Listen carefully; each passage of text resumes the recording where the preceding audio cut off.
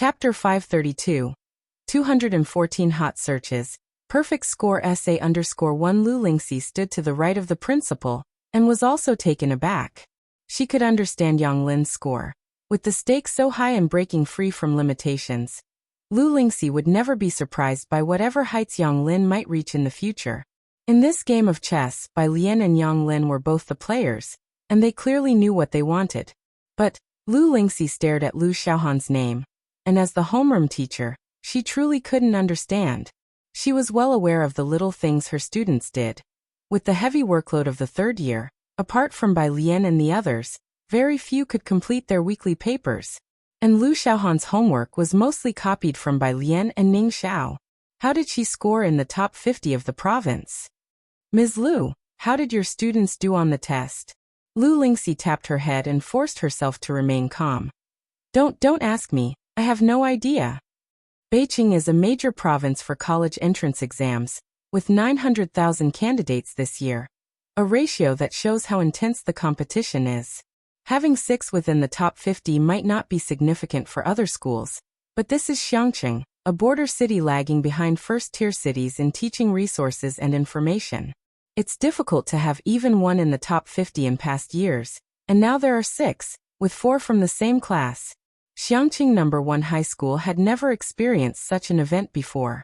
The principal's smile stretched from ear to ear. Set, let's order a few more banners. Although other teachers envied Class 15's 4 treasures, all of Xiangqing No. 1 High School's candidates scored well this year. With the scores of the 6 shielded students not yet out, the teachers quickly pulled up their own students' scores to check the university admittance rate.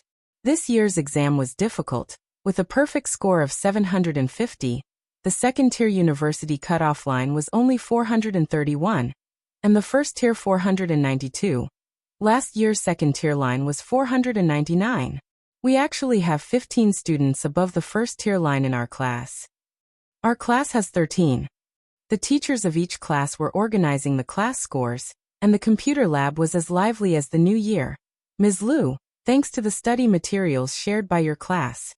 The study methods and mind maps of top students are also very important, and there's a high chance they are this year's Beijing's top scorers' methods. It is rare for a top student to take the time to share study methods and organize mind maps in detail with everyone. This year, Xiangqing No. 1 High School performed so well. Bai Lian and Ning Xiao played an indispensable role. Lu Lingxi found an available computer and pulled up the total scores of Class 15. Apart from the 4 students whose scores were not yet available, the other students' scores in Class 15 were also frighteningly high. We have been researching guardian beasts' evolution routes for 2,000 years, and now we have achieved remarkable results. Many guardian beasts can be found on the Beastmasters forum for their evolution routes. You can learn how to do it yourself. There are too many types of monsters, and even the mountains, rivers, and plants can evolve. In the spatial gate, there are always a bunch of previously unseen monsters that come out every year. It's impossible to know about the evolution route of all monsters, but we are always striving. That's right, even professional beast-raising masters dare not say they know all the evolution routes of guardian beasts. In any case, human beings have been researching guardian beasts for so many years, and there are still quite a few achievements. For many known guardian beasts, we have basically found 1 or 2 evolution routes. The evolution routes of all guardian beasts are closely related to the Beastmaster's space. In the Beastmaster's space, the probability of guardian beasts breaking through the species level is higher, and this is the reason why many highly intelligent monsters are now willing to sign a contract with humans. Even if you know 1 or 2 evolution routes, it is extremely difficult to help guardian beasts evolve to a higher species level. Yes, it is relatively easy to increase the combat power level, but the species level is really too difficult, and it depends on opportunities, which can only be encountered but not sought. The latest reply seemed to be an advertisement. Do you want to cultivate your own guardian beast? Come to our Tricking You Beast Raising Studio. Reasonable prices, no deception to children or the elderly. If you provide the materials yourself, it only costs 150,000 union coins to increase the combat power level of a guardian beast within level 5. Our address is. Chen Fan was furious. You even said trick you. Do you think I am an idiot? However, soon that person sent another message. The previous one was a typo. It's protecting you Beastmaster Studio, not tricking you Beast Raising Studio. This damn input method. Is it really a problem with the input method? Chun Fan sneered. But the price quoted by this tricking you Beast Raising Studio allowed him to roughly understand the current market for cultivating guardian beasts. Provide the materials yourself, and for a guardian beast within level 5, it costs 150,000 union coins to increase a combat power level. Chun Fan opened Chengdu and searched for housing prices in East Sea City. He found that a 100 square meter house in East Sea City costs around 900,000 union coins. Inside the city is the most expensive, outside the city is cheaper. So including the materials, upgrading a guardian beast's combat power level to level 5 would cost more than a house in East Sea City's inner city? This is simply robbery. Do beast raising studios make so much money? Chun Fan suppressed his impulse and after reading through the replies one by one, he entered Ragdoll Cat Evolution Route in the forum search box. Several posts by professional beast raising masters immediately appeared. Awakened Ragdoll Cat Evolution Route. Ragdoll Cat Bloodthirsty Cat Star Space Shadow Cat. Below was a seemingly authenticated beast raising master's evaluation. This is the best evolution route for an awakened Ragdoll Cat. Chun Fan couldn't help but be stunned. That's it. The best evolution route? Looking at this evolution route, when the Ragdoll Cat evolves to its final form, it becomes a Star Space Shadow Cat. This evolution route is the same as the ordinary evolution path shown in the system. However, on his system panel, there is also a hidden variant evolution path for Snowy, which is obviously much stronger than the normal evolution path. Moreover, on the system panel, Snowy's hidden variant evolution path ends with an ellipsis, obviously indicating that it can break through to even higher levels. But the normal evolution path stops abruptly at the Star Space Shadow Cat. Chun Fan then entered Wild Savage Ape Evolution Route in the forum search box. Wild Savage Ape Evolution Route. Wild Savage Ape Stone Skin Demon Ape Iron Skin Demon Ape. As expected, the ordinary evolution path given by the system is basically consistent with the evolution path searched on the forum. However, according to the forum's information, the Wild Savage Ape has only this one evolution path. But the system also provided a hidden variant evolution path, allowing the Wild Savage Ape to break through to the level of the Primordial Grey Ape, and above. The difference between the two evolution paths is huge. Chun Fan took a deep breath, suppressed the shock and ecstasy in his heart once again, and opened 2 pages, entering combat power level and species level, respectively. Guardian beast levels are divided into combat power levels and species levels. Combat power level 1 to 5 ordinary, 6 to 10 elite, 11 to 15 leader, 16 to 20 war general, 21-25 commander, 26 to 30 king, 31 to 35 overlord, 36 to 40 emperor, 41 to 45 dominator. Species level: awakened, extraordinary, lord, monarch, legend, epic, myth. 7 species levels, each divided into low, medium, high. Combat power level is the strength level of the guardian beast, based on star power as a reference, and is only a rough estimate of the guardian beast's combat power. Species level represents the innate advantage and development potential of the guardian beasts, determining the upper limit for the combat power level of guardian beasts. However, this limit is not unbreakable. Once it's broken, it's possible to awaken even more powerful talents and abilities. The same combat power level only indicates that their star power is on the same level, and it does not mean that the actual strength of the guardian beasts is exactly the same because the species level needs to be taken into consideration. Lu Lingxi was genuinely afraid that Bai Lian would respond to that sitting there with, "Sorry, I was born defiant, with no regrets." Thinking this, Lu Lingxi pressed her temples. This Bai Lian was truly capable of doing it. Until her college entrance exam scores were released, Lu Lingxi couldn't relax. If you find any errors, ads pop up, ads redirect, broken links, non-standard content, etc., please let us know. Report so we can fix it as soon as possible. Chapter 533. 214 Hot Searches. Perfect score SA_2 after all. Lu Lingxi had no doubt that she could make it into the top 50 in the province, even without the essay scores. Jihing's small courtyard. Upon learning that his exam scores were withheld, he grabbed his Go set and headed out to the streets to find someone to play Go with. Jiang He staggered out of bed and brushed his teeth. Ji Heng had stayed up all night, chatting with Jiang He, who didn't fall asleep until 3 in the morning. After brushing his teeth and washing his face, he stood by the phoenix tree where Ji Heng had recorded his height. Jiang He compared his hand to the mark from last month. There was hardly any change. He was just under 1.2 meters tall, his eyes black and glossy as he gazed at the height line. It took him a while to go to the kitchen with an absent look on his face. There were warm breakfast buns and milk that Ji Heng had left for him in the rice cooker. He took a bun and ate it slowly as he walked to Bai Lian's room. The violin still rested on the stand. Bai Lian sat at the desk with a pile of papers covered in abbreviated music notation beside her, and her phone rested on top of a document in front of her. She hadn't turned on the chat silencer. Today, the exam scores were released, and the messages in Class 15's chat group quickly hit 999+. Besides that, her WeChat friends were asking about her exam scores. "You're just getting up now?" Bai Lian noticed Jiang He sitting beside her, nibbling on a bun. Jiang He wore a beige cotton and linen robe with Chinese knot buttons, the buttons shaped like bok choy.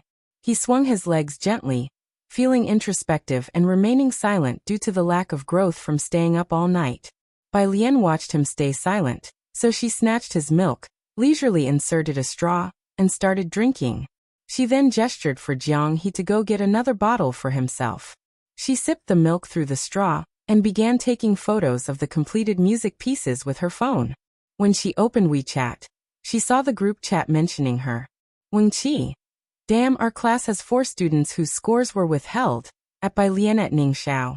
"Lian sis, study God, oh bear with it, but at Pu Xiaohan, what's up with you?" Weng Qi.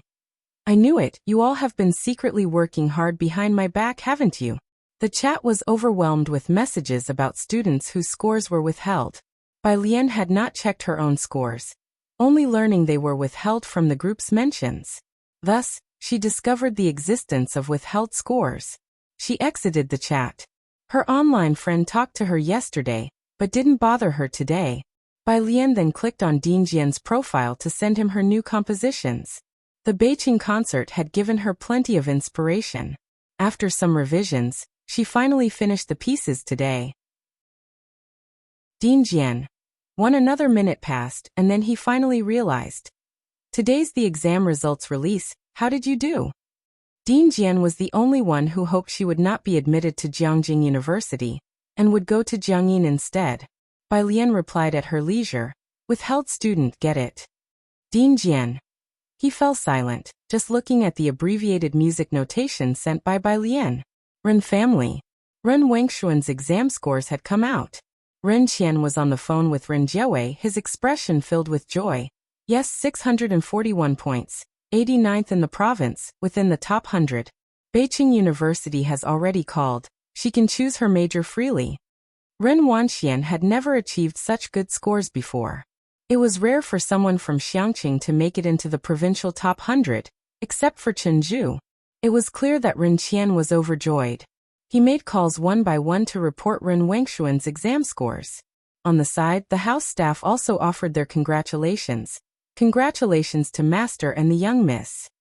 Ren Qian with beaming joy said, "The young miss did well, it's just a pity she's in the same year as Chenju." Then he turned to Ren Wanxian beside him. "Xian, how much did Chenju score?" Ren Wanxian held her phone and remained silent. Her phone displayed the chat for Class 8, and everyone from her class had done very well. Ren Wanxian also performed beyond expectations and should have been happy, but she fixated on a message in the group. Class representative. 6 students with withheld scores are from Class 15. Bai Lian Ningxiao, they are all there. Rumor has it, it's possible that Bai Lian is the top scorer in Beijing this time. Bai Lian and Ningxiao were expected to be in the top 50. She could have predicted that. But why is Pu Xiaohan, someone whose name I've never heard, also among them? And Tang Ming, at the very beginning, was just within the top 10 in school. She didn't even make the top 50, So how did he manage to get there? Ren Wanxian didn't answer Ren Qian. Clutching her phone, she ran upstairs with her head down. What's with this child? Ren Qian watched Ren Wangshuan's retreating figure, was momentarily stunned, then chuckled. Scoring so high and still not satisfied? Someone next to him said. Miss is just demanding of herself. Holding his phone, Ren Qian squinted slightly. I wonder how much Ji Heng's granddaughter scored. He asked Ji Xiaorong and Ren Jiewei, but both said they didn't know. Now that was strange. The 25th. This year, the rate of students from Xiangqing High School gaining admission to top universities reached an unprecedented 21%. Although it can't compare with Beijing High School, it is definitely potential provincial key high school material, especially since the scores of 6 students are still to be released. The freshmen and sophomores haven't been let off for summer break yet. The school's teachers are all abuzz, as the experiences and mind maps of the study gods from the senior class have already been photocopied for their use. The homeroom teachers of the senior class are tallying up the subject scores and averages. In the principal's office, he has already ordered a new banner and, at his own expense, purchased a load of fireworks and firecrackers, along with 2 big boxes of celebration candy. Lu Lingxi, holding the printed results, went to the principal's office and saw the 2 boxes of candy on the floor. Teacher Lu. Upon seeing Lu Lingxi, the principal greeted her cheerfully. Did Ning Xiao estimate a score of 700? I just heard that Song Min from Beijing estimated around 690. This year's provincial top scholar is definitely from our school. It's just a question of whether it's Ning Xiao or Bai Lian.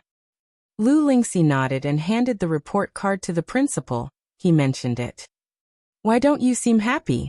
The principal was puzzled. Not at all. Lu Lingxi sighed and changed the subject. Is it difficult to be promoted to a provincial key high school?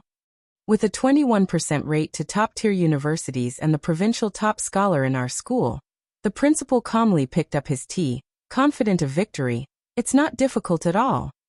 Being promoted to a provincial key high school is indeed a good thing. After Lu Lingxi delivered the results, she headed to her own office. Along the way, she encountered many teachers who congratulated her. The homeroom teacher of the liberal arts class, who often visited Lu Lingxi's class, also stopped her. How did Bai Lian fare in Chinese this time in your class? There was a full mark composition in the exam this year. What full mark composition? Lu Lingxi stopped. The sunlight spilled onto her face. She was somewhat dazed. A full mark essay from this year's exam was leaked online without the candidate's name, the liberal arts teacher remarked. I've only ever seen full mark essays written by Bai Lian. I wonder how she did on the college entrance exam essay. Getting a full mark in the Chinese essay is no easy feat. Upon hearing about the full mark essay, Lu Lingxi suddenly had a strong premonition. She quickly finished speaking with the liberal arts teacher and opened the short video app on her phone. While some students' scores are still unreleased, the full mark essay has been prematurely shared by officials. In recent years, there's rarely been a full mark essay in the college entrance exam, but as soon as the officials showcased it, it climbed to the top of the short video search rankings. Lu Lingxi just clicked in and saw the third on the hot search list. College entrance exam full mark essay, hot. General in the 25th year of Red Yuan, General Bai Li defended Xiangqing. The drumbeat abruptly started, rousing the general from sleep at midnight. He dressed and went alone to the high walls, facing 10,000 cavalry enemies ahead and behind, a million commoners of Xiangqing. Yet Xiangqing's provisions were incomplete, with survival hanging by a thread. The north has not yet been subdued. The enemy persists. Amidst this dire strait, the general vowed to give his life for the public cause. How to retreat? Thus he stood with the people, guarding the city gates. The general dedicated half his life to the military, fought across all 9 provinces, willing to face death in battle without regret. What regrets does he have? You've not seen his son abandoning the pen to take up arms and slay the enemy's horses. You've not seen his loyal cavalry drinking to their heart's content in the northern wastes. You've not seen today's serene rivers and a prosperous, peaceful Chang'an. The general's sword has drunk the blood of 1,000 autumns, his bones buried in the yellow sand. He now enjoys the sunset's glow. Today, the festive banners fly red over the four seas. On an eastern campaign thousands of miles, planting peach blossoms in bloom. Epilogue General, is today's sunset beautiful beneath the towers of Xiangqing? If you find any errors, ads pop up, ads redirect, broken links, non-standard content, etc., please let us know. Report so we can fix it as soon as possible. Chapter 534. National Top Scorer in Exam 215 Second Update. _1 Seeing the first sentence, Lu Lingxi knew right away who the article was about. By Li, the great General Bai Li. The writer had used the most succinct language to recount General Bai Li's last night in Xiangqing. And because of the popular show Great Yong, the three members of the Bai family were at the height of their fame. This perfect essay was released at just the right time to generate a lot of attention. The comments below. Although the Bai family left no descendants, looking at the words of this student, I suddenly want to believe that there truly is a legacy in this world. Now that you mention it, I suddenly feel so romantic, tearfully running. It seems like the people of the Bai family were born for Xiangqing. I suddenly want to go to the Xiangqing building to see the sunset too. +1, I didn't go to Internet Celebrity Street in Xiangqing last year, nobody can stop me now. Plus ID number, I've had this thought while watching Great Yong. Lu Lingxi was fixated on the characters on the screen. She recognized the unique library script style. It was by Lian's handwriting. Lu Lingxi put down her phone and finally exhaled. It was unexpected yet also made sense. Xiangqing No. 1 High School liked to assign historical poetry about the Bai family. And even with the most obscure topics, Bai Lian had never made a mistake. It seemed not so surprising that she could write this essay from the perspective of General Bai. Lu Lingxi sat at her office desk, opened her water bottle to take a sip, and forced herself to calm down. Meanwhile, someone in class 15 also stumbled upon this perfect essay.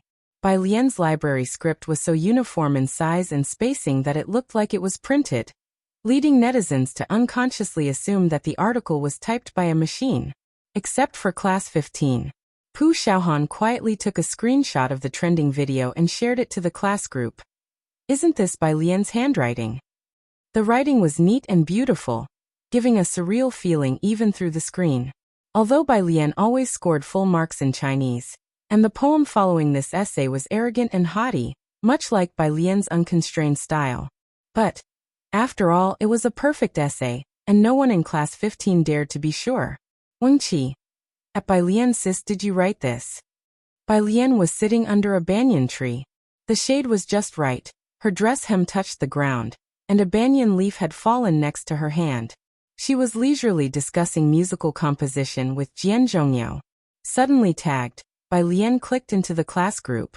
She had intended to respond to Weng Qi with a question mark, but when she saw the screenshot on the screen, her pale fingertips froze on the display. In the courtyard,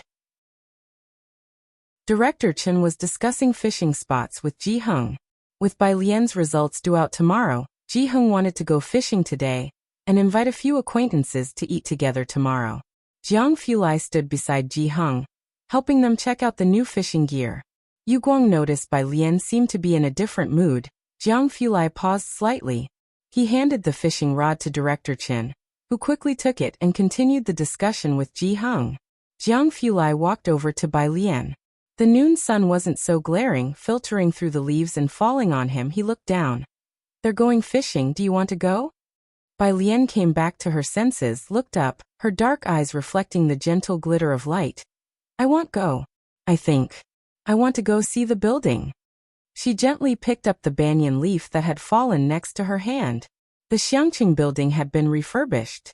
Thanks to the broadcast of Great Yong, Xiangqing had also become a hot tourist spot recently, with crowds flocking to the old Xiangqing building every day. Beside the huge windmill stood a Great Yong film studio, where many realistic settings had been constructed in a short time. Jiang Fulai's car was parked in the parking lot. Bai Lian got out of the passenger side, needing to walk part of the way to the building because of the large number of people. Jiang Fulai was only wearing a white t-shirt, lazily grabbed a hat and put it on himself, tilting it down slightly, the brim almost completely covering his face. The sense of aloofness about him was significantly lessened. Even so, he and Bai Lian still attracted quite a few glances from passers-by, their appearance and temperament so superior that if it weren't for his inherently unapproachable nature, they might have already been snapped up by street photographers and ended up on trending searches. Jiang Fulai and Bai Lian stood side by side at the foot of the building, looking up at the tower that was worn by time. His pale eyes rested on the Xiangqing characters that had been repaired above. Next to him, Bai Lian stood still, quietly watching. About 10 minutes later, she withdrew her gaze and led him to climb up the building.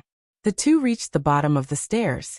Suddenly reminded of something, with what looked like an endless staircase ahead, Bai Lian raised her hand to block the sunlight. The sunlight enveloped her in a glittering halo. If you find any errors, ads pop up, ads redirect, broken links, non-standard content, etc., please let us know. Report so we can fix it as soon as possible. Chapter 535, 215 National Top Scorer, Second Update. _2 She showed some hesitation. Maybe you shouldn't go up? Jiang Fulai pursed his lips, lowered his gaze, and his pale pupils were always cold. He looked at her without saying a word. He always had that refined but distant demeanor, yet his ink-dyed brows and eyes now seemed to carry a hint of accusation. Bai Lian paused. Never mind, if you want to come up, then come up. The Xiangqing building was very long, with countless steps. It would take 2 hours to reach the end. But for Bai Lian, it was as easy as walking on level ground. She could run it 800 times without gasping for breath. After walking a section of the stairs, Bai Lian checked on Jiang Fulai, noting that aside from slower footsteps, his breathing was almost unchanged before she eased her mind. However, she still slowed her pace, chatting with him while walking towards the middle. It was past 5 in the afternoon. The two finally reached the top of the city wall. At this time, the sun had not set, but around the bright red sun, the clouds had already been dyed in various colors. Bai Lian propped her hands on the city wall and looked up at the sunset over the mountains, her black hair somewhat disheveled by the wind. Her posture was casual and relaxed, her gaze facing the wind. The sunset glow here is really nice, she commented. Jiang Fulai removed his cap, lazily resting one hand on the wall. His simple, clean clothes were worn with a cold elegance. Standing shoulder to shoulder with her, he looked in the direction she was looking at. His back was straight, yet his demeanor was relaxed, always exuding an effortless nobility. Indeed, it's not bad. Bai Lian glanced at him and then smiled. Bai Li didn't leave a corpse behind. The enemy had taken his body away. Bai Zhongyu had been the top scholar in both the regional and provincial examinations. Chen Yi had jokingly asked him if he was aiming for the honor of top scholar in the national examination as well, to ride a horse down the street in celebration. Unfortunately, just before the final examination, he received news of Bai Li and rushed to Xiangqing to take over Bai Li's position. Bai Zhongyu said that the yellow sands beneath Xiangqing were where Bai Li lay buried. Bai Lian believed him. Neither of them spoke again. The sunset gradually reddened the sky, the light pouring over them, causing Bai Lian's skirt to flutter in the breeze. In front of them was the sunset, and beneath their feet the city wall. It was like a richly colored oil painting. Many people came to Xiangqing building to check in, but few ever reached the highest point. Only a few girls not far away. They were a bit tired and sat cross-legged in a skewed position, facing the direction ahead. They both looked so good. The girl sitting in the middle couldn't take her eyes off the young man and woman standing at the very edge of the city wall, sighing in admiration. On June 26th, the scores for the students blocked from the college entrance examination were released. The fervor over the college entrance examination scores had already passed. The media had finished reporting everything that needed to be reported, but at this moment, the top universities around the country were tense, especially Beijing High School. The principal hadn't even gotten out of bed when he received a call from Director Pan of the Education Bureau, who urged him on the phone. "Why are you still sleeping? I'm already at the school." The principal, having been excited all night, had just fallen asleep when the phone awoke him. He got up to check the time on his phone. It was only 5 o'clock. Understanding Director Pan's feelings, and since the principal couldn't sleep either, he simply got up, washed his face, took his keys, and went to the school. Director Pan was already waiting by the conference room door. Where is Teacher Lu? Why hasn't she arrived yet? The head of the bureau and the others are waiting for me to report the scores of Bai Lian and Ning Xiao. Beijing High School was being quietly isolated by other schools. Fortunately, the overall results of this exam were good. If either Bai Lian or Ning Xiao secured the top provincial ranking, all the difficulties would be resolved, and the peak moment for Zhang Cheng's education would arrive. Don't worry, the principal turned on the lights and boiled a pot of water. I have already notified Teacher Lu. Lu Lingxi was rushed over by several calls from the principal. She was the homeroom teacher of Bai Lian and Ning Xiao, and their ID cards and admission tickets were in her possession. When Lu Lingxi arrived, the homeroom teachers of Class 8 and Tang Ming's class were already there. On the 26th, there was less traffic on the score-checking website, and it was no longer lagging. As soon as Lu Lingxi arrived, she saw the scores displayed on the computer screen of Class 8's homeroom teacher. They belonged to Chenju. Name, Chenju. Subject. Score: National Ranking Chinese. 127 Mathematics. 121 English. 132 Science. 258 total. 648 Provincial Ranking. 41 National Ranking. 1189. As it was the college entrance examination scores, there was no school ranking, but a provincial rank of 41, and a national rank within 1,000 had already broken Zhang Cheng's historical record. Director Pan adjusted his glasses and his eyes brightened. Very good. Well done, Teacher Lu. Are you here? Please check your class students' scores quickly. Lu Lingxi clearly couldn't wait for Bai Lian and Ning Xiao either. These two always worked at a snail's pace. Last night, Bai Lian said she was printing her paper when Lu Lingxi sat right in front of the computer, took out the class statistics sheet, and first entered Ning Xiao's name and examination number. Today there was no delay. The school system was faster at releasing scores than any other place. Director Pan watched the page without moving and spoke to the principal. Ning Xiao's estimated score is 700, right? Could he be in the national top 100? Not sure. The principal, the data personnel, and the homeroom teacher of Class 8, among others, all stood behind Lu Lingxi, almost holding their breath. Even if not in the top 100, there should be within the top 200. Jingjing University should have. In just 2 seconds, the page appeared. Name, Ning Xiao Chinese. 139 Mathematics. 141 English. 148 Science Comprehensive. 290 total score. 718 Provincial rank. 2 National rank. 6. As the scores refreshed, the principal's unfinished words suddenly stopped, and the classroom fell silent, leaving only the beep-beep sound of the printer, and the sound of the air conditioner running. Director Pan stared at the ranking at the bottom, and didn't dare utter a word. After a long while, the usually composed Class 8 homeroom teacher, Teacher Li, couldn't hold back, exclaiming, "This, national rank 6? No. Teacher Lu, check it again." One teacher found it unbelievable and asked Lu Lingxi to verify once more. Lu Lingxi's fingers stiffly pressed the enter key again. It was indeed national rank 6. The office was still silent. Xiangqing High School had only ever competed with Beijing High School. The teachers, the principal, and the people from the Xiangqing Education Bureau had always hoped that Bai Lian and Ning Xiao would perform a bit better. But even in their wildest dreams, they only hoped to surpass Song Min. As for the national ranking, they had never participated, so they had never even dared to dream of it.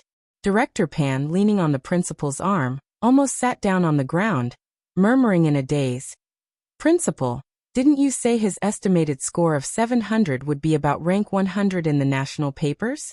With these scores, even Song Min couldn't have achieved this, could he? Is this rank 100? The principal didn't answer. He was fixated on the second-to-last line. Provincial rank 2. Without taking his eyes off of it, the principal spoke. "Lu, Teacher Lu, check Bai Lian's score." As soon as these words were spoken, everyone in the conference room came to their senses, and Director Pan, trembling, said, "Ning Xiao is ranked second in the province. She must be first, right?" The director of instruction swallowed and boldly imagined. Ning Xiao is sixth, she's fifth? Or fourth, third? Her usual scores were much higher than Ning Xiao's. Lu Lingxi reopened the page, her fingers trembling somewhat. She moved several times without entering the correct numbers. The homeroom teacher of Class 8, unable to stand by any longer, directly snatched the mouse from Lu Lingxi's hand, compared Bai Lian's ID number with her examination number, entered the numbers and pressed enter. As everyone speculated, Bai Lian's score appeared. Name: Bai Lian Chinese, 150 Mathematics, 150 English, 150 Science Comprehensive, 300 total score, 750 provincial rank, 1 national rank. The voices in the office that were still guessing suddenly disappeared, leaving only the sound of breathing. All eyes were on the computer screen, viewing the last line of ranking. National rank. 1 national exam champion. In an era when women were not allowed to take part in the imperial examinations, the champion title that Bai Lian was owed from that period, she claimed in this new era. It was as if she was proclaiming to the whole world. The Bai family's young miss from those years had forcefully reoccupied everyone's attention. Won't you take a ticket to celebrate for Sister Lian? If you find any errors, ads pop up, ads redirect, broken links, non-standard content, etc., please let us know. Report so we can fix it as soon as possible. Chapter 536. 216 paratroopers first to drop. Detonating _1 Bai Lian appeared before the teachers at the first high without any prior warning or groundwork, catching them all off guard. Lu Lingxi stared at the computer screen, scanning the entire set of results from top to bottom again. The usually composed her was now bewildered and confused. It wasn't 4th or 3rd place that the audacious director of instruction had imagined, but first. In Xiangqing, where it was already difficult to have a student get into Jiangjing University, to have one secure the first place in the national exams, it was something never before seen in the history of Xiangqing First High. The most the principal of First High dared to hope for was to surpass Song Min and take the first place in Beicheng. Song Min was a rare genius in Beicheng, and even surpassing him was considered their limit. But now, not only one student had surpassed Song Min, Ning Xiao had easily climbed past him to be among the top 10 in the national exam. And Bai Lian, it was even more unbelievable. The title of provincial top scorer and the national top scorer were two entirely different concepts. If it had been a student from Jiangjing who had achieved the national top scorer, no one would have been surprised. After the national exams were standardized, many people were dissatisfied. The resources and education that Xiangqing received were completely different from Jiangjing. With such a disparity in information, it was nearly impossible for students from Xiangqing to excel.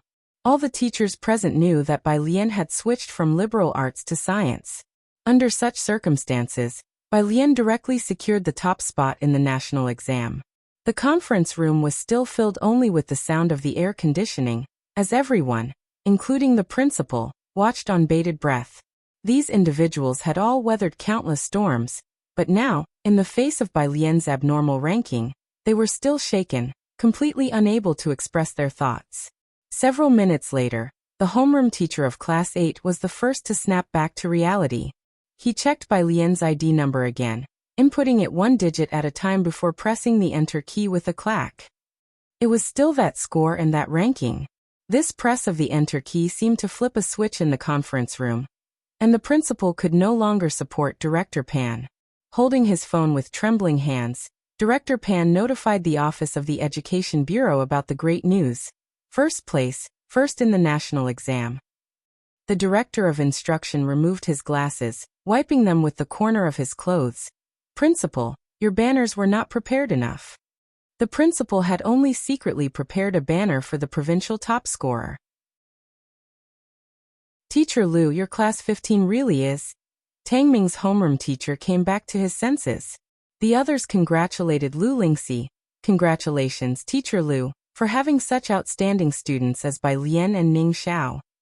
Lu Lingxi, listening to the other teachers, remembered when Bai Lian first came to class 15 with a score of 85 in integrated science. Who would have thought that a year later, not only did Bai Lian not repeat the year, but also secured the top spot in the national exam. Okay, Lu Lingxi took a photo of the computer screen with her phone, and then said, we still have 2 students in our class who haven't checked their scores. They were Yang Lin and Pu Xiaohan. Oh right, the principal, giddy with joy, was getting the factory to rush out printing banners. There are 2 more students. Pu Xiaohan with a 654, Yang Lin with a 691, the same score as Tang Ming. However, as Yang Lin's student number came before Tang Ming's, she ranked ahead of him. Your class really did well in Chinese, the homeroom teacher of class 8 commented as he looked at their Chinese scores. Pu Xiaohan scored 141 in Chinese, Yang Lin 140, and Tang Ming only 129. Lu Lingxi indeed knew how to teach. The average Chinese score of class 15 was always 10 points higher than the other classes. They must have written their essays quite well. Lu Lingxi was not surprised. Meanwhile, the grinning principal couldn't stop smiling. Yang Lin, Pu Xiaohan, and Tang Ming have done very well, extremely well. Any one of these 3 scores would have shattered the historical rankings of Xiangqing First High. Prepare the honor roll quickly. Tomorrow morning at 8:08, we will celebrate at the school gate. The principal was already in contact with the banner rush orders. Hang them all, said Director Pan, who had finished his phone call. Let's also hang a few at the entrance of the Bureau of Education. He exchanged a glance with the principal, and they could both see the thoughts in each other's eyes. This time, Xiangqing First High was truly soaring to the heavens. National number 1 and 2 in the top 10. 6 within the top 50 of the province. Be modest in demeanor, but grand in deeds. However, with such great results from Xiangqing First High this time, it may be impossible to keep a low profile. Xingyi Martial Arts School. Bai Lian arrived early, and was bending over to remove the last silver needle from Suhi's thigh. Pu Xiaohan held a video camera, capturing the details at the side. How does it feel? She asked, straightening up slightly and casting her eyes down to inquire about Suhi's condition. If you find any errors, ads pop up, ads redirect, broken links, non-standard content, etc., please let us know. Report so we can fix it as soon as possible. Chapter 537. 216 paratroopers first to drop. Detonating _2 Suhi stood up, his fists clenched, his arm muscles bulging, feeling the abundant strength within his body.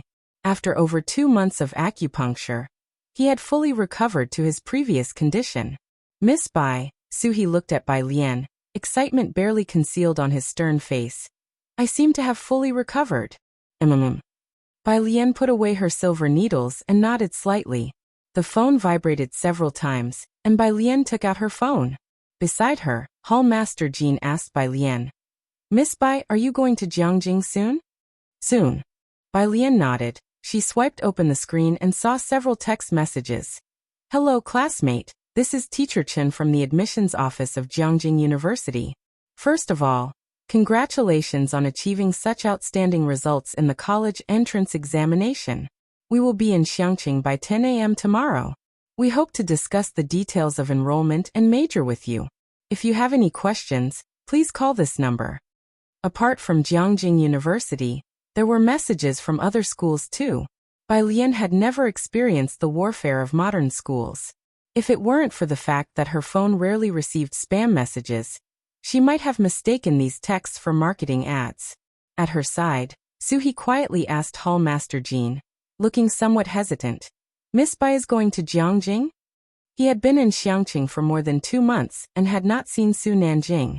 He had thought the Su family might have forgotten about this place.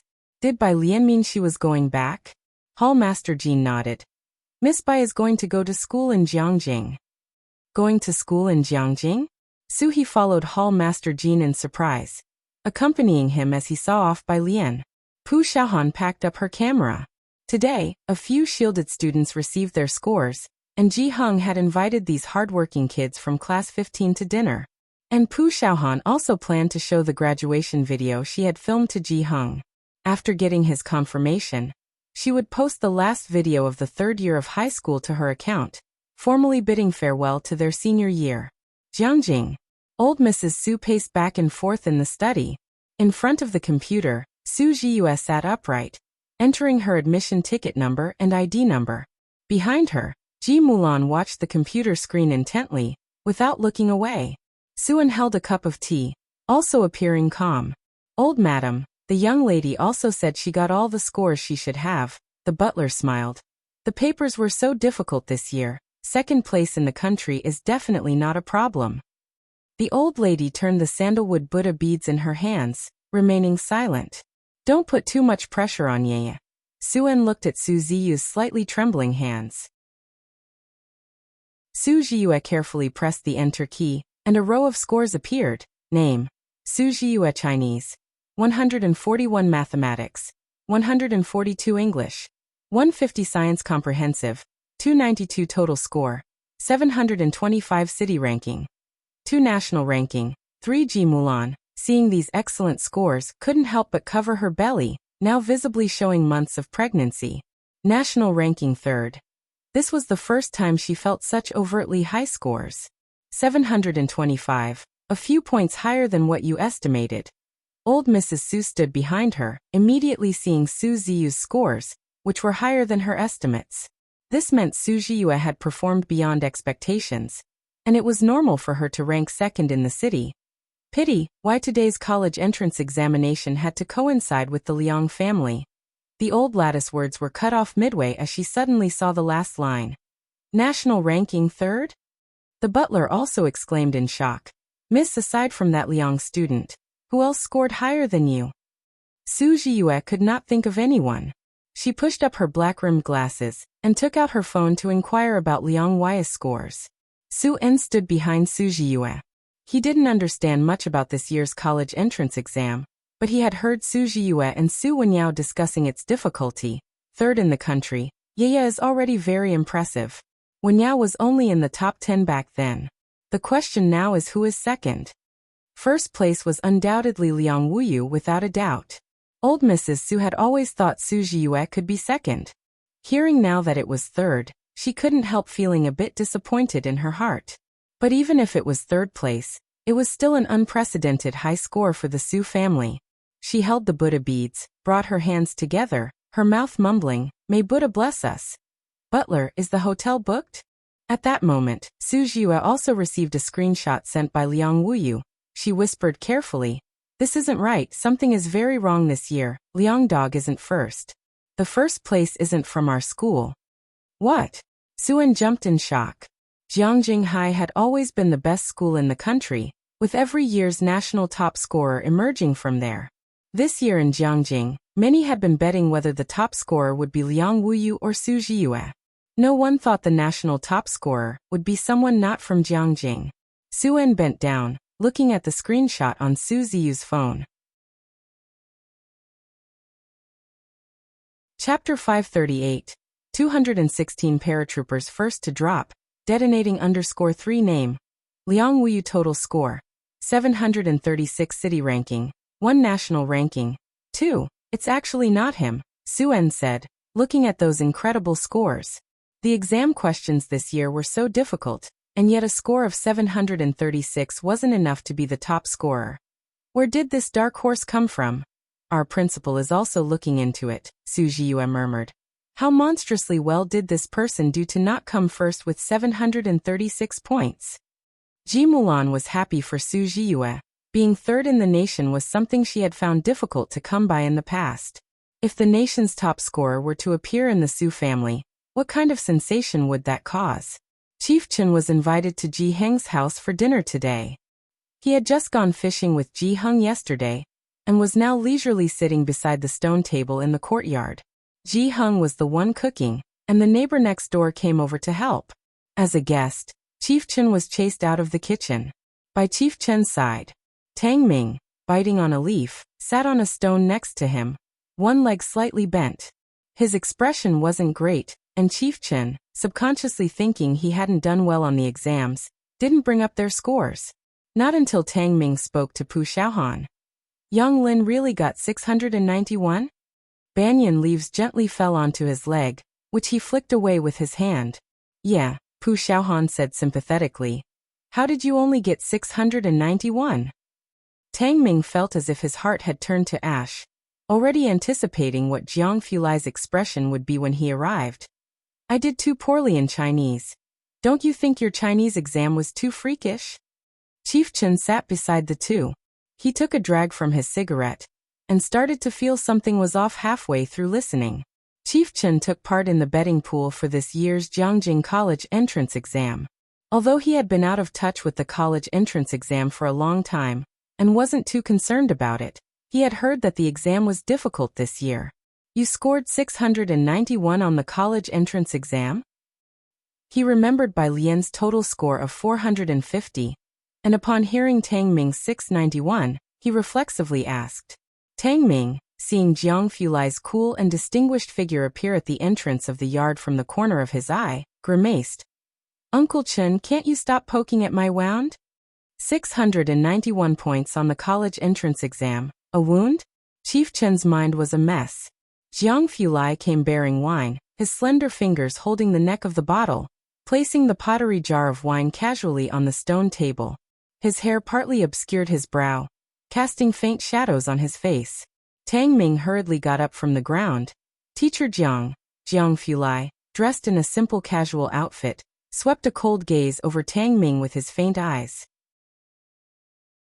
His features were sharp and fierce, and without uttering a word, he walked past him with an air of, "Do I know you?" As if he already knew about Tang Ming scoring the same as Yang Lin. Tang Ming. Finally, Chief Chen came to his senses, shouting, You scored 691 on this year's college entrance exam? Yeah. Tang Ming was despondent. Chief Chen asked without thinking. With such a high score, why do you look like that? Ah, Tang Ming looked up, his tone numb. Bai Lian 750, the academic god 718. And me, with the same mere 691 as Yang Lin, who hardly studied at all, I'll probably have to sleep with my eyes open tonight. Bai Lian 750 for the college entrance exam? Ning Xiao 718? 2 691s? Chief Chen slowly looked up, confirming Tang Ming wasn't joking. After a long while, he turned to look at Tang Ming, who sat with a gloomy face, then raised his eyes to see Ning Xiao coming out carrying a pile of fruit. He glanced at Pu Xiaohan taking photos with a camera, and finally, let his gaze fall in the direction of Bai Lian's room. The sunlight filtered through the gaps in the banyan leaves, spilling into Chief Chen's eyes. Dazed, he suddenly realized, who among Jiang Fulai's acquaintances isn't complex?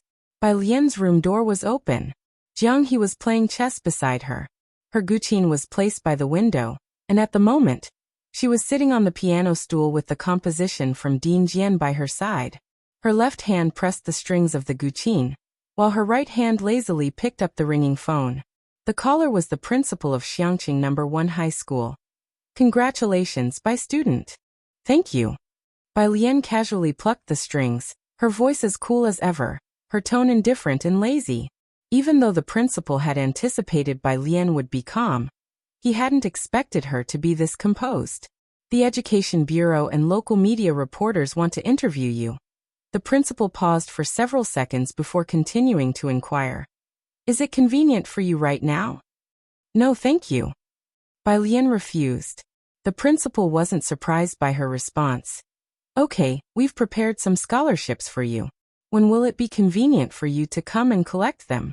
There will be a celebration ceremony at the school gate tomorrow, but I suggest you don't come for a while. The school's phones have been overwhelmed with calls from reporters. Bai Lian listened carefully until the principal finished speaking, then hung up the phone. A shadow loomed overhead. Bai Lian put down her phone and looked up at the approaching Jiang Fulai. His typically aloof gaze fell on her, his casual jacket zipped up to the collar. National exam top scorer, to the grasslands or to Jiangjing first? Bai Lian came back to her senses. Her eyes drifted past him to the banyan tree swaying in the wind outside the window. The grasslands. She weighed the principal's words. Xiangqing was recently flooded with reporters and nosy folks. Thinking of the numerous messages on her phone from various universities, she paused. Maybe we should leave earlier? Jiangjing Affiliated High School. The principal and the grade director were holding the score sheets. They were looking at Liang Wuyu and Su Ziyu's rankings, exchanging glances. I originally thought that with Liang Wuyu, these two people, this year's candidates were at a disadvantage. The principal of the affiliated school lifted his head, putting down the score sheet. Now it seems that it's rather Liang Wuyu and the others who are unfortunate to encounter this student. Where is this student from again? The grade director checked his phone. Xiangqing, And there's also another named Ning Xiao. Xiangqing? The principal squinted, taking a while to recall where Xiangqing was. This year's college entrance exam. Jiangjing University will also be lively, won't it? Jiangjing University. Bai Lian's score had been locked, and it took the admissions office quite some time to locate her results. Currently in the principal's office. Principal, this is the profile of Bai Lian from Xiangqing No. 1 High School. A perfect score? The principal of Jiangjing University took the score sheet and scanned it up and down, unable to hold back his surprise. No, we already thought Liang Wuyu was rare in recent years. Where exactly does she come from? The admissions office was also puzzled. After the principal had his say, he slapped the table decisively. Together with the admissions office, I will go to Xiangqing. I just knew this year's college entrance exam seemed unusually difficult. We must retain her. Have you checked which major she likes? The admissions staff hurried to keep up. Don't worry, everything is arranged. The car is downstairs. Whatever major she likes is fine. We've arranged a PhD advisor for every major. Xiangqing. The principal of Jiang University strode out of the office, muttering these two words softly. He knew this year's college entrance exams might not be simple, but he hadn't expected them to be this spectacular. It was like gods battling. When had the college entrance exam been this lively? A perfect score. The last time it was during Jiang Ziju's cohort, a prodigy's college entrance exam. Concealing scores was meant to prevent media and businesses from overly sensationalizing the exam and causing inconvenience to the students.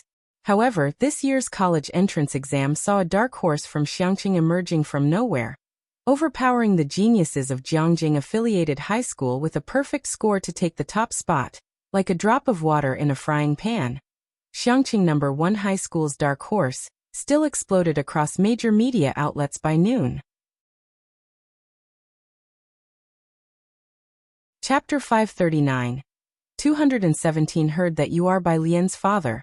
I specially came to visit _1 the Song family. Mrs. Song held scissors, snipping at the flower branches now and then. Her gaze, however, was fixed in Song Min's direction. Are you still worried about his grades? Mr. Song looked at Mrs. Song's absent-minded state and chuckled. Song Min had never given them any worry, especially regarding academics. It's strange. Why hasn't the principal called today? Mrs. Song's thoughts drifted far, and with a snip, she cut a branch without speaking. Song Min sat on the couch, slightly leaning against it. His fingertips tapped on the magnifying glass icon on the website to the right, his eyes coolly watching the grades page. The page spun for a while before it displayed his score and ranking. Total score, 686 provincial ranking, 5 national ranking, 36. A score of 700 was a watershed mark, with nearly every point below it accounting for several ranks difference, especially in the 400 to 500 score range. With nearly 1 million students across the province, a single point could mean a difference of tens of thousands of ranks. This time, the national ranking was still within Song Min's estimation, but the provincial ranking made Song Min stand up involuntarily. He didn't speak for a long time, and Mr. Song put down the phone and walked over. What's wrong? Did you do poorly? No matter, a momentary slip-up. Mr. Song felt it odd. Song Min always had access to excellent educational resources, especially with the Yin family's support. The resources he obtained were difficult for other Beijing students to acquire, as was the case with the Boyuan base recently. Even if Song Min performed poorly, he didn't think Song Min could do that badly. It wasn't until he looked down and saw the 5th place provincial ranking on Song Min's phone. Are there so many people in your class that ranked within the top 30 of the national examination? Mr. Song frowned, feeling that something was off. The Bai family also sensed something amiss. Bai Xiaoqi knew she was secure for Jiangjing University after she estimated her score. Recently, she had been associating closely with Bain and the Jian family. Jian Rong was friends with Bai Xiaoka, and she herself was a member of the Beijing Music Association. Knowing she was a good student at Beijing High School, Principal Luo had subtly hinted that when the Jiangjing Music Association made recommendations this year, they would favor her. For her, everything had been smooth sailing, blossoming on both sides. Bai Xiaoka was following in Professor Jiang's footsteps, assisting him. and the Bai family members were already preparing to celebrate at the ancestral hall. They were all waiting for her to return. But, 8th in the province. Bai Kaiming's smile froze at the corners of his mouth upon hearing Bai Shaoqi's ranking. His eyes narrowed as he looked towards her.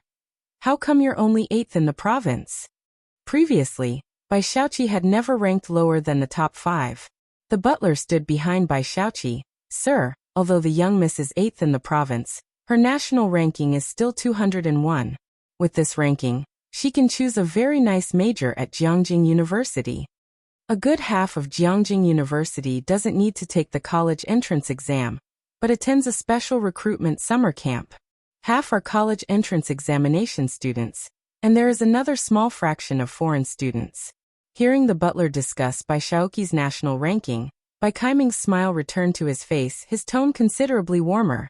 Shaoqi, is this true? Can you really get into Jiangjing University? Although surprised, Bai Shaoqi had great confidence in her ranking. Yes, this ranking will get me into Jiangjing University, but it's hard to get into popular majors. Bai Qiming had not expected her to achieve the same splendid result of provincial top scholar like her brother. Such dual success in one family was difficult. Her admission to Jiangjing University was already beyond Bai Kaiming's expectations. As long as you can get into Jiangjing University, that's good. Bai Kaiming's stern expression vanished. He tapped his fingertips on the table. Clearly in a good mood, he turned his head and ordered the butler, "You go and find some reporters to release the news. Also, ask the clan leader if he's free the day after tomorrow." He had already booked the banquet hall at Jiahao, which was also an excellent opportunity to expand his connections. When Bai Shaoqi had earned the top scholar place, he had arranged for many reporters to publicize it widely, and the Bai family stock had soared. Although Bai Shaoqi's achievement was somewhat less, having 2 members of a family admitted to Jiangjing University was also a cause for celebration.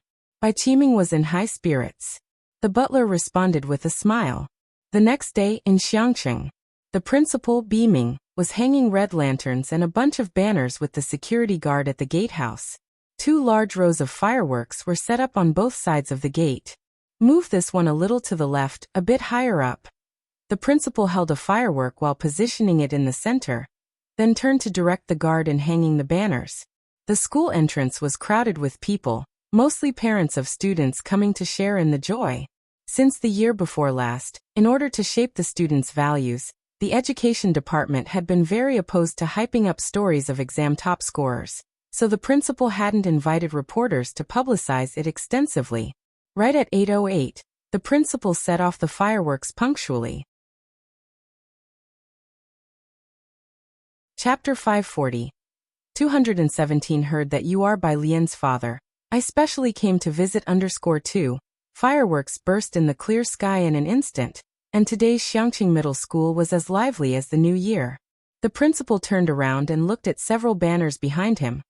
Congratulations to our student Bai Lian for achieving the first place in the National College Entrance Examination in Science. Congratulations to our student Ning Xiao for achieving the 6th place in the National College Entrance Examination in Science. Congratulations to our students Yang Lin and Tang Ming. The noise was deafening. Smoke billowed everywhere. The principal gazed at the first banner as if in a dream. The top national score in the Science College entrance exam had been claimed. Since yesterday's score release, his office and the admissions department's phones had been ringing off the hook. Every major university was looking for Bai Lian's information. Have we become a provincial key school this year? Director Pan asked with a smile, covering his ears, as he spoke into the principal's ear. He had received notice to prepare for a promotion the previous night. More than a provincial key school, the principal glanced to the side and whispered into Director Pan's ear. You don't know, the admission office's phones have been exploded. Once Xiangqing Middle School produced a national top scorer, it couldn't have been kept a secret even if they didn't publicize it. Some media had already been riding the wave of popularity, but fortunately, they did not expose the photos of a few students.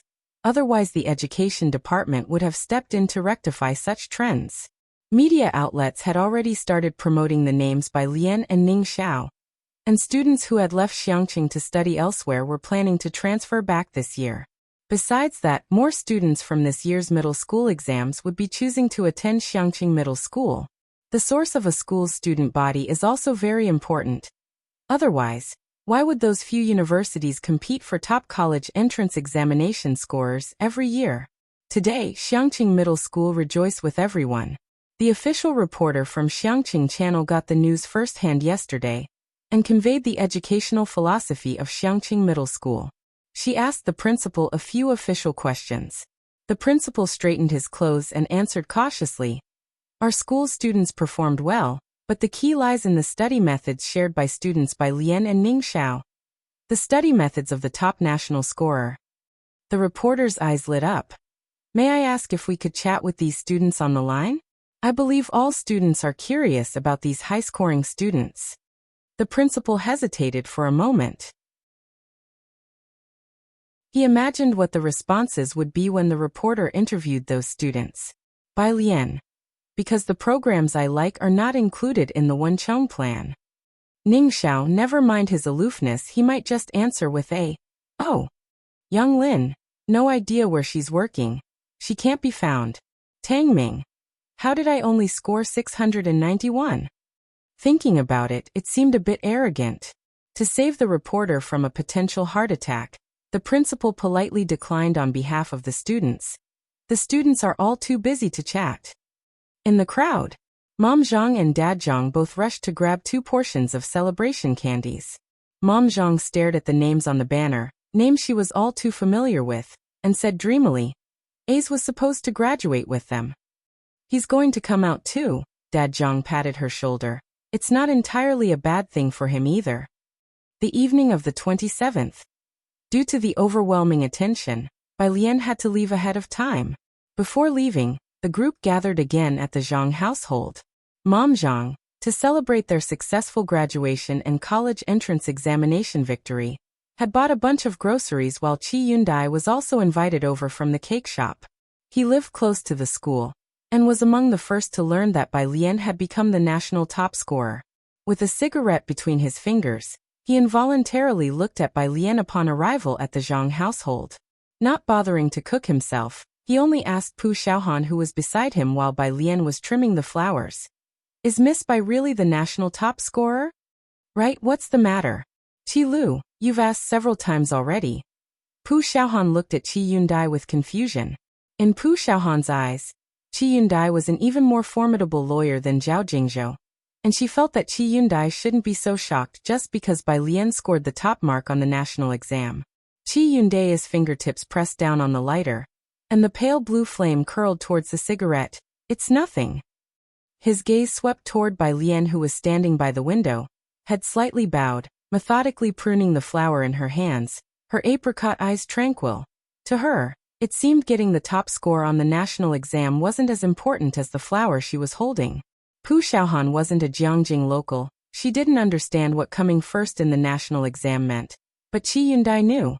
If Bai Lian didn't stray off the path, her achievements would definitely not be lower than He Wen's. She was headed for Jiangjing, and that school would be bustling too. The small courtyard of the Zhang family was very cool, and Tang Ming couldn't help but ask Wang Qi while picking vegetables, "Dude, how did you guys do in the Chinese exam anyway?" Next to him, Pu Xiaohan set down the camera, bowing her head and giving him a glance. "Just took it like that."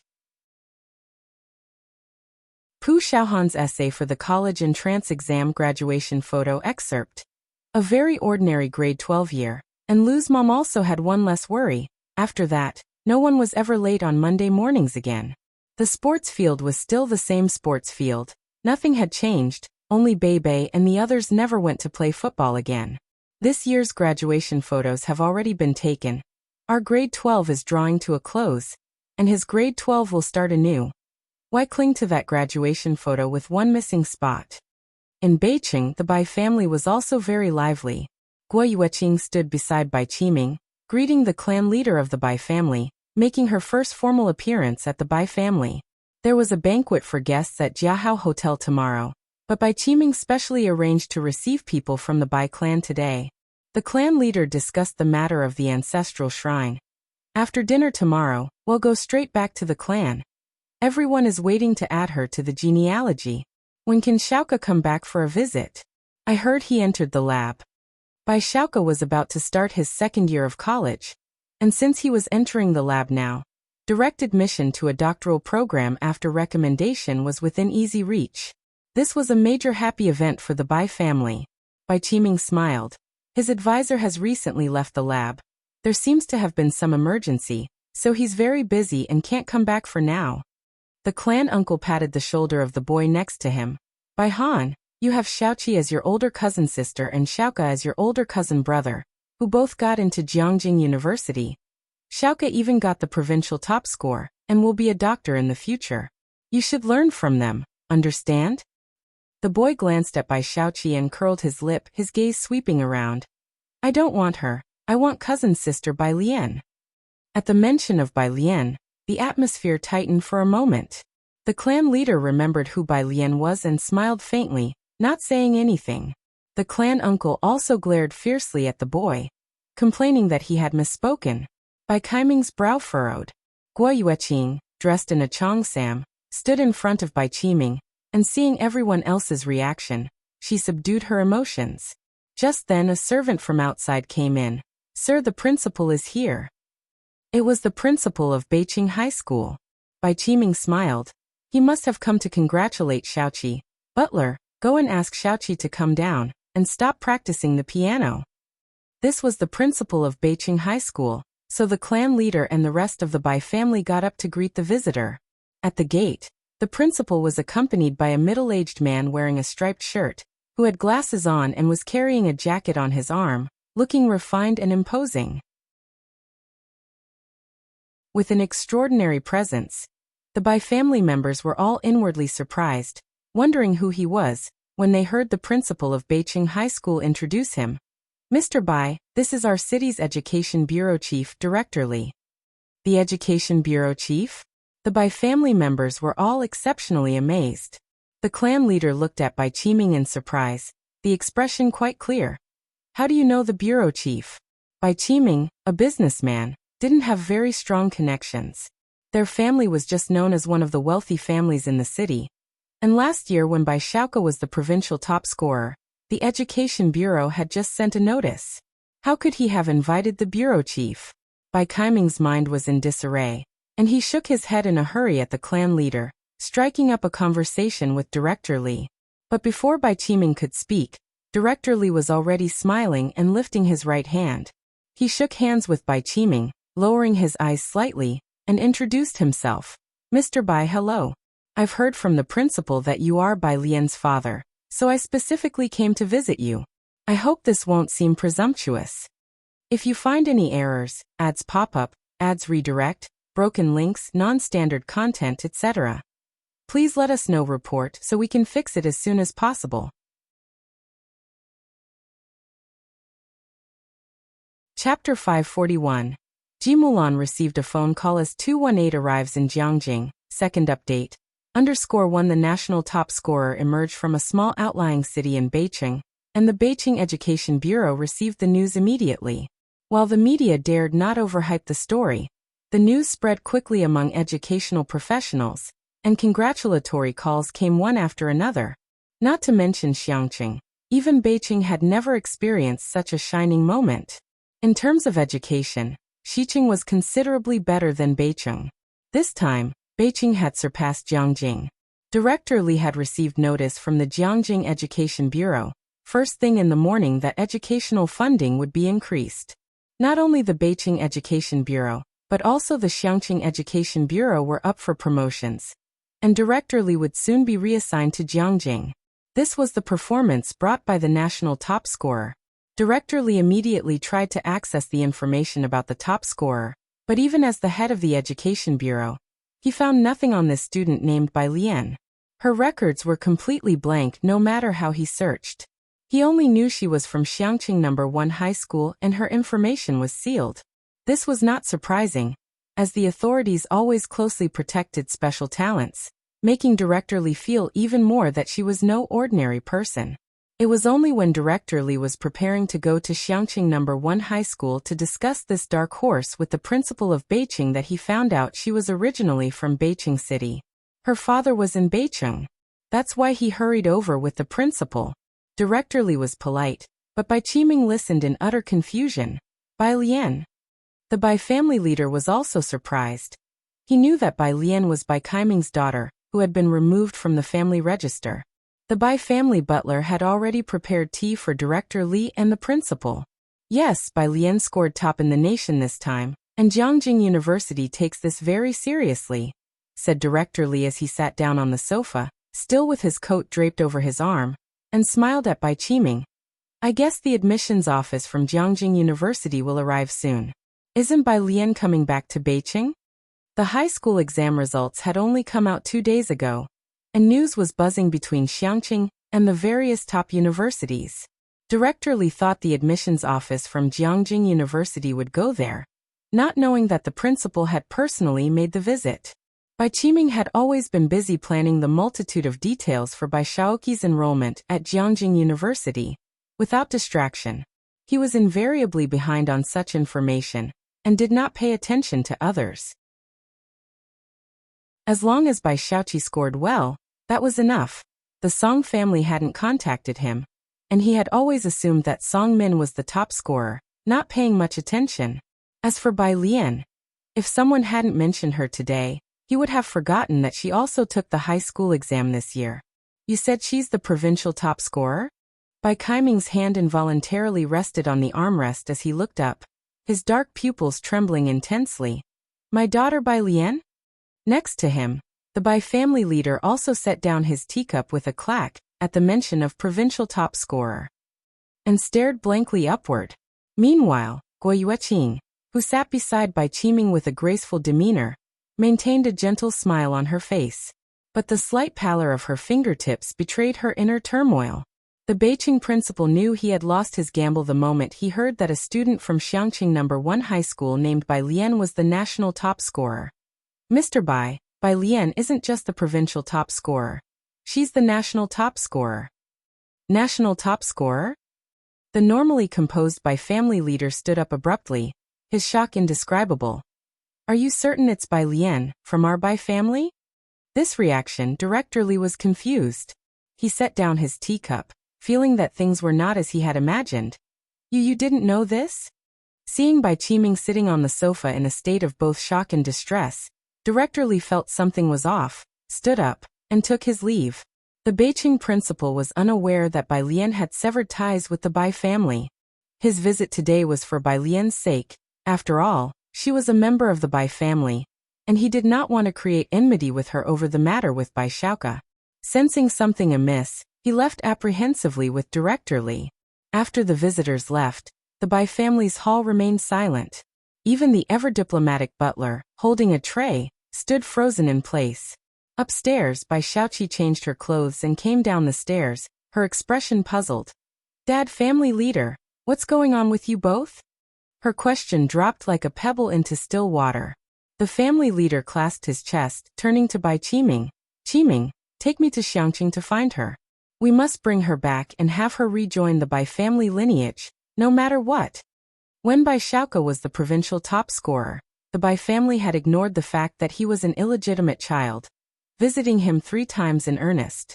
Now with Bai Lian as the national top scorer, even the family leader was willing to lower his pride and personally go to Xiangqing to invite Bai Lian back. Until now, there had never been a national top scorer in the Bai family. Of course, the Bai family only knew that Bai Lian was the top scorer in the national exam, but they did not understand the true significance of this distinction. If you find any errors, ads pop up, ads redirect, broken links, non-standard content, etc., please let us know. Report so we can fix it as soon as possible. Chapter 542. 218 comes to Jiangjing. Ji Mulan received a phone call. Second update. _2 Even so, it was enough to make them rush to Xiangqing overnight. As for tomorrow's celebration banquet, they couldn't care less about it now. 28th, early morning. An expansive airport near the border grasslands. The plane's wheels rolled on the cement ground, its wings sweeping past on both sides before coming to a slow stop. The airport staff efficiently placed stairs for the passengers to disembark. Bai Lian stepped off onto the carpet, looking up slightly. This was her first time here. At the bottom of the stairs, people dressed in ethnic attire approached the two as they descended, offering a booklet with respect. Master Jiang, this is the sightseeing plan we've arranged for you. Jiang Fulai, holding a document in his right hand, upon hearing this, switched the document to his other hand and took the booklet. Take a look, where should we go first? His eyes were faintly downturned as he glanced at the booklet before casually handing it to Bai Lian. It was then that the person dressed in the ethnic style carefully raised their head. Seeing the girl standing beside him. She wore a long dress, its hem slightly lifted, reflecting the blue sky behind her. The azure pattern on the skirt's hem was perfectly embellished, crafted to the highest degree. Bai Lian's eyes scanned the booklet, which had several routes mapped out. Zhongwang Tomb. Her slender fingers paused on the last route as she hesitated slightly. Here. Jiang Fulai handed the booklet forward. Well, go here. Clearly, neither of them were people who would typically go sightseeing. Only after the two had left did someone look at the route Bai Lian had chosen and exclaimed in surprise. Isn't this area sealed off, forbidden to be shown to outsiders? Sealed off. The middle-aged man in ethnic attire looked up, his voice quiet. That depends on whom. The young person scratched their head. Not understanding. The middle-aged man, holding the booklet in one hand, adeptly dialed a number on his phone. With their family, our boss doesn't even know which way their mansion's gates face. Summer vacation hadn't officially started yet. Not many tourists came here. Bai Lian stood with a bottle of water at the foot of a hill. A tomb guardian explained to Jiang Fulai. Follow this mountain path up, and you'll reach Zhongwang Tomb. You still have tomb guardians now? Jiang Fulai's gaze drifted toward the tomb he mentioned. The elderly man, his hair completely white, replied. Me? I should be the last generation. He led the way in front, veering into a no-entry path. We rarely let people disturb them nowadays, though occasionally reporters come to interview. Look, it's just ahead. Bai Lian followed the old man silently, listening. She followed his gaze to an anciently constructed tomb. The name of the tomb was still marked beside its gatehouse. Princess Huaiyan isn't here? Bai Lian repeated the name to herself, her fingertips tapping the water bottle unconsciously. Princess Huaiyan. The old man paused, then remembered who she was referring to, pointing casually to the neighboring hill. She's not qualified to be here. She should be on that hillock. Before he could finish, Bai Lian started walking in that direction. The old man was surprised. He hesitated for a moment before following her, speaking to Jiang Fulai. Master Jiang, that area isn't a scenic spot and hasn't been maintained. The path is rough. No problem. Jiang Fulai stopped halfway up the hillside. He looked down at his watch, his tone undisturbed. Let her have a look. The old man dared not say any more. On the mountain, the burial mound was built quite casually. Bai Lian identified the inscriptions, taking some time to find the words Princess Huaiyan on the unrenovated tombstone. She stood in front of the grave, surveyed the surroundings, and then casually sat down. Dressed in plain clothes, Bai Lian wiped the yellow mud off the tombstone with her hand, and then took out her phone to snap a photo of the tombstone. Having taken the photo, her index finger absent-mindedly tapped the phone screen. As fate would have it, the phone rang, a call from Pu Xiaohan. Bai Lian, are you out? In the video, Pu Xiaohan was in a crowd with a camera in hand. Is that the prairie? Yes, Bai Lian, propping her elbow on her knee, spoke in a languid tone. Are you escaping something? Ah, these university folks are searching for you and the prodigy. I don't know why they're bothering me. Pu Xiaohan said helplessly, shouldering her camera. When are you heading to Jiangjing? Pu Xiaohan's grades weren't enough for Jiangjing University, but Media University was within her reach. She was planning to visit Media University first. Hearing this, Bai Lian raised an eyebrow, her youthful arrogance soaking through. Today. So soon. Pu Xiaohan calculated the time. Then I have to wait another 2 days. My parents want to take me back home for ancestral worship. Oh, and they also need to pay respects to my grandfather. Tell your grandfather to be aware. As far as I know, the prodigy's uncle is also going to pay respects to your grandfather. I won't mention the others from class 15. They all know where you live. If you find any errors, ads pop up, ads redirect, broken links, non-standard content, etc., please let us know. Report so we can fix it as soon as possible.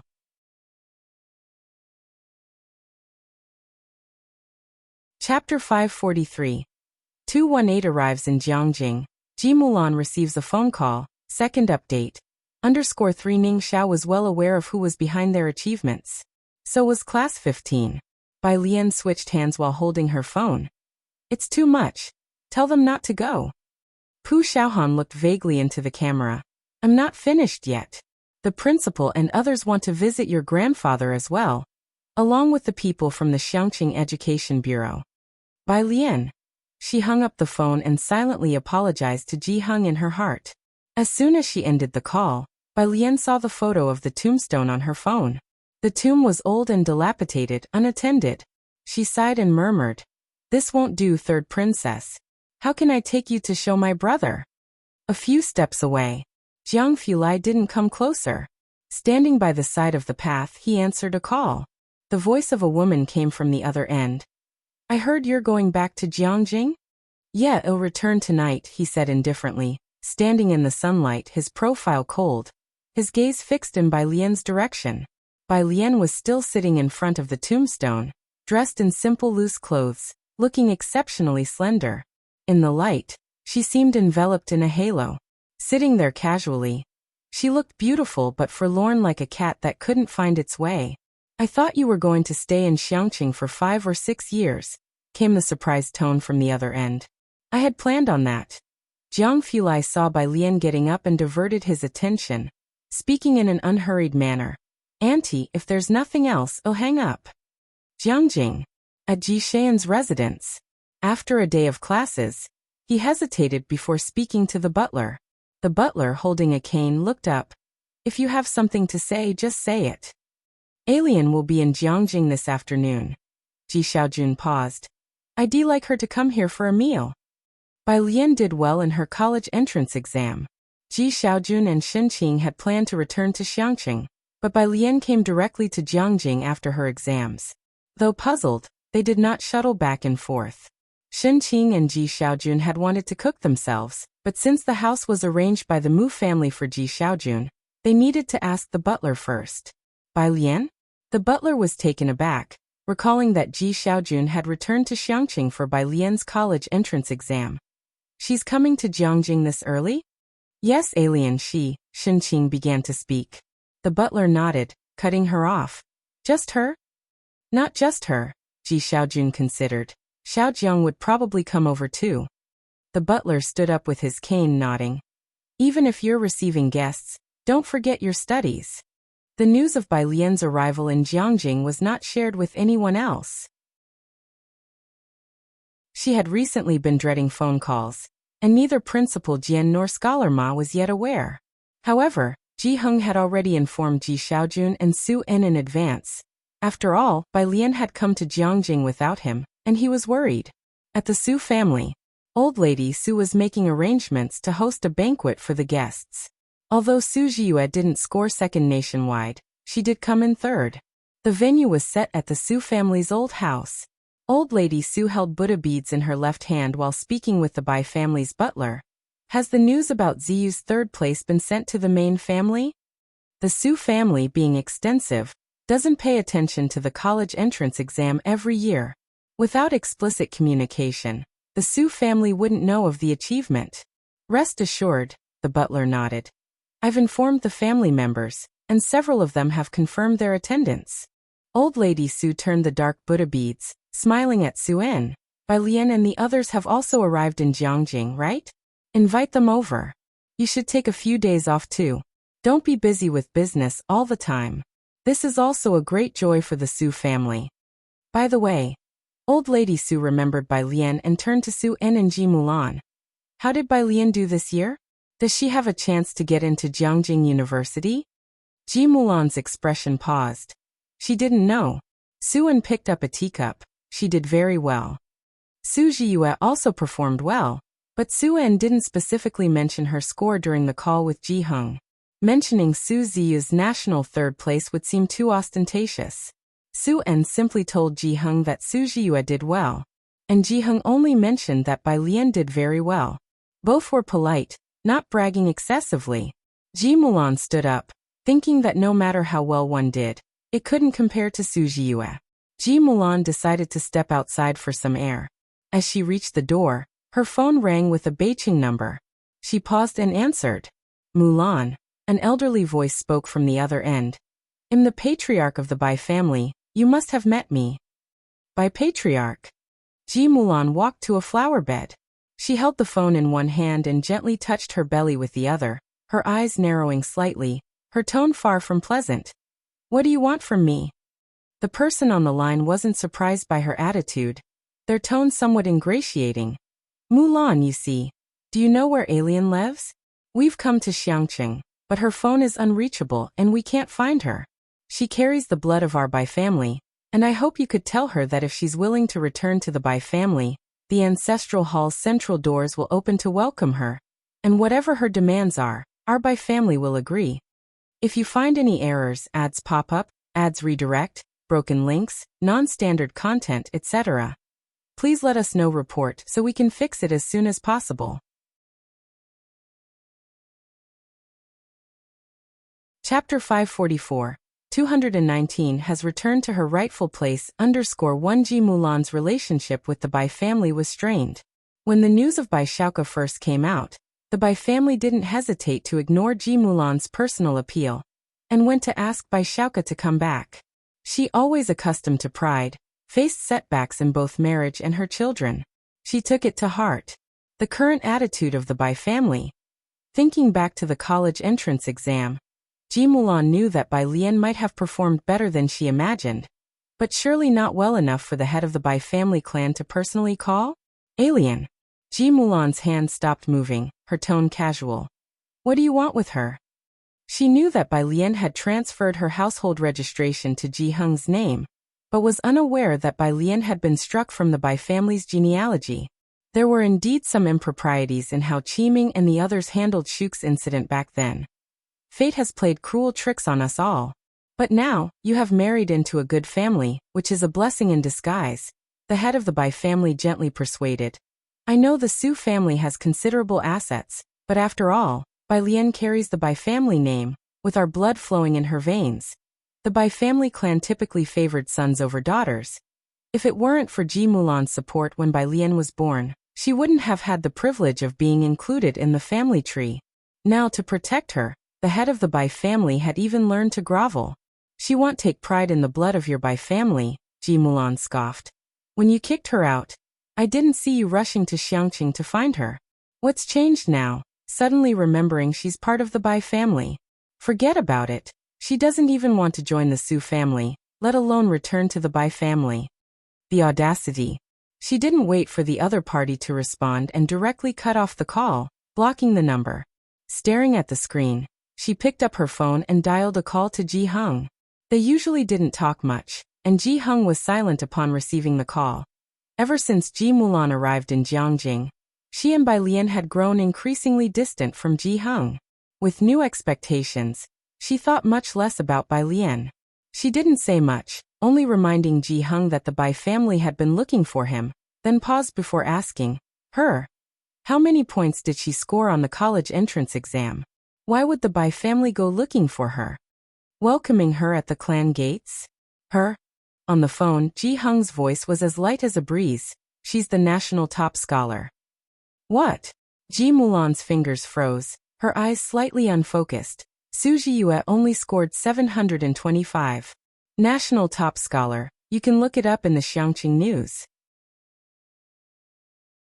On the other end, Ji Hung heard someone knock on the door, and casually mentioned it to Ji Mulan before hanging up. Ji Mulan was still in shock. Inside the house, the Su family butler beckoned Ji Mulan with a cheerful smile to come in for a meal. Ji Mulan entered as if in a trance. The old Madame Su glanced at her but didn't pay much heed, continuing to look down at the list. Pointing to a name with her Buddha beads in hand, she turned to instruct the butler. Make sure to invite the Qi family, especially Shuyan. The butler nodded. Rest assured. Su En, who had just washed his hands, noticed Ji Mulan's odd demeanor. What's wrong with you? Ji Mulan sat down, her hands cradling her teacup. She lifted her head, her voice wavering. Dad said, Alien is the national top scholar, with a perfect score. Across from her, the old Madame Su, who was pointing at the list, suddenly looked up. Xiangcheng. Ji Hung hung up the call and went to open the door. 3 people stood outside. Ji Hung recognized Bai Lian's homeroom teacher, Lu Lingxi, and asked with confusion, Teacher Lu, what's going on? His gaze shifted to the 2 people with Lu Lingxi. On the left stood a man in a dark gray coat, with a buzz cut, a rugged profile, and one hand behind his back, exuding an imposing aura. With a serious expression, Lu Lingxi slightly turned to introduce him to Ji Hung. This is Principal Shiryu, the president of Jiangjing University. There were many people trying to get information about Bai Lian. Lu Lingxi didn't know why these people couldn't find Bai Lian's home address, but she didn't reveal anything. The president of Jiangjing University was different. Lu Lingxi knew that Bai Lian wanted to attend Jiangjing University. Bai Lian's classmates came to see her that afternoon, which was one thing, but now Ji Hung saw the president of Jiangjing University come in person. He was speechless. He began to seriously consider whether Bai Lian's claim of wanting to relax after experiencing great pressure in her senior year of high school was just a farce. Are you saying that Bai Lian has gone out? Principal Shiryu stood up anxiously upon hearing of Bai Lian. Where has she gone? Did another school arrange a trip for her? Ji Hung brewed tea for the visitors. Right now she should be arriving in Jiangjing. Having traveled all the way to Xiangqing only to find out that Bai Lian had headed to Jiangjing, Shiryu exhaled a long breath, took out his phone, and sent a message to immediately arrange a trip to Jiangjing for him. If you find any errors, ads pop up, ads redirect, broken links, non-standard content, etc., please let us know. Report so we can fix it as soon as possible. Chapter 545, 219 has returned to her rightful place. _2 Shunyu stuffed his phone back into his pocket and lowered his head to take a sip of the tea brewed by Ji Hung. The tea was clear in color, with a lasting aftertaste. A delicacy. After he finished his drink, he glanced at the furnishings in the courtyard, then back at his cup of tea, feeling that something was amiss, but because his mind was preoccupied with thoughts of Bai Lian, he didn't give it much thought. Mr. Ji, could you give me Bai Lian's contact details, please? I would like to discuss her career development in detail. Meanwhile, a car from Beiqing pulled up at the gate of Xiangqing First High School, and Bai Qiming got out of the back seat.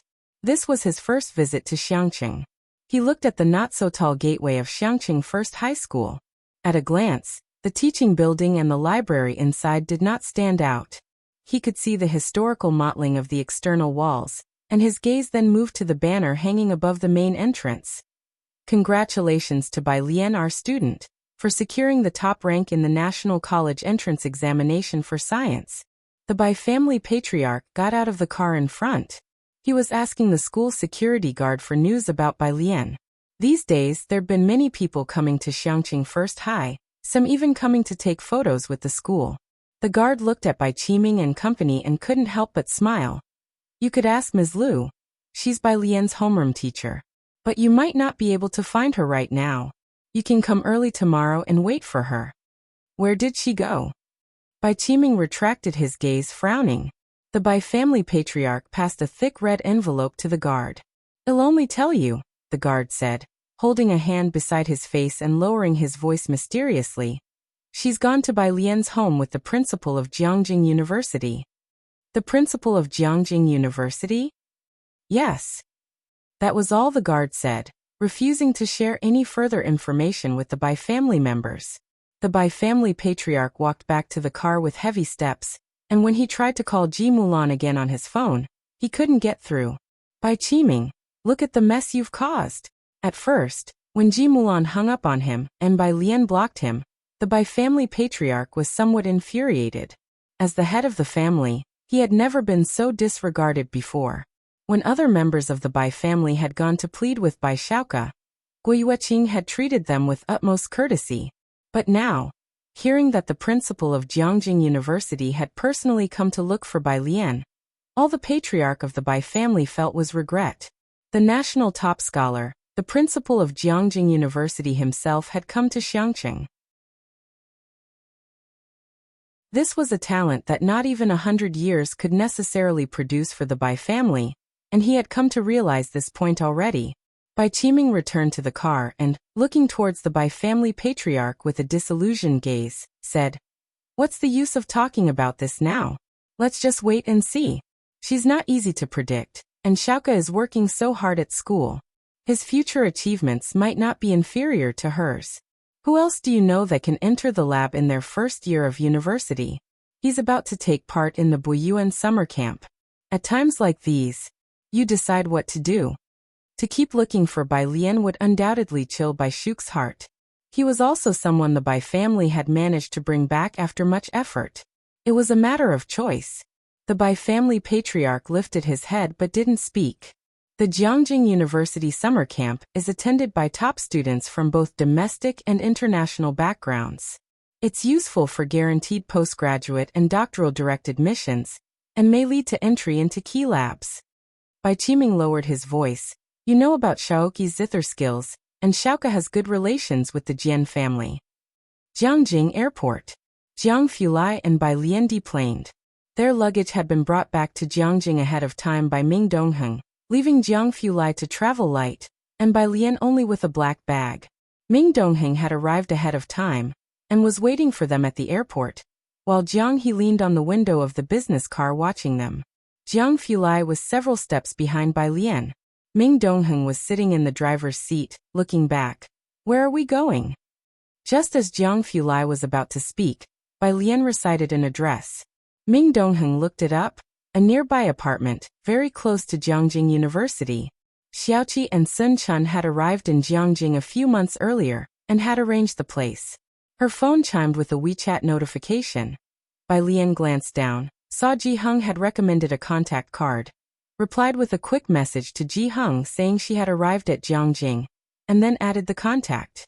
Shanghai apartment was located on Sally Road next to Zier Avenue, just 2 stops away from Jiangjing University.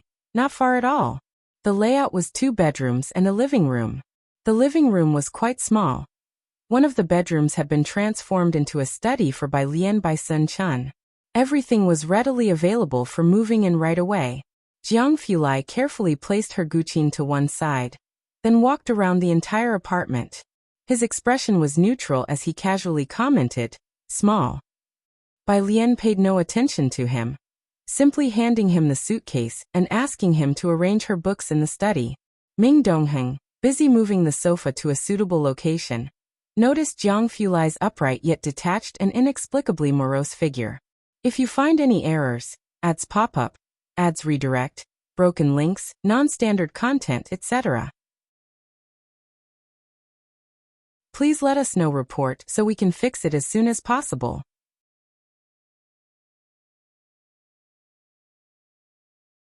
Chapter 546. 219 has returned to her rightful place. _3 He lowered his head, and didn't dare to speak at all. Jiang He slumped on Bai Lian's sofa, hugging her little bok choy cushion on the couch, his eyes shining bright. Jiang Fulai was in the study, slowly and methodically arranging the bookshelf with his hand. Most of the books Bai Lian brought were introduced to her by Senior Ma, along with a stack of thick printed documents. The bookshelf was placed to the left of the entrance, and on the right was a small desk. Jiang Fulai organized the books, his pale phoenix eyes glancing at the apartments on both sides, his slender fingertips tapping the black book cover. He seemed thoughtful.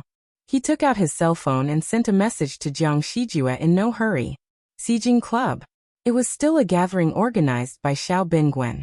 Inside the private room, Xiao Bingwen looked at Qi Shuyan next to Leng Shuhe.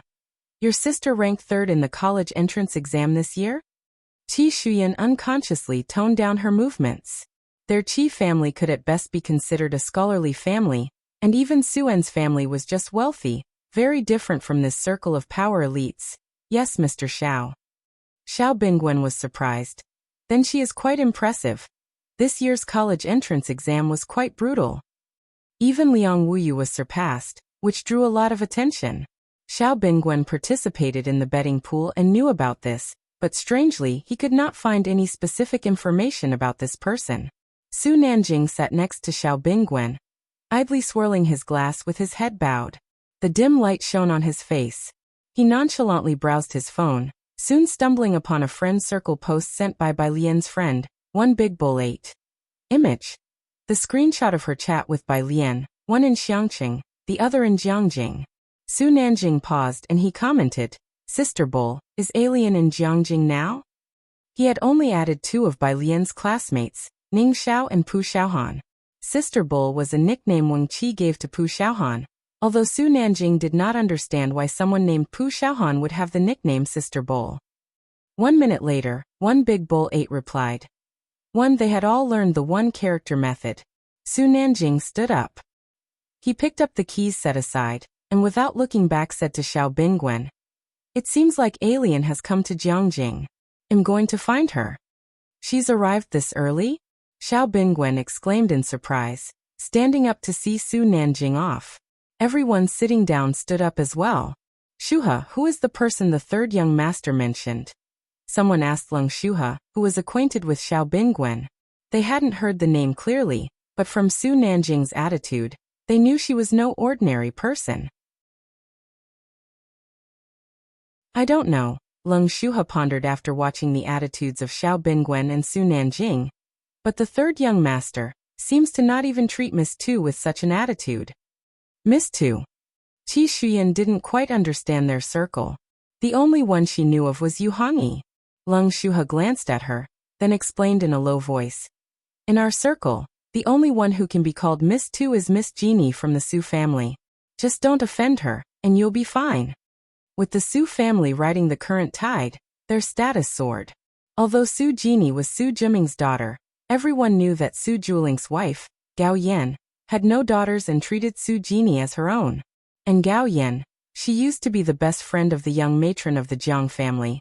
Her status within the Jiang family incomparable to others. As a result, Su Jeannie held a lot of sway among the sons and daughters of Jiangjing's elite. Everyone addressed her respectfully as Miss Tu. Upon mention of the Su family, Qi Shuyan roughly understood which Su they were talking about. Qi Shuyan watched in the direction Su Nanjing left, finally certain that this man was the target of her grandmother and the Jiangjing Su family. Shanghai apartment. By the time the old Mrs. Su and Su-en arrived, Bai Lian was just coming downstairs. The old lady was turning her Buddha beads, inspecting the neighborhood and complaining to Su-en. The environment here is so poor. How could you let her live here? The old lady hadn't been able to sit still knowing Bai Lian was coming, insisting that Su-en take her to see her. Ji Mulan followed behind Su-en, looking towards Bai Lian, somewhat dazed. Bai Lian was dressed in simple clothes, her dark hair lightly coiled, a strand sticking to her snowy face under the streetlight. Her complexion as clear as ice, almost nothing like the girl from her memories. Alien has her own ideas. Su-en glanced at the old lady, then said to Bai Lian, You've made arrangements with Wen Yao to visit Jiangjing University, right? Bai Lian nodded. She greeted Su-en but did not look at Ji Mulan. As for leaving Jiang Fulai behind to clean up the room, the old Mrs. Su took a look at Bai Lian. Going to see Jiangjing University? That makes sense. People visiting Jiangjing usually like to see the university first. If you find any errors, ads pop up, ads redirect, broken links, non-standard content, etc., please let us know. Report so we can fix it as soon as possible.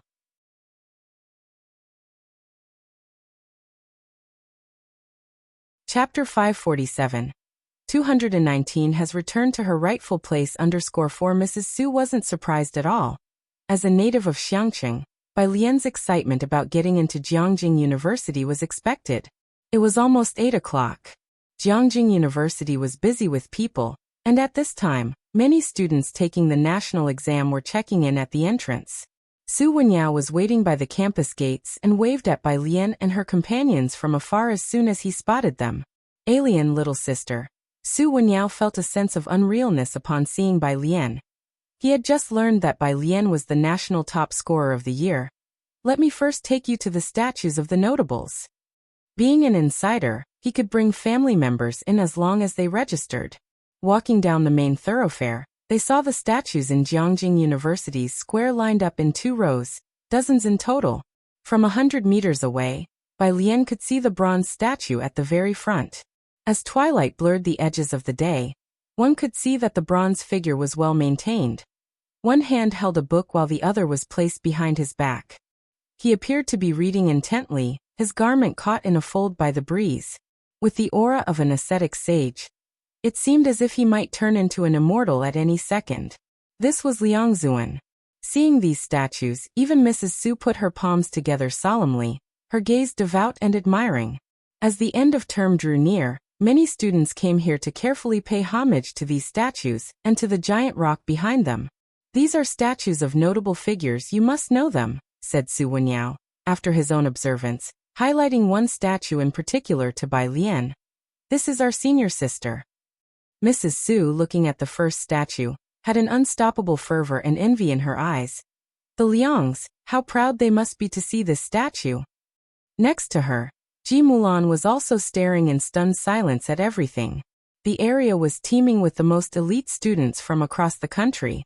This place was sacred, and everyone passing by would pay homage involuntarily, reminiscent of the era when the senior sister and her peers were in their prime and the era when the emperor's advisor strategized behind the scenes. Her gaze shifted, landing on the giant stone behind the statues, which was illuminated by light. Ji Mulan saw that the stone was engraved with many names, neither biographies nor introductions, and she asked subconsciously, "What is this?" Mrs. Su looked over and said softly, "This is the gathering place of Jiangjing University's elite." Yes, it's also the dream of everyone who has been admitted to Jiangjing University. Su Wenyao walked over, pointing to one of the names, his expression becoming emotional. The last name added was that of Senior He Won.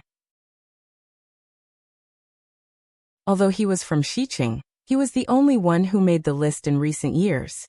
If one makes a significant enough contribution, they could even have a new bronze statue erected at the back, but that's even tougher. He spoke with utmost seriousness, clearly holding great respect for He Won. Ji Mulan looked at the names etched in the stone, barely concealing her shock. It was her first time being so close to these people. It's exceedingly difficult to stand out among the world's top geniuses, not to mention having your own statue. Mrs. Su sighed as she looked at the names. "Just getting your name on this stone. Our family hasn't produced more than 3 in the last century.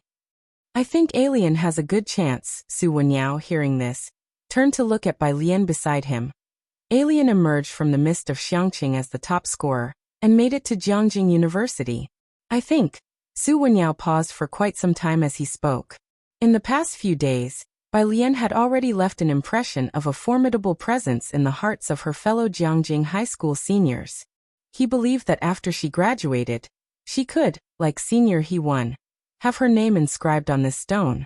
Jiangjing seemed to be on the cusp of becoming even livelier.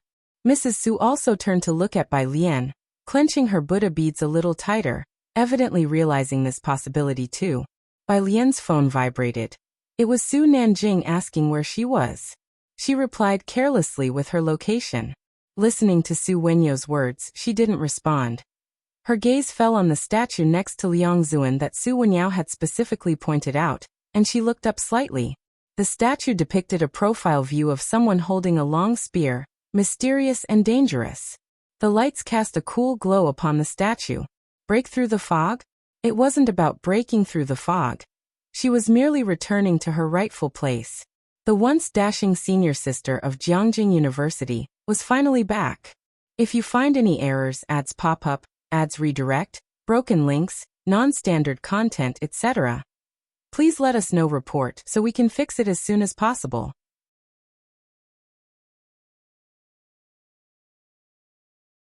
Chapter 548. Bustling Jiangjing, 3 visits to the thatched cottage. Principal Sure, 2 chapters combined. _1 Jiangjing University was always bustling at night. Even if some had finished their exams, they didn't go home, and the place was crowded, especially at Celebrity Statue Square, which was always lively. Su Wenyao wasn't surprised to see Bai Lian staring at the first row of statues.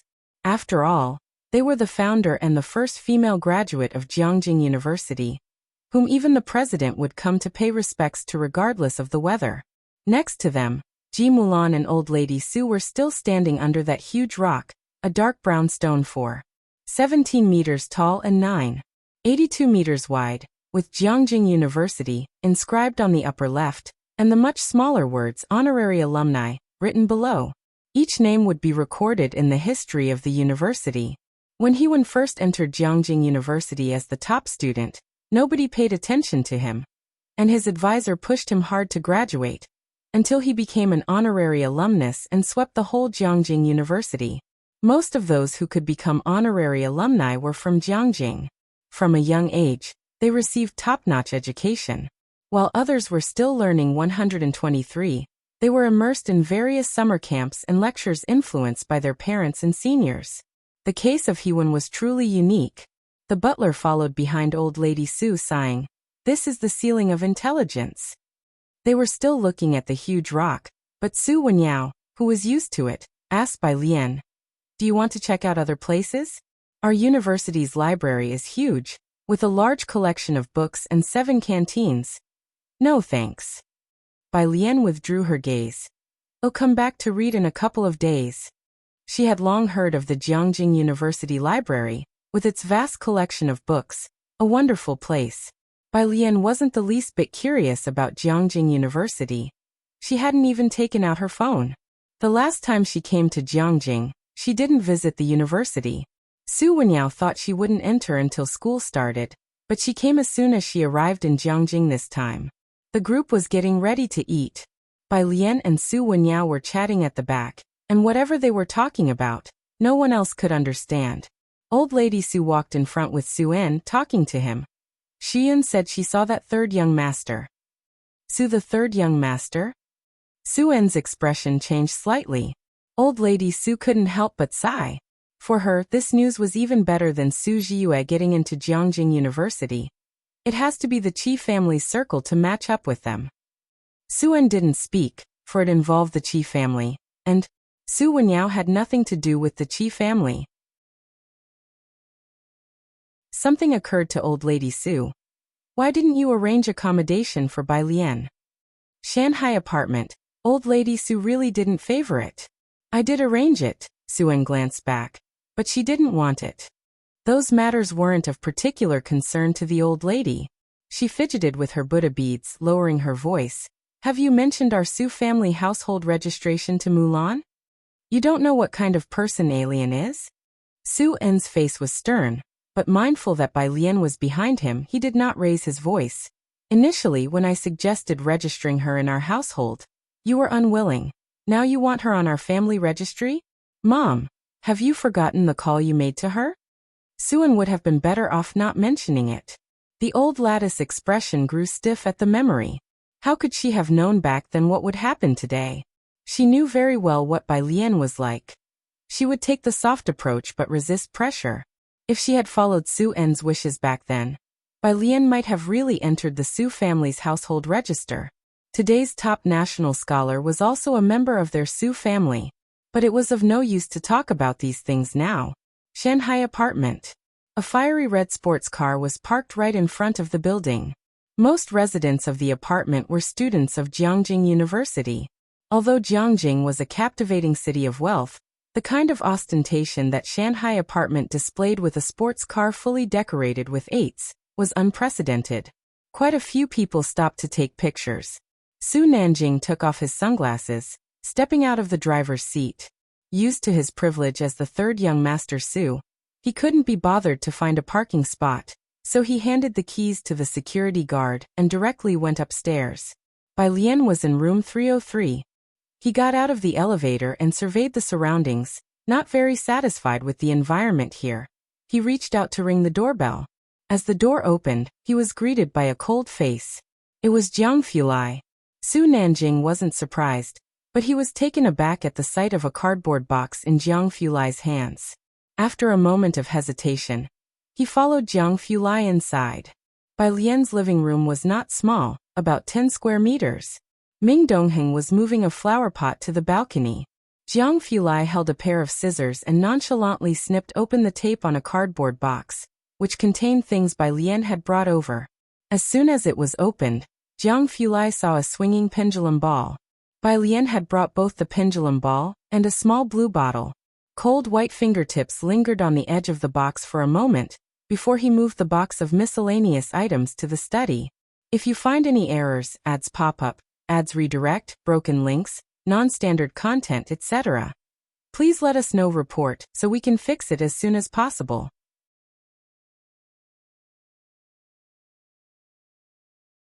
Chapter 549. Bustling Jiangjing, 3 visits to the thatched cottage. Principal Sure, 2 chapters combined. _2 Su Nanjing didn't find Bai Lian, but saw clearly what Jiang Fulai was up to. He was sorting junk? Su Nanjing finally understood how Ming Dongheng felt back in Xiangqing. Aside from his research, young Master Jiang wasted not a second with anyone else. His hands used to handle delicate instruments, scale rulers accurate to the millimeter for gunpowder, and pens wielded with decisive lethality upon his team members, not to mention sorting junk. If he were willing to pour himself a cup of water, Su Nanjing would doubt the reality of this world. Xiaoming, Su Nanjing went out to the balcony and spoke to Ming Dongheng. Where's Alien? Ming Dongheng looked up, his reply succinct. She's gone out to eat with her mom. Su Nanjing hadn't seen Ming Dongheng for a while and was startled by his eyes. Xiaoming, how come you're as intimidating as Sister Beixian now?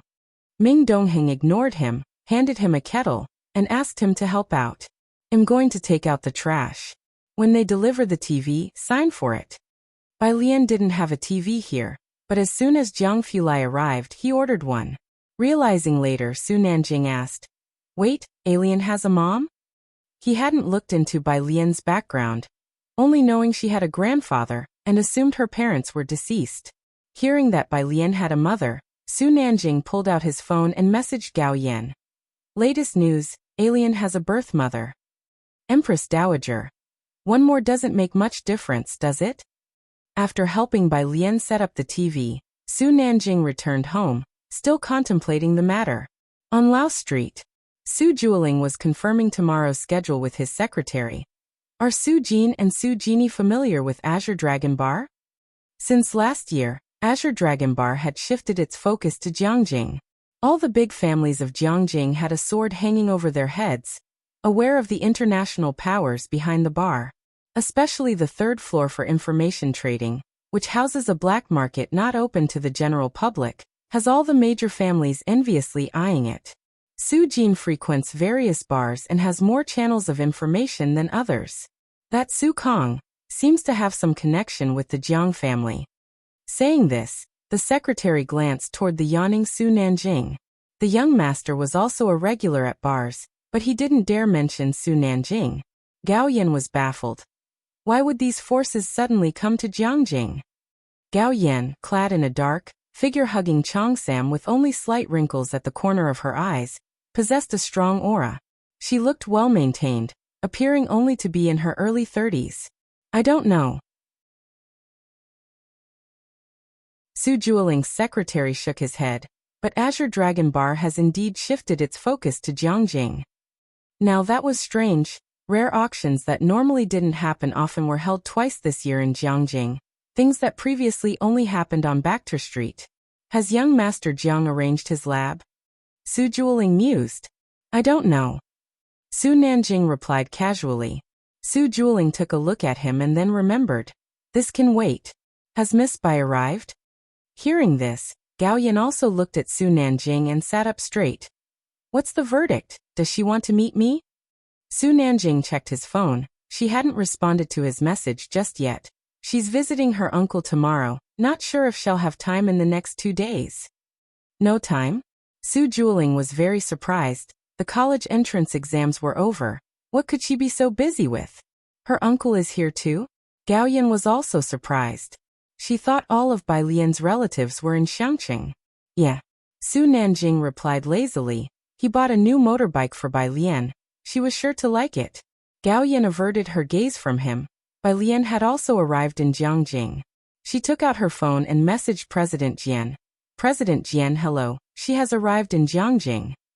The next day, Ji Xiaojun got up early and headed to the Mu family branch, managed by manager Su, who was a confidant of the old master of the Mu family. Since changing his surname, Ji Xiaojun had been learning the practical aspects of the business here. After work in the afternoon, manager Su would take him home, and teach him some practical case studies. Xiaojia parked the car at the market, and Ji Xiaojun went to buy groceries. Manager Su sat in the passenger seat and listened as Xiaojia mentioned Ji Xian's niece was coming, quite surprised. A niece? Yes, Xiaojia remembered Bai Lian. She came to Jiangjing right after finishing her college entrance exams. So soon, Manager Su recalled it as well. Isn't Mu Zhao still held up by professors at Jiangjing University in the hotel? Top students would be taken by these universities in advance. The schools would have upperclassmen and professors keep them company to play social deduction games like Werewolf until they signed agreements and were allowed to leave. If you find any errors, ads pop up, ads redirect, broken links, non-standard content, etc., please let us know. Report so we can fix it as soon as possible.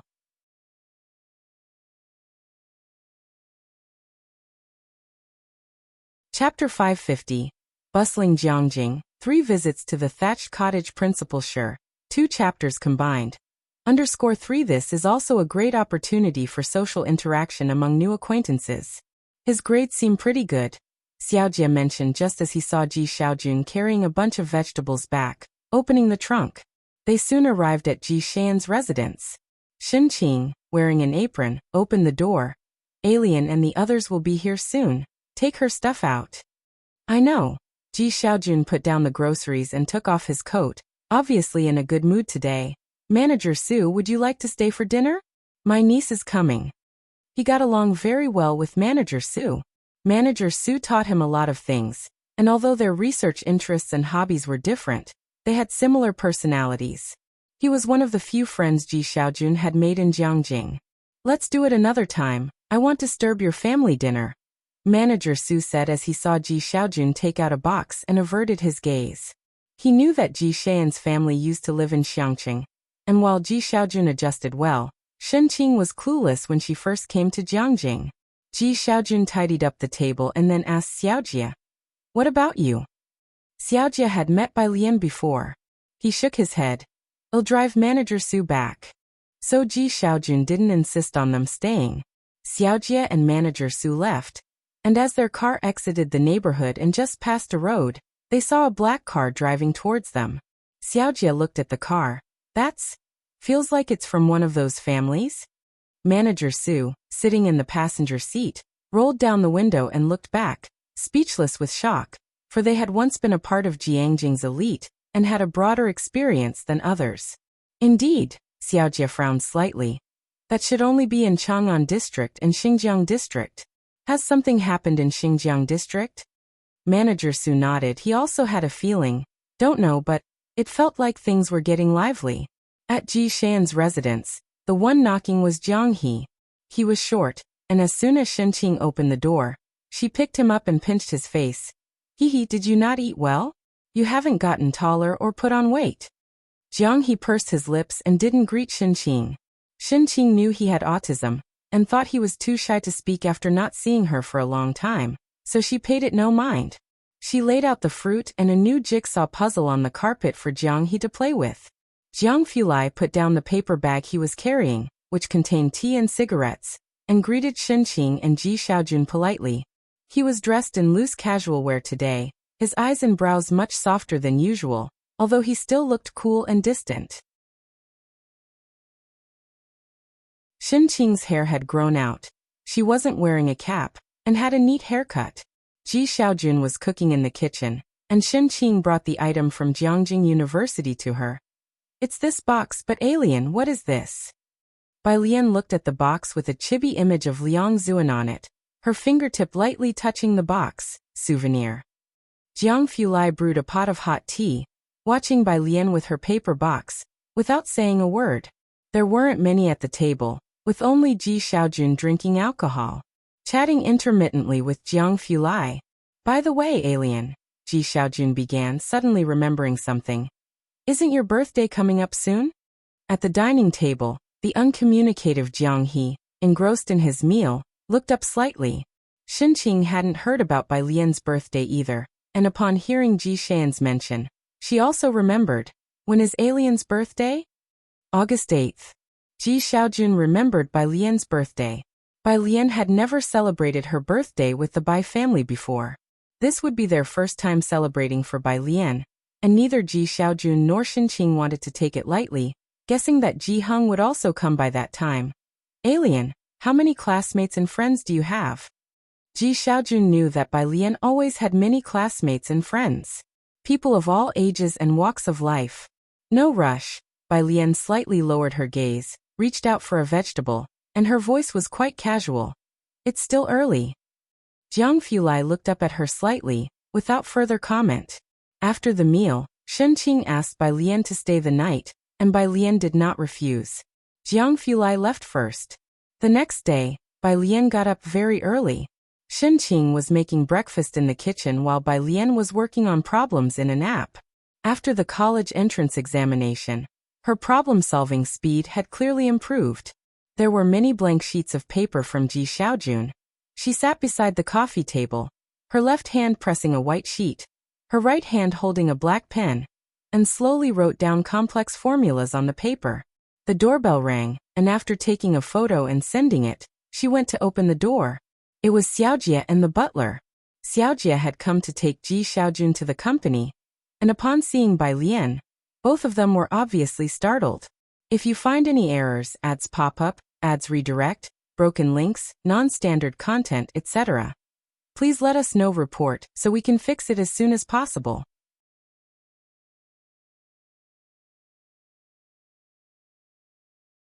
Chapter 551. Bustling Jiangjing, 3 visits to the thatched cottage principal sure. 2 chapters combined. _4 Miss Bai, Xiaojie politely began. The two were not familiar with each other, and just as Bai Lian's phone on the table started ringing, she nodded briefly at them before answering the call. It was Jian Zhongyo on the phone. She held the phone to her ear, poured herself a cup of tea, and slowly walked to the balcony. Looking for me? Am I the last to know you've arrived in Jiangjing? From the other end of the phone he could still hear the zither version of Han Shirshu playing. I found out from Xiapa's social media feed. Jian, the director, knew Bai Lian because of the One Eater, One Big Bowl account. He was still mutually following One Eater, One Big Bowl, and the two had long since added each other on WeChat. Bai Lian lowered her head and took a sip of tea. Nope, Director Ma didn't know yet. There was a pause from the director, and then he responded in a manner that seemed more sensible. Did you look at the musical score I sent you? I don't understand it, Bai Lian said succinctly. Jian, the director, was completely convinced and felt Bai Lian was pulling his leg. You understand reduced characters score, but you say you can't understand a simple musical score? Bai Lian was on the balcony, talking on the phone with director Jian. In the hall, the butler looked at Ji Xiaojun who had just come out of the bathroom. How long is she staying? She's leaving today, replied Ji Xiaojun after greeting the two people and heading to the kitchen. The butler nodded in understanding and said no more, faintly hearing Bai Lian's voice discussing musical scores and zither. Is she studying art? The butler asked Xiaojie. Xiaojie shook his head. They never talked to Ji Xiaojun about other people's affairs, and what Bai Lian or Ren Wanxian did, they did not know. Hearing this, the butler didn't ask further. He was just making casual conversation, and wasn't really interested in whether Bai Lian studied art or not. Bai Lian left with Ji Xiaojun. After all, she was a young girl, so the butler and Xiaojie both felt it necessary to escort her to her destination. I'm heading to Chang'an District. Bai Lian lowered the car window, her hand resting on the edge, and politely said, let uncle head to work first. There's still time. Xiaojie looked in the rearview mirror, his tone unaffected. Let's drop you off at Chang'an District first. There's no rush. He didn't reveal Ji Shan's workplace. Bai Lian then said nothing more, merely providing the address for Shanghai apartment. A very ordinary apartment. Bai Lian asked them to stop the car at the entrance of the apartment complex, grabbing a cardboard box and getting out directly. This place was very close to Jiangjing University. The butler glanced at the neighborhood, noticing a young man with yellow hair squatting at the gate of the complex. He wore ripped jeans, a black tank top, and held a cigarette in his hand. He looked somewhat like the unruly youths from Purist Street. The butler was about to frown when he heard Ji Xiaojun laugh. Xiaomao is here too? He wanted to greet Mao Kuan, but seeing the butler looking a bit off, Xiaojia immediately drove off. Once the car was a distance away, the butler finally said to Ji Xiaojun, "Wait until things quiet down a bit, and then bring her over to Mu Mansion for a visit." Ji Xiaojun didn't respond. He wasn't sure if Bai Lian would come. The butler thought his silence was an agreement and moved the topic on. "Manager Su must have told you about Koldi Street." "He mentioned the bar on Koldi Street," said Ji Xiaojun, retracting his gaze. The butler nodded. "But we haven't found out who their partner is." "Sis, aren't you going to check out the bar and see Han Shirshu?" Mao Kuan followed Bai Lian into her home. As Bai Lian entered, she shook her head. "I don't have time right now." As soon as Mao Kuan entered, he could feel changes. The sofa had been moved. There was not only a cabbage-shaped embroidered pillow that Ji Hung made, but also a cabbage-style blanket. There were succulents on the balcony, and there were 2 empty flower pots. Mao Kuan looked at the flower pots. "What are you planning to plant here?" "Next time, bring some cabbage seeds," Bai Lian suggested as she opened the door to the study and took out a small copper statuette commemoration badge from the box, placing it on her desk. Mao Kuan immediately saw her desk. It was made of natural wood, 2 meters long. In the middle was a black computer without any logos, on the left was a stack of documents, and on the right a small vase with blue crystal flowers, along with a Newton's cradle. And then there was the small copper statuette she had just placed there. Plant cabbages? This was something Mao Kuan had not anticipated. From the next door came a clang. When he first came up, it seemed both doors to apartments 301 and 302 were open. "I remember both apartments were rented out. Did they both change tenants?" Mao Kuan closed the door tightly, not quite understanding. Bai Lian's eyes narrowed, and she sent a message to Jiang Fulai, tossing her backpack behind her carelessly, her tone calm and steady. "No rush. I'm heading to the library to borrow some books first." How could anyone like reading and doing homework so much? If you find any errors, ads pop up, ads redirect, broken links, non-standard content, etc., please let us know. Report so we can fix it as soon as possible.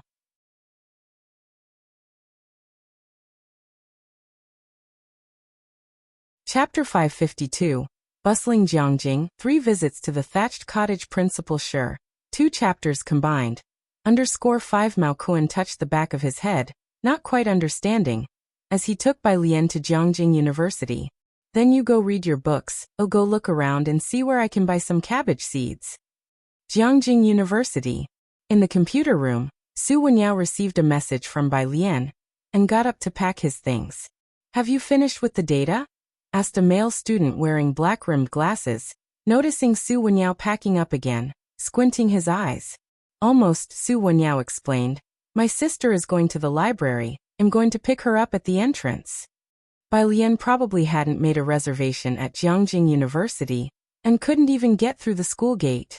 "Your sister?" Another boy with a sunny-looking face leaned over. "Is it that Su Jiyue who has been constantly in 3rd place on the app lately?" She was also a top student. Su Wenyao remembered, Bai Lian seemed not to have the app. It's another one. He thought again, Bai Lian and Su Jiyue would both be attending Jiangjing University in the future. This place was filled with the elite of Jiangjing University. "Does everyone have time for lunch? I'll treat you guys. My sister will also be your junior here."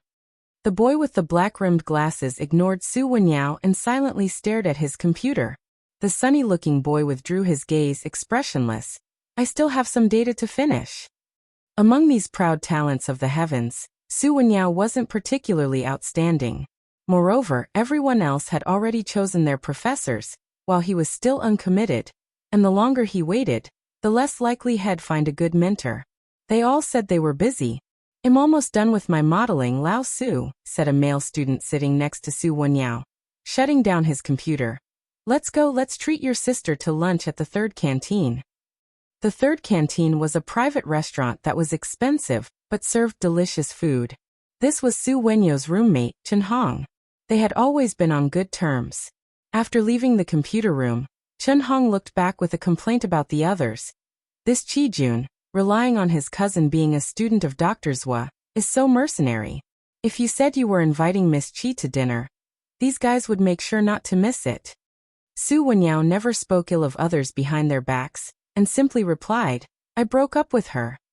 Qi Shuyan was also quite well known in their cohort. Her mentor was Dr. Zhua, a student of Dean Huang. Everyone knew who student Dean Huang was. She had also joined a family of academic elites, and after people in the class learned of Su Wenyao's breakup, their attitudes changed. I don't know why you broke up with her, Dr. Zhua. What kind of paper do I have to write to get noticed by him? Chen Hong looked wistful, then sighed. Oh well, let's go to the school gate to meet your sister first. Did she also get into our school? She just got accepted, Su Wenyao nodded. I heard there was a monster in today's freshman college entrance exam. Probably someone like Senior He won. Your sister is amazing to get into our school this year, Chen Hong remarked, somewhat curious. He knew about Su Zhiyue but hadn't heard Su Wenyao mention his other sister. She also got into Jiangjing? Su Wenyao's phone rang just then, and he looked down, stopping in his tracks. She says she's at the library. She must have made a reservation earlier. Su Wenyao thought, with her otherworldly beauty. How would she know to make a reservation in advance? Approaching noon, Su Wenyao told her the location of the third canteen, and they met there. Outside the library, Bai Lian was holding a stack of books she had borrowed, lazily flipping through her phone. Su Wenyao was taking her to the third canteen for lunch. He captured a map and told her to take the campus bus for 3 stops. There was a stop right outside the library. She was wearing a long green dress with mid-length sleeves. The sunshine spilled over her face, her black hair half pulled back behind her head. The rest lazily draped over her left shoulder. Like a character stepping out of a water ink painting. Many passers-by turned to look at her, and some hesitatingly thought about approaching with their phones to strike up a conversation. Bai Lian gathered her gaze, about to exit WeChat to check out the challenge questions on the Jiangjing app for the day. A message popped up. Shunyu. Image, Shunyu. Isn't anyone home? The photo was of Shanghai apartment. Bai Lian opened it and saw that it was Principal Shi, whom Ji Heng had recommended. A man who, since adding her a few days ago, messaged every day with just, where are you? Bai Jian. I'm at Jiangjing University, Bai Jian. Third canteen meanwhile, outside room 303 at Shanghai apartment, Principal Shi tugged the corner of his mouth. He had visited the day before and found her at her uncle's house. He couldn't share the address. 3 visits to the thatched cottage. Yet in the end, she was on his own turf? Principal Shi rubbed his forehead and decisively turned around. Let's go. Where to? The director hurried to keep up. The top scorer of the college entrance exam was indeed hard to find. Principal Shi rolled up the documents in his hand, anxious not to miss her again at the third canteen. So he didn't wait for the elevator and took the stairs instead, to the third canteen to intercept her. Shouldn't you wear a mask? The director hastened after him. At Jiang University, the popularity of the principal was second only to that of academician Ma. If you find any errors, ads pop up, ads redirect, broken links, non-standard content, etc., please let us know report so we can fix it as soon as possible.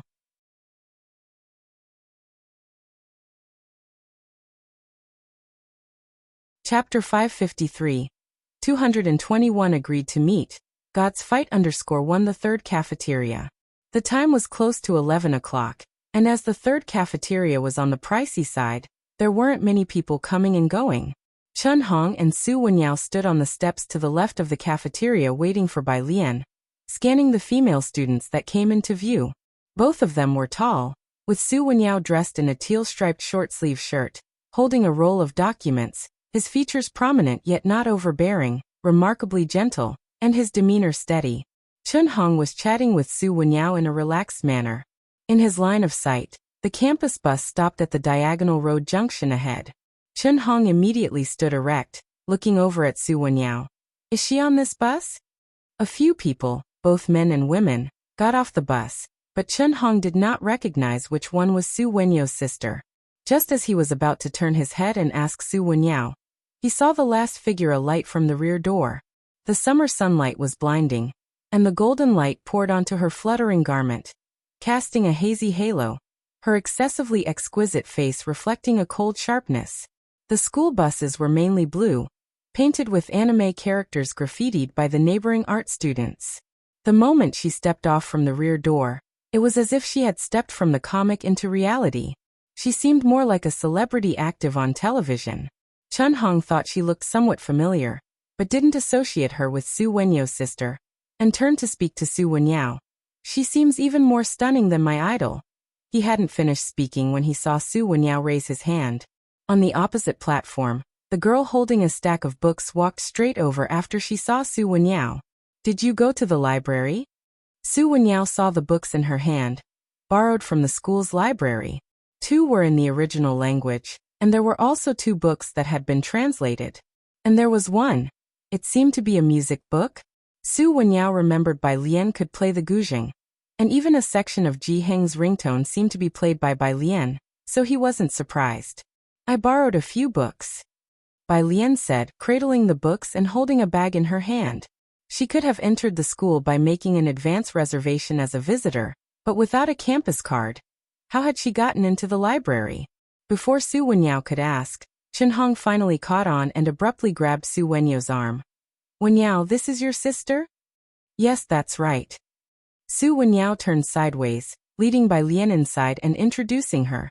Chun Hong, my roommate. Hello, Bai Lian said politely to Chun Hong. Chun Hong was a bit slow to catch on. Hello, sister. There weren't many people in the cafeteria, so the 3 of them found a seat in a quiet corner. Su Wenyao and Chun Hong went to get their meals, which had already been ordered before Bai Lian arrived. I thought you were from the neighboring arts college. Chun Hong sat opposite Su Wenyao and spoke to Bai Lian. But what major are you planning to study? At Jiang University, aside from those 3 special classes, biopharmaceuticals and plasma science are also quite popular. However, Bai Lian's demeanor didn't seem to fit any of those majors. I'll probably be in the physics department. Bai Lian picked up a vegetable with her chopsticks, both quantum mechanics and plasma science falling under the physics department. With her other hand, she grabbed a cola placed beside her and opened the pull tab with one hand. Chun Hong also picked up his chopsticks, his eyebrows lifting. Then you're like us, definitely our physics department's little junior sister. Bai Lian was not very talkative while eating. Chun Hong chatted with Su Wenyao, both of whom were to attend the Buyuan Base summer camp during the vacation. The Buyuan summer camp for college students was also open to international students. There were many applicants, and the competition was fierce. Those freaks from the Tongfeng and Buyuan classes will be there. Chun Hong casually complained to Su Wenyao. I mean, they've all been guaranteed a spot for research. Why don't they just stay in the lab instead of joining us for the summer camp? Jiangjing University's summer camp was highly regarded, and achieving good results there was very beneficial for graduate and doctoral admissions. Bai Lian heard a familiar name, the Buyuan class? The school's 3 special classes. Su Wenyao explained to Bai Lian, the Buyuan class, the Tongfeng class, and the preparatory class. They're like 3 camps for geniuses filled with freaks. Chun Hong put down his chopsticks, a look of respect in his eyes when he mentioned these special classes. Most of them were exceptional talents directly recruited from national math competitions, bypassing the college entrance exams. Especially the Tongfeng class, which has 2 rounds of written exams and interviews. For us regular college entrance exam students to get into these classes, would have to go through a secondary admission process. Getting into Jiang University is just a ticket to compete. National competitions and provincial teams, Bai Lian hadn't heard of them. When she was in Xiangqing, she knew the gap between Xiangqing and Jiangjing in terms of student resource information was huge, but only now did she realize how immense it was. If you find any errors, ads pop up, ads redirect, broken links, non-standard content, etc., please let us know. Report so we can fix it as soon as possible.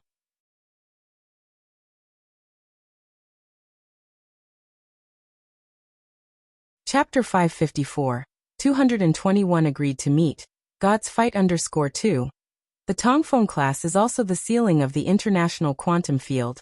One of the 3 giants of Jiang University, Chun Hong said, looking to the opposite side for confirmation from Su Wenyao. It's just particularly hard to get into.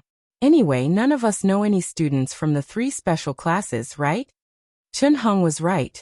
The students from these classes were all top talents of Jiang University.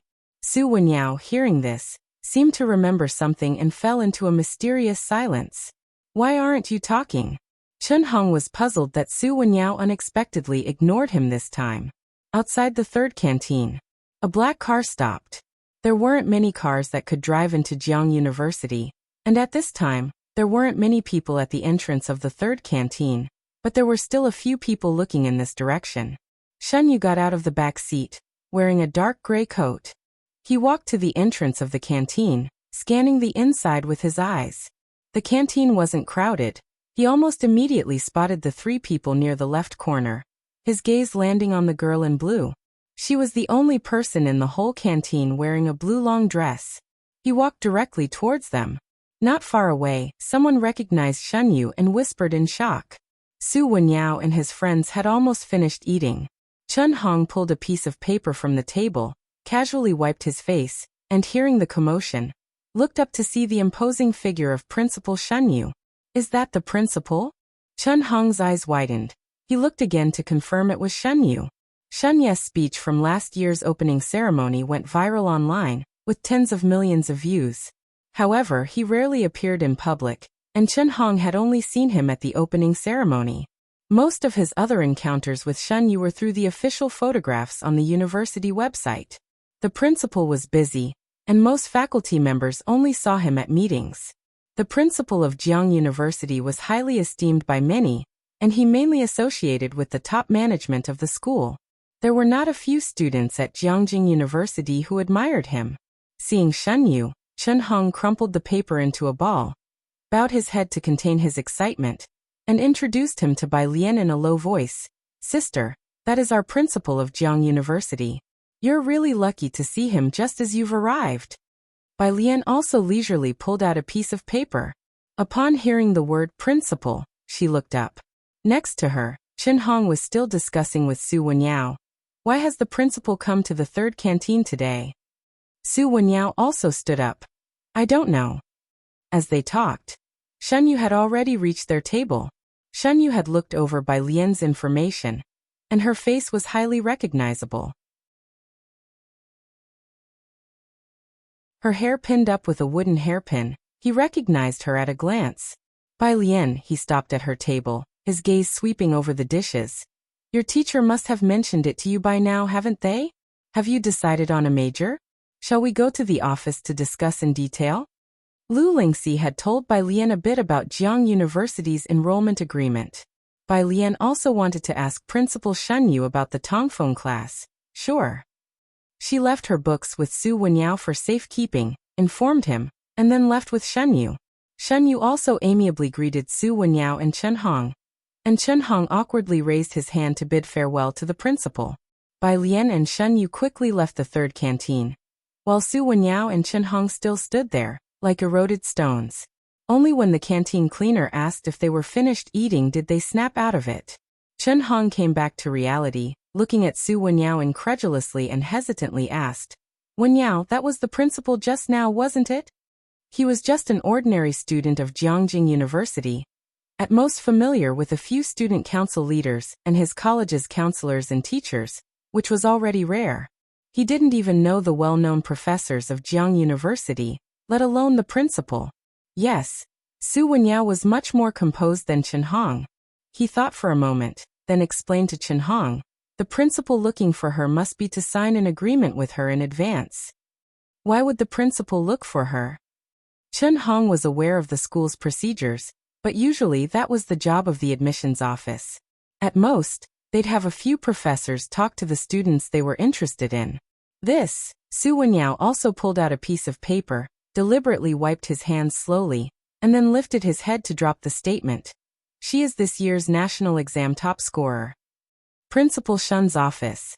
Bai Lian looked down at the agreement drafted by Principal Shun, which basically offered her scholarships, trips abroad for 10 days, and the like. Her fingertips tapped on the desk intermittently as she skimmed through the documents, finishing quickly. Principal Shun watched Bai Lian, this young and overly calm girl with a casual and languid posture, facing him and the director with an excessive tranquility. He really couldn't tell what she was thinking. Shunyu was somewhat surprised. So, any idea about which major you're interested in? Shunyu put down his teacup and introduced the middle-aged man in the office to Bai Lian. This is Director Jia, Professor Jia. He teaches quantum mechanics. You can choose any major you like. If you find any errors, ads pop up, ads redirect, broken links, non-standard content, etc., please let us know report so we can fix it as soon as possible.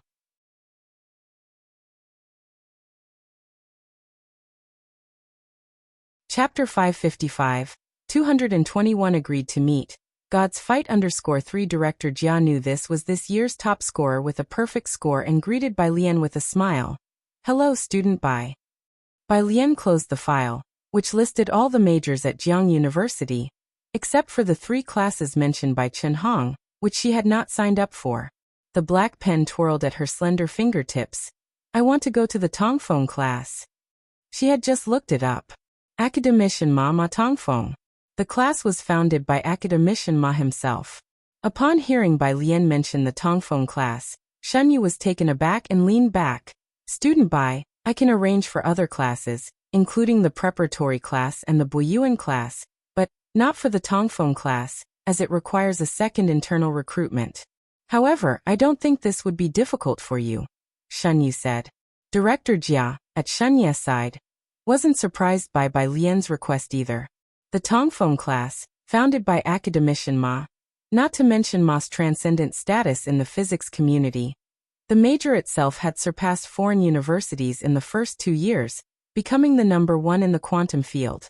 Most of Tongfeng class students are from the national team, and there haven't been many who got in through the college entrance exam over the years.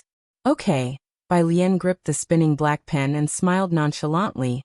Then I will participate in the recruitment after enrollment. After saying that, she carelessly ticked the physics department on the agreement. Then she handed the agreement back to Shunyu. Relieved to have finally settled this year's top scorer, Shunyu breathed a sigh of relief. He sent Bai Lian out before sitting back down in his chair. The Tongfeng class, Director Jia picked up the agreement, looked down at the neatly signed name, and couldn't help expressing his admiration. I knew the school would be lively this year. She and Liang Wuyu seem to be aiming for the Tongfeng class. I wonder how these two will compare to those specially recruited students. The second school-based recruitment was not as simple as the college entrance exam. It was a real battle of the gods, focusing solely on mathematics and physics, just like the national team training. Pretty intense.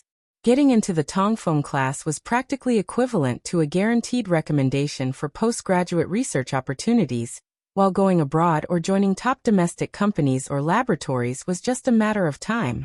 If luck was on one's side, they might even become disciples of an academician. Joining the ranks of a super sect as a disciple. Don't worry about that. As long as she's our student, that's fine. Principal Shun stood up, a rare smile on his face. If she can't get into the Tongfeng class, there's still the Boyuan class and the preparatory class waiting for her. Bai Lian left the office. Su Wenyao and Chen Hong were waiting for her downstairs. Did you sign it? Su Wenyao handed her the book. I did. Bai Lian reached out to take the book, and when she saw the materials that Su Wenyao and Chen Hong were holding, she asked, Are you two working on a mathematical model?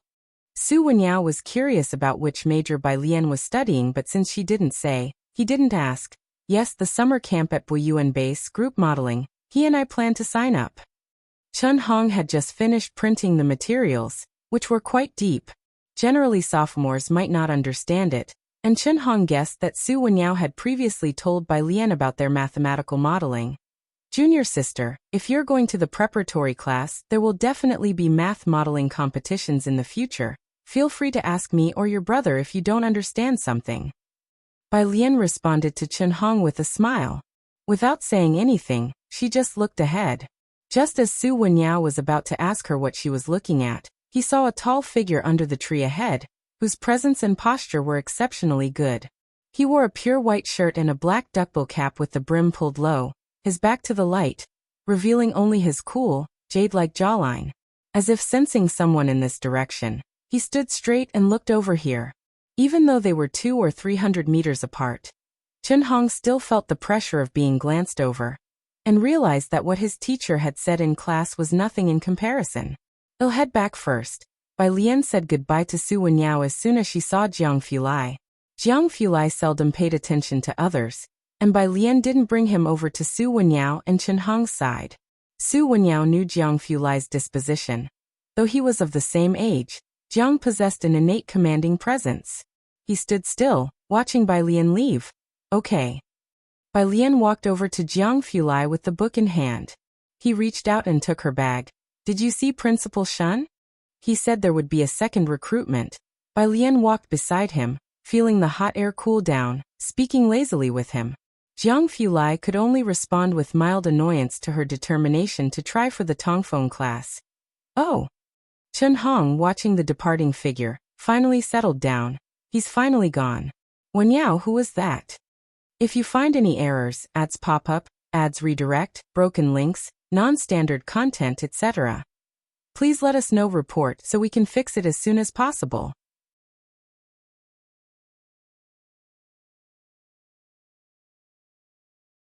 Chapter 556.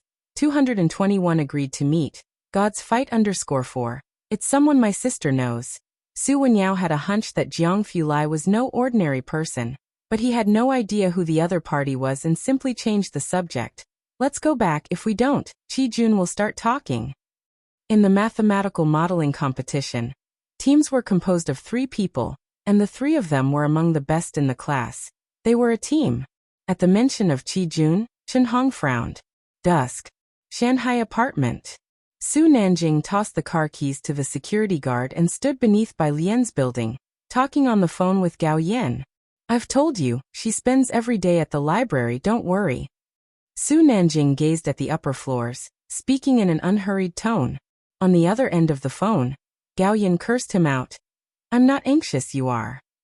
"I'll ask her later." Su Nanjing remembered something. "And Xiaoniao mentioned her birthday is in August, get ready for it." "Who's Xiaoniao?" "He." Su Nanjing retracted his gaze, and with a nod toward the person beside him, continued.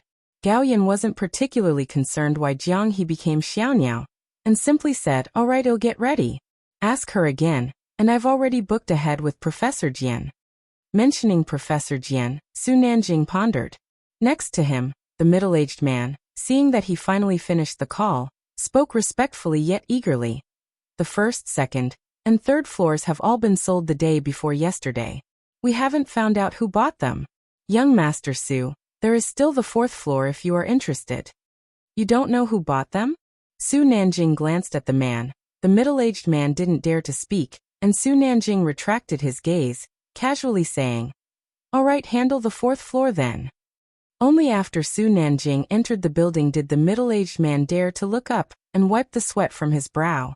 "Boss," his assistant asked cautiously, "why have so many big shots been buying apartments in Shanghai recently?" The middle-aged man couldn't figure it out either. He looked up at the apartment. Shanghai apartment wasn't a high-end residence.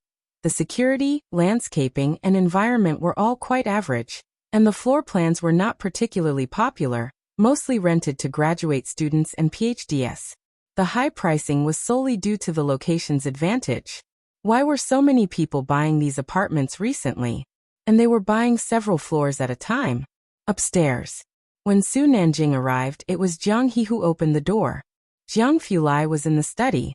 Bai Lian was on the balcony on the phone, wearing a Bluetooth headset, with Xiaoqi on the other end. She leisurely picked up a packet of cabbage seeds from the balcony, tore it open, and used 2 fingers to sprinkle 5 seeds into the flower pot. "He came over this morning." She stood up straight and looked at the seeds in the pot before reaching for the watering can to water them. Xiaoqi's voice was still gentle and polite. "When will you come to recognize the place? You've never been to the bars in Jiangjing." Maybe in a couple of days." Bai Lian lazily finished watering. After she spoke with Xiaoqi, she pressed her headset to switch to her thesis. In the living room, Su Nanjing leaned back on the sofa, legs crossed, as he slowly peeled an orange. Glancing up after she finished her call, he said, "My mom knows you're in Jiangjing. She's been eager to invite you to dinner. and she also wants to introduce you to an old teacher of hers. He was now quite familiar with Bai Lian. Not to mention the motorcycle incident. The auction invitation card later on also was a big help to Su Nanjing. Bai Lian walked over to the table to pour herself a glass of water, her pale fingertips slowly tapping the glass, and tilting her head slightly she said, "Sure, find a time." She had added Gao Yin on WeChat. The other party didn't talk much, just reminded Bai Lian to bring an umbrella when it rained and sent messages of encouragement during her exams. They didn't communicate much, but Bai Lian knew that Gao Yin must have been keeping an eye on the weather in Xiangqing. So every time the weather changed, Gao Yin would remind her.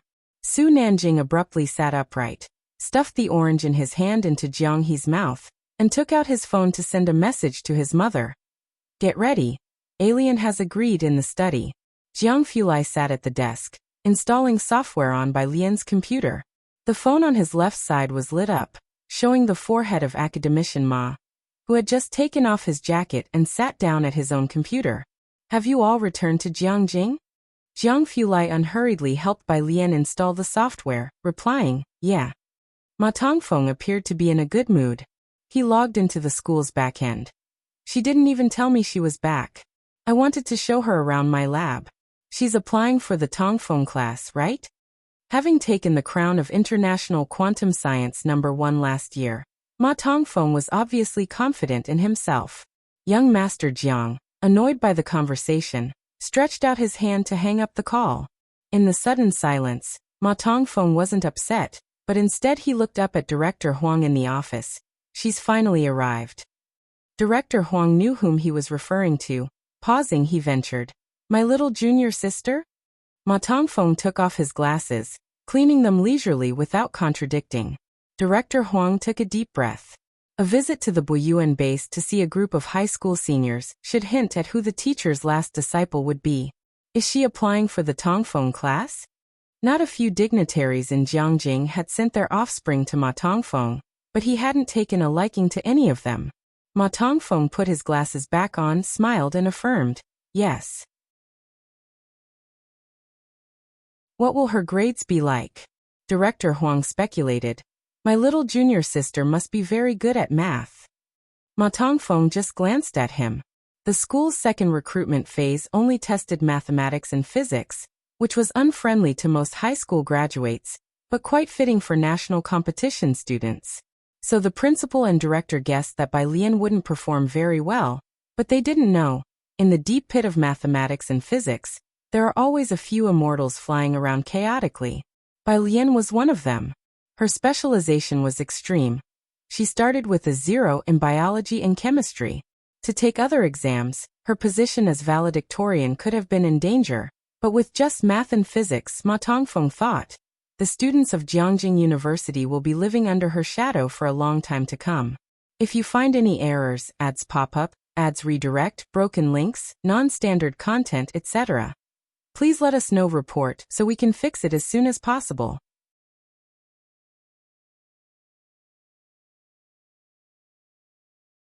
Chapter 557.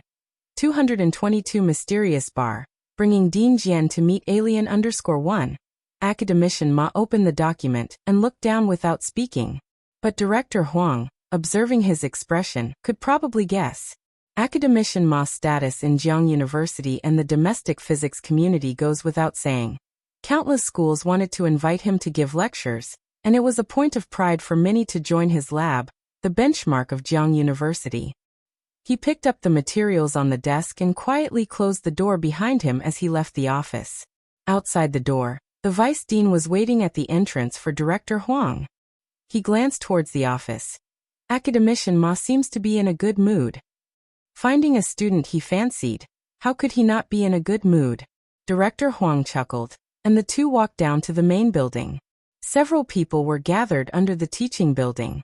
Upon seeing the two come down, one of them hastily walked a few steps forward, extremely deferential. "Teacher." Director Huang looked over. As the dean of the physics department, he had taught quite a few students. This was one of his former team members, Zhuo Jinhua, who was quite talented. He nodded slightly to Zhuo Jinhua. After Director Huang and the vice dean left, The students around Zhuo Jinhua still stared after Director Huang's retreating figure without turning away. Not until the figure disappeared did Qi Xuyan turn to Zhuo Jinhua. Dr. Zhuo, that was Director Huang, right? At her words, the others too looked at Zhuo Jinhua. They usually only saw Director Huang during award ceremonies, and the reason they could recognize him at a glance was because of his shiny bald head. Yes, Zhuo Jinhua responded to them indifferently. Everyone, get the data ready for me as soon as possible. After Zhuo Jinhua left, the group remained huddled together. I remember Academician Ma has an office here, right? Could Director Huang have been coming to see Academician Ma? Maybe, but what is Academician Ma doing at the school today? As they discussed, Qi Xuyan bowed her head and pressed her phone, sending out a WeChat moment. Today I had the honor of seeing Director Huang photo. Coming from a scholarly family and with a wide social network, her phone quickly filled up with likes. Meanwhile, Beicheng Song family. Song's father stood at the bottom of the stairs, looking upstairs.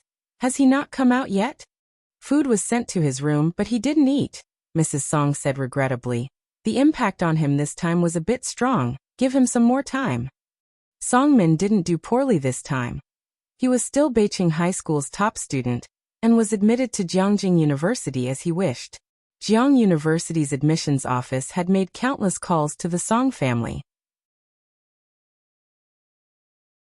His national ranking wasn't low either, but, she really ranked first nationally? Song's father didn't pay much attention to these things and asked Mrs. Song to confirm again. Correct. Mrs. Song thought of Bai Lian, and her heart filled with bitterness.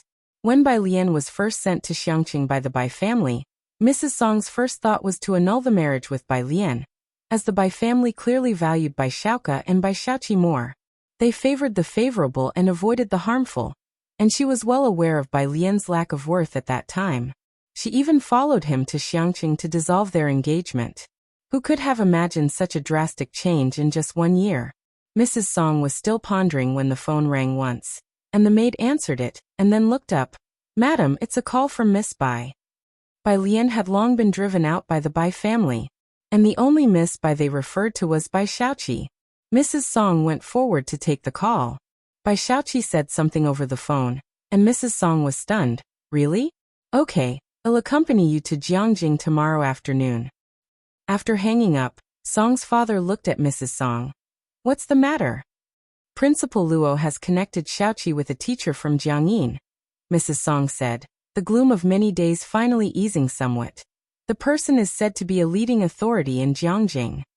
Jiangyin? This was beyond Song's father's sphere of influence, but he knew the Yin family had always been very concerned about Bai Xiaoqi.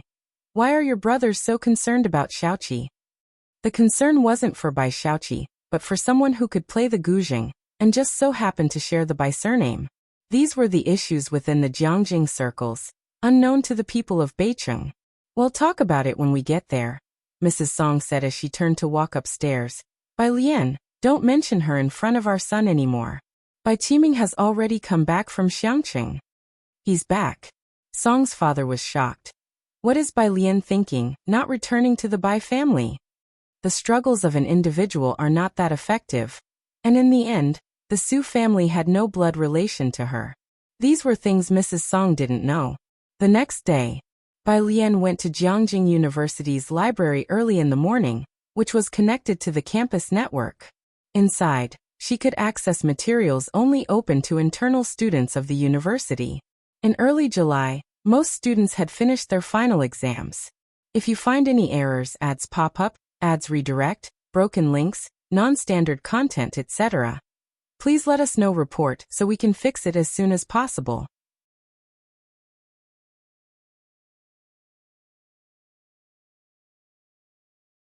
Chapter 558. 222 Mysterious Bar. Bringing Dean Jian to meet Alien_2 senior students had already left the campus, and the library was not as crowded as before, so there was no need to wake up early to save a spot. At noon, Su Wenyao still sent Bai Lian a message, asking her to go to the third cafeteria.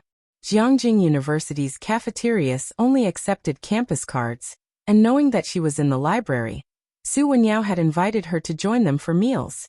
During the summer vacation, The school had closed 3 cafeterias, but the third cafeteria was still open and it wasn't far from the library. By the time Bai Lian arrived, Su Wenyao and Chen Hong had already ordered food. She really did meet Dean Huang.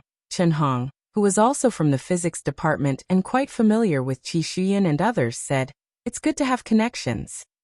Qi Shuyan's family knew Dr. Zhua, and Dr. Zhua was one of Dean Huang's PhD students. While saying this, Chen Hong also asked Su Wenyao with a puzzled expression, "How come you haven't confirmed your advisor yet?" Usually, students would decide on their advisors before the graduate entrance exams, confirm it via email. Qi Shuyan had early on confirmed Dr. Zhua, and those who knew her were envious of her joining such a powerful faction. Upon hearing this, Su Wenyao lowered his gaze. "I'm waiting for the results of this summer camp first." Chen Hong knew about the issues between him, Qi Shuyan and the others, and didn't ask further. Seeing Bai Lian, Chen Hong enthusiastically stood up to greet her. "Sophomore Bai." Today, Bai Lian wore a very loose, white long t-shirt, made of a soft fabric, embroidered with ink bamboo. Her black hair was completely swept up using 2 hairpins, with a white backpack casually slung over her shoulder. The lazy cat lying on top was quite eye-catching. Chen Hong, looking at the lifelike embroidered cat, suddenly remembered. "I just recalled, sophomore. Did you come to our school's main gate last year?" Bai Lian sat down opposite him and looked up. "How did you know?" Su Wenyao was surprised. That time Bai Lian had come to deliver tickets to him. "Damn, I knew you looked familiar when I saw you yesterday." Chen Hong excitedly turned to Bai Lian. The school's forum had a sticky post with over 9,999 replies, and she was the featured photo. Every school has its gossips, and Jiang University was no different. Even these academic overachievers had their moments of fanboying, and Chen Hong was one of them.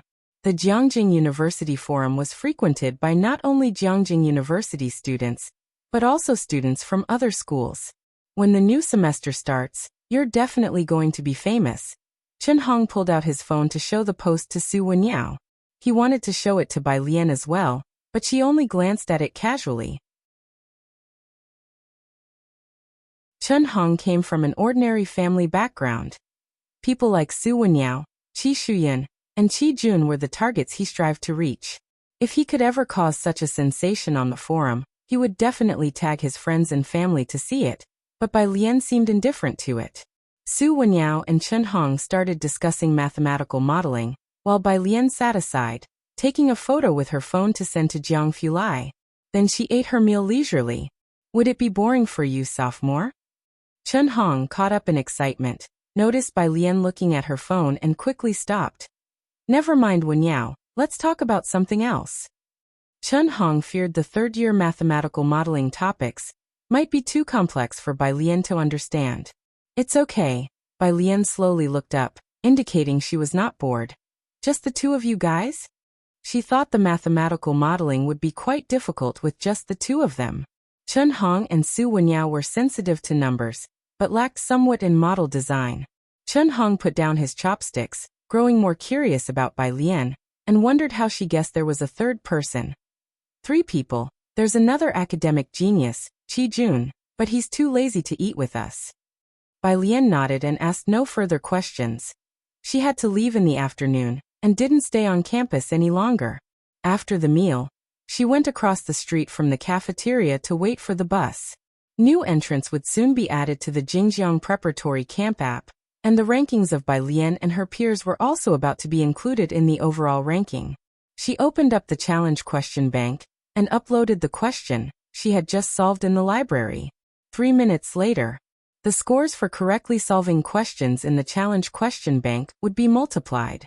In the lower left corner, her ranking changed from N01 68587 to N01 137174. The bus arrived, and she got on to leave. At the bus stop, Chen Hong and Su Wenyao were heading to the study room. Chen Hong, looking down at his phone, stumbled upon something. "Holy shit, Wenyao, someone surging in Xinyu points has surpassed 100,000. Hearing this, Su Wenyao knew Chen Hong was talking about someone specific, and also took a quick look at his phone. This has to be someone from a lab, right? Definitely one of those people from the national team before. Chen Hong lifted his head, muttering in disbelief. This crazy, they'll probably enter the overall points top 10 like he won, right? Nobody believed it could be a high school graduate from this year. In the afternoon, Bai Lian closed her apartment door behind her and left, while doors 301 and 302 next to her were both open. If you find any errors, ads pop up, ads redirect, broken links, non-standard content, etc., please let us know. Report so we can fix it as soon as possible.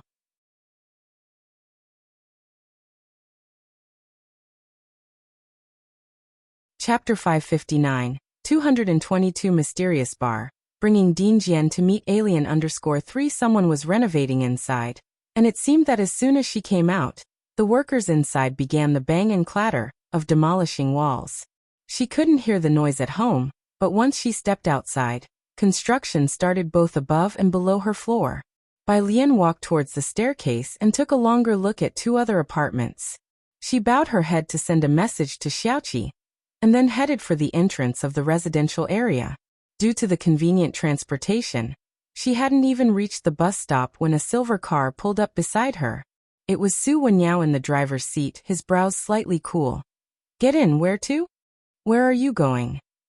Bai Lian didn't answer but asked first. The company. It was on the way, both in Yunxiao district. Bai Lian opened the back door. Take me to the Su family building. What are you doing in Yunxiao district? There was no traffic jam at this time, and as Su Wenyao drove onto the main road, he glanced in the rearview mirror. Meeting someone. Bai Lian lowered the car window, her arm casually resting on it. She looked down at her phone. It was from Dean Jian. Where on earth are you? Bai Jian. In the library, studying hard, Bai Lian replied deliberately, without a hint of blush or heartbeat. Dean Jian knew that Bai Lian had always loved studying, and even got into Jiangjing University. Seeing her reply, he didn't say anything. Remember to check out the composition I sent you, Bai Jian. Acknowledged. They soon arrived under the Su family building. Several people were standing under the Su family building. At a glance, Su family's old lady was there with Qi Shuyan, and also the Su family butler and Ji Mulan. Su Wenyao's fingertips paused on the steering wheel. He didn't get out of the car, but only reminded Bai Lian to call him if something came up. When Qi Shuyan saw Su Wenyao not getting out of the car, she lowered her head. Grandma Su, Miss Lu has another engagement, so we won't disturb you. Her gaze swept past Ji Mulan without greeting, and then she got straight into her fiery red sports car. It was only after the sports car had driven away that Su Wenyao turned off the engine and got out of the car with Bai Lian. Miss Lu. In the midst of her hurry, Grandma Su barely nodded towards Bai Lian before anxiously inquiring with the butler. The butler paused for a moment, explaining. The Miss Lu that Miss Qi mentioned should be a student of Dean Jian, Dean Jiangyin, a master of the Guzheng. It seems she is quite close to old Master Chen. This information was naturally not something the butler knew on his own. It had been relayed to him by the Qi family. What? Grandma Su looked astounded at the butler, involuntarily clutching her Buddha beads tighter. Ji Mulan did not recognize any Miss Lu, nor did she know who the old Master Chen they mentioned was. But hearing Dean Jian's name, she guessed that this person must also be on a par with the Su family main branch, a world beyond her imagination. She had once taken photos for Bai Lian during Dean Jian's apprenticeship ceremony. With that in mind, she turned her attention to Bai Lian. But Bai Lian wasn't looking at her. She simply greeted Su Wenyao. I'll be going now. Only then did Grandma Su watch Bai Lian's retreating figure, pausing for a moment. Where is she going? To see someone, Su Wenyao said indifferently. Chief Chen was still in Xiangqing and hadn't returned. Bai Lian knew someone in Yunxiao district? Grandma Su was surprised but didn't ask further, only turning to Su Wenyao. Wenyao, I need to talk to you about that woman Xian mentioned. At the very end of Koldi Street. This was the Bar Street. As Jiangjing's most economically bustling area, Bar Street was extravagantly captivating. And even though it was just past 4 o'clock, both sides of the street were already lined with parked cars. At the end of the street stood a castle-style facade. It covered a huge area, with a small path of 50 meters from the entrance to the front gate, each side crowded with all kinds of luxury cars. Bai Lian stood at the entrance, lifting her head to see the 4 big characters above, Azure Dragon Bar. On the 3rd floor of the bar, Mr. Xiaoqi was lounging in a baseball uniform complete with a cap, casually sitting in a chair, one leg propped up as he intently looked at his phone. Upon receiving a message, he quickly got up and headed downstairs. Wang Yufeng thought highly of him, and when he came to Jiangjing to develop, Wang gave him management rights of the bar. Having grown up in an orphanage, Mr. Xiaoqi had rubbed elbows with society after leaving, developing a tough personality. With his natural talent and despite being underage, the old hands here dared not underestimate him. However, he didn't concern himself much with bar matters. Although there were many rumors about his life-or-death experiences with Wang Yufeng, few had actually met him. On the 1st floor, bar waiters and the manager respectfully stepped aside to make way upon seeing him. Mr. Xiaoqi. Mr. Xiaoqi nodded politely in their direction, his eyes catching sight of Bai Lian as she approached the entrance. If you find any errors, ads pop up, ads redirect, broken links, non-standard content, etc., please let us know. Report so we can fix it as soon as possible.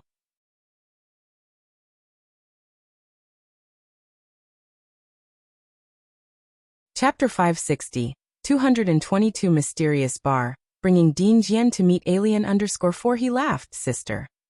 When Bai Lian approached, he didn't bother introducing her to the manager or anyone else, just led her upstairs. At this hour, the bar had just opened its doors, and the crowd was sparse. In a booth on the 1st floor to the left, Qi Shuyan had just arrived not long ago. She was sitting on the fringes, unable to make out the faces of people there, only seeing the bar manager nodding and bowing towards 2 people. Who is Manager Li talking to? All eyes turned to Leng Shuha in the center. The mysterious nature of Qinglong Bar was something spoken of in certain circles, its secrecy even greater than that of Xijing Club, with no one daring to leak any information about this place. Because Xijing Club might reason with you, Azure Dragon Bar certainly wouldn't. Here only Leng Shuha had had contact with people from Azure Dragon Bar, because she was friends with the second young miss. It must be that Mr. Xiaoqi they talked about. As for the woman by his side, Leng Shuha was uncertain. Their seats were off to the side, and she hadn't even gotten a clear look at Mr. Zioki's face, let alone the girl who was just a vague figure in white clothes, probably quite tall. She watched the closing elevator, with the red digits stopping at 5L. In the booth, a group of excited young people who had come to Azure Dragon Bar fell silent. They all knew the bar's rules. You needed a membership for the 2nd floor, and none of them had ever been to the 3rd floor. As for the 5th floor, no one had heard about it. This 5L was noted by quite a few people on the 1st floor. Qi Shuyan was about to speak when her gaze swept across the bar counter to the woman mixing drinks not far away. She wore a silver tank top, revealing her pale, delicate collarbones, with lazy black curls draped over her shoulders. With a flick of her wrist, the silver shaker that had spun twice in the air landed neatly in her palm. She poured blue liquor into a glass, where the shades of blue swirled enchantingly. It was a very cool way to mix drinks. However, Qi Shuyan's face turned ugly. She recognized her, the girl who had been in touch with Su Wenyao these past few months. Was she just a bartender? Su Wenyao really knew how to insult people. Qi Shuyan's face was cold as she took out her phone to send a message to her mother. A little after 5, Qingxin Building. Gao Yan, dressed in a moonlight white cheongsam with pearl buttons at the neck, held a small black folding fan in her hand, restlessly looking out the window. Where is she? At her side, Su Nanjing cracked a melon seed and flicked it into the air. He opened his mouth and missed catching it. Glancing at the seed on the floor, he said nonchalantly, "Don't be in a hurry, Jiang Fulai has already gone to pick her up." What's the rush? Where is she? Why hasn't she arrived yet? Gao Yan walked back and forth in the carpeted room, holding the small folding fan and wearing high heels. Su Nanjing had asked Bai Lian and had casually given her an address. Not far from here. Gao Yan paused with her fanning hand. Wasn't this the location of Azure Dragon Bar that Su Juling mentioned frequently? Many powers had been keeping an eye on that area lately. Wasn't she supposed to be near Jiangjing University? Why was she going there again? Madam, please don't worry. Uncle Lin poured a cup of tea for Gao Yan. Take a break, Miss Bai hasn't arrived yet. Uncle Lin, looking at Gao Yan and Su Nanjing, couldn't help but glance toward the door. He was also curious about this Miss Bai whom Gao Yan wanted to take as her goddaughter, who hadn't agreed yet, but had solved two major issues for Su Nanjing this year. Putting aside Gao Yan's wish to take her as a goddaughter, just the help she had provided Su Nanjing was enough to earn Uncle Lin's regard. Gao Yan picked up the teacup and sat down gracefully. She put away the folding fan and picked up her phone to message someone. Shushu, I'm going to see Alien first. Gao Shu. Live broadcast Gao Yan. Nanjing says she looks better than in the photos. I'll have her join your stream later. While she was still messaging, Su Nanjing stood up to open the door. She's here. Gao Yan hurriedly put down her phone, then her teacup, slightly nervous as she picked up her folding fan, and rose to look towards the door. Su Nanjing had already opened the door, and stepped aside to let the person outside come in. The first person to enter wasn't Jiang Fulai, whom Gao Yan had expected, but a tall and slender girl. She was wearing a loose white t-shirt, with trousers of the same color scheme, holding a black cell phone in her left hand, her snow-white slender fingertips pressing on the screen. After stepping into the room, she slightly lifted her head. Gao Yan could see her face clearly, a visage of flawless beauty that captivated all. Even Gao Yan, who had seen many beauties in Jiangjing, couldn't help but pause for a moment. In her youth, Gao Si was considered the #1 beauty of Jiangjing, and the Gao family sent her to the Jiang family. Now the young miss of the Ming family also had a reputation for her beauty. If you find any errors, ads pop up, ads redirect, broken links, non-standard content, etc., please let us know report so we can fix it as soon as possible.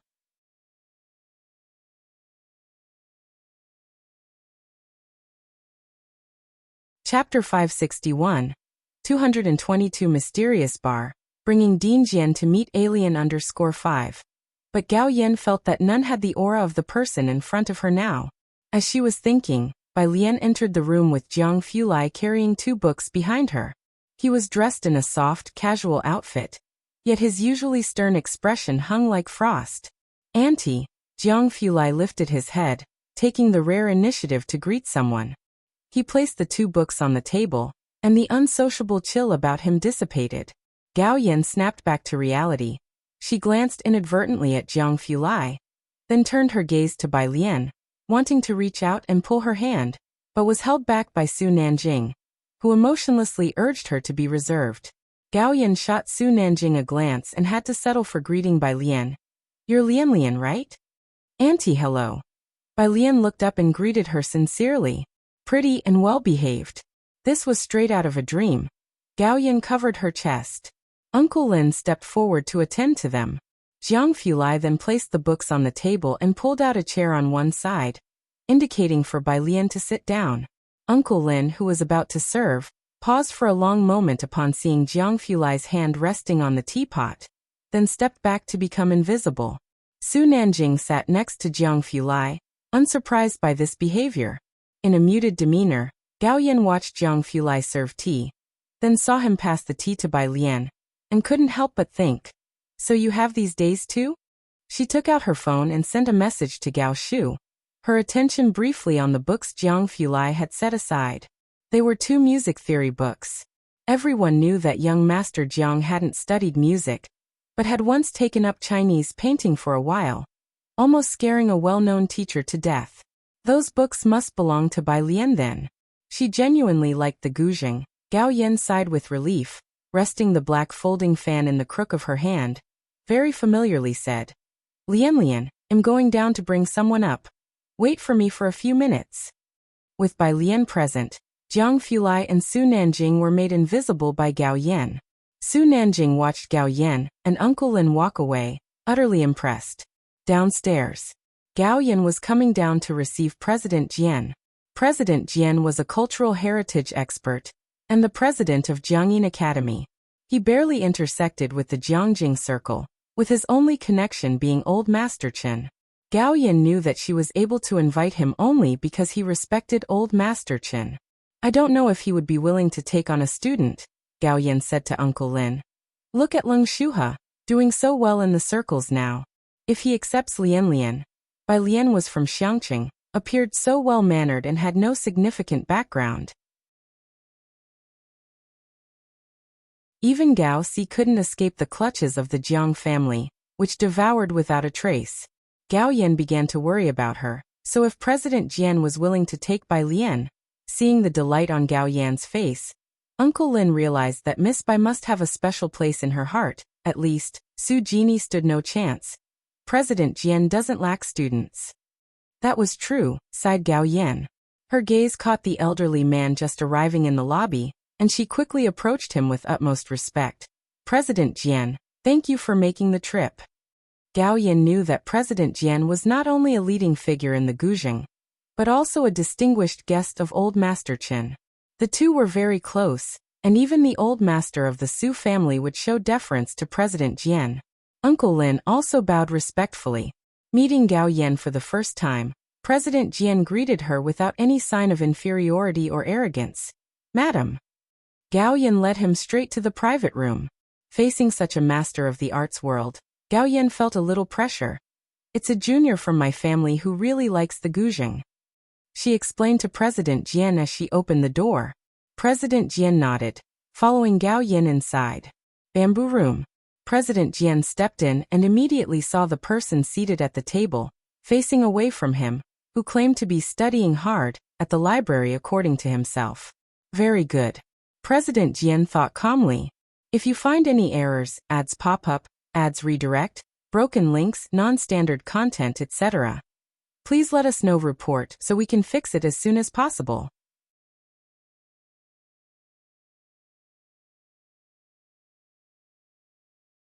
Chapter 562, 223 Bai Lian. Who really is he/him? _1 Director Jian paused at the door. Gao Yan noticed this, and just as she was about to ask a question, Director Jian continued inside as if nothing had happened. The bamboo room was spacious, furnished with places for musical instruments, chess, calligraphy, painting, as well as board games for entertainment. Su Nanjing noticed their entry from the corner of his eye, put down his teacup, stood up and whispered to Bai Lian, Alien, my mom is introducing you to an elderly gentleman. He has arrived. Bai Lian tilted her head and politely stood up along with Su Nanjing. Gao Yan, leading Director Jian through the screen, entered. She was dressed in a well-tailored cheongsam that highlighted her unique demeanor, with a black jade fan resting elegantly in her palm. Uncle Lin followed behind Director Jian, pulling out the main seat's chair for him. Gao Yan slightly leaned forward to introduce Bai Lian to Director Jian. Director Jian, this is the junior I mentioned to you. After she finished speaking, she noticed that Director Jian was just standing there quietly, his gaze lightly resting on Bai Lian, expressionless and motionless. Gao Yan felt a momentary pause in her heart, then turned to Bai Lian. Lian, this is Director Jian. Bai Lian remained silent as well. Do they just not click? Gao Yan clenched her fan, glancing instinctively at Su Nanjing, who was also clueless.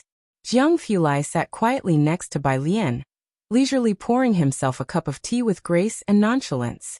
The sound of tea being poured was the only noise in the otherwise silent private room. The atmosphere grew tense. Gao Yan, looking at Director Jian's expressionless face, started to think she had been too rash and might have just botched things. Bai Lian likely hadn't heard of Director Jian. She put down her fan, and Uncle Lin quickly came over to pour tea for Director Jian, trying to ease the tension. Miss Bai, this gentleman is Mr. Jian, a master zither player as well. He then said to Director Jian, Director Jian, this is Miss Bai Lian, a distinguished guest of the Su family. After Uncle Lin spoke, Director Jian coldly took his seat, glancing over. She is Bai Lian? Who then is that person diligently studying in the library? Jiang Fulai's hand, lifting a teacup for a sip, paused briefly. I came out to buy books.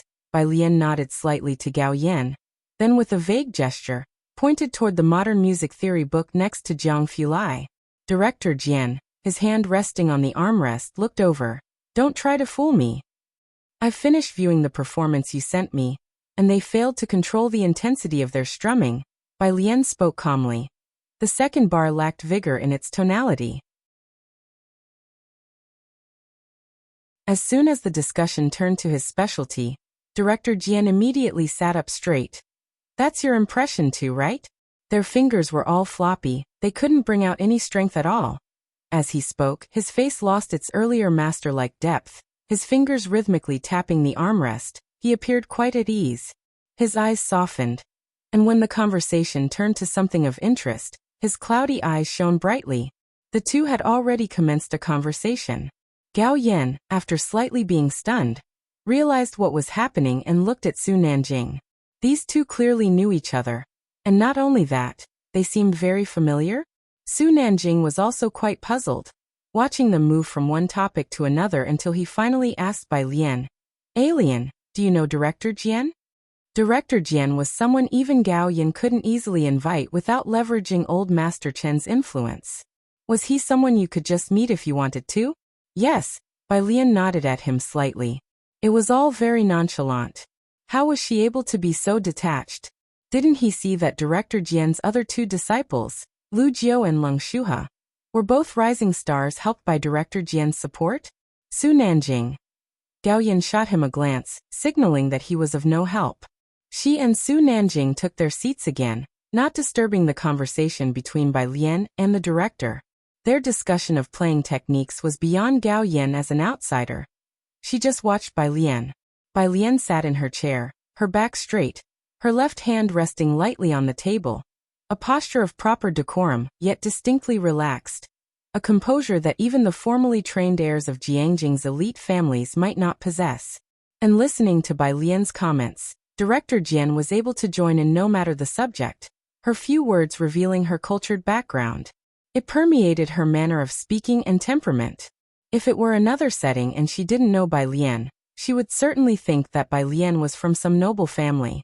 Only Gao Yan exhaled, remembering Su Nanjing had said that Bai Lian was from Xiangqing, a place that had not seen much development until it had a huge shift in the last year. After finishing the meal, Bai Lian and Director Jian were still together, chatting absent-mindedly. When you come to Jiangjing next time, pay homage to your ancestor.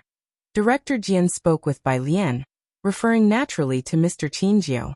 If you find any errors, ads pop up, ads redirect, broken links, non-standard content, etc., please let us know. Report so we can fix it as soon as possible.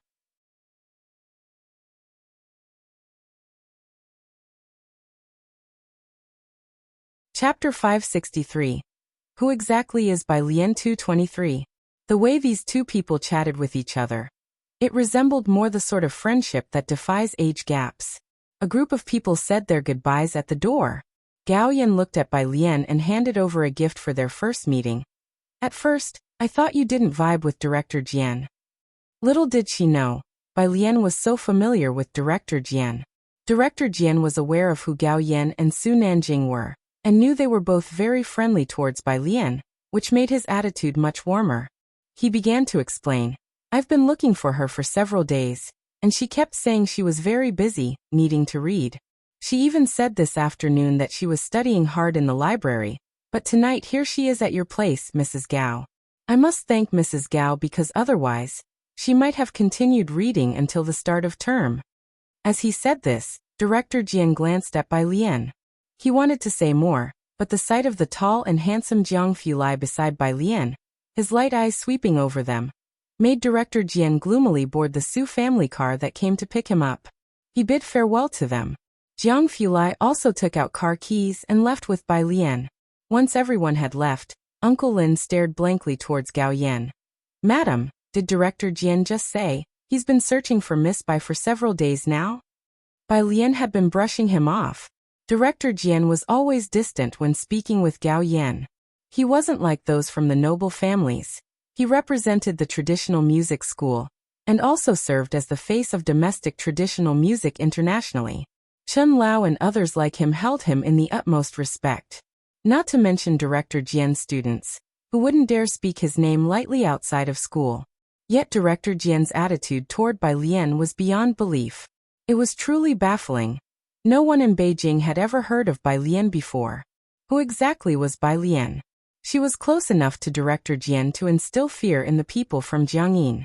Gao Yan was also confused. And you said Director Jian isn't lacking students? Uncle Lin. Director Jian's communication with Bai Lian was completely as equals. Gao Yan looked down at her own small folding fan, remembering how Bai Lian had looked at it several times, and instructed Uncle Lin. Custom make a folding fan with a white jade frame. Her folding fan was made of dark jade, but she felt that Bai Lian suited the flawless purity of white jade. Mom! Su Nanjing stood by the roadside with one hand in his pocket, still unable to figure it out. Does Alien play the guzheng really well? But I've never heard of her. Gao Yan glanced at him irritably, slightly disdainful. What use are you? She got into the car, slammed the door shut, and then ordered the driver to start the engine. Su Nanjing was left standing there, opening his mouth to look at Uncle Lin. Uncle Lin frowned at him too. Young master, you don't seem to care much about Miss Bai. The title young master carried a hint of dissatisfaction. Su Nanjing. All right, he was the clown of the entire meal then. On this side, outside the gates of Jiangyin, Madame Song and President Yin stood by Shaoqi's side. Bai Shaoqi was talking with a middle-aged man. This was a performance-level teacher, Teacher Ning, introduced to Bai Shaoqi by Principal Luo. President Yin also took the time to come over and chat with Teacher Ning. As they were talking, a car pulled up to the entrance, its black body bearing a red flag on the left side. Spotting the license plate, President Yin recognized it as one from the Xinjiang district. He immediately stood up straight, looking intently in that direction.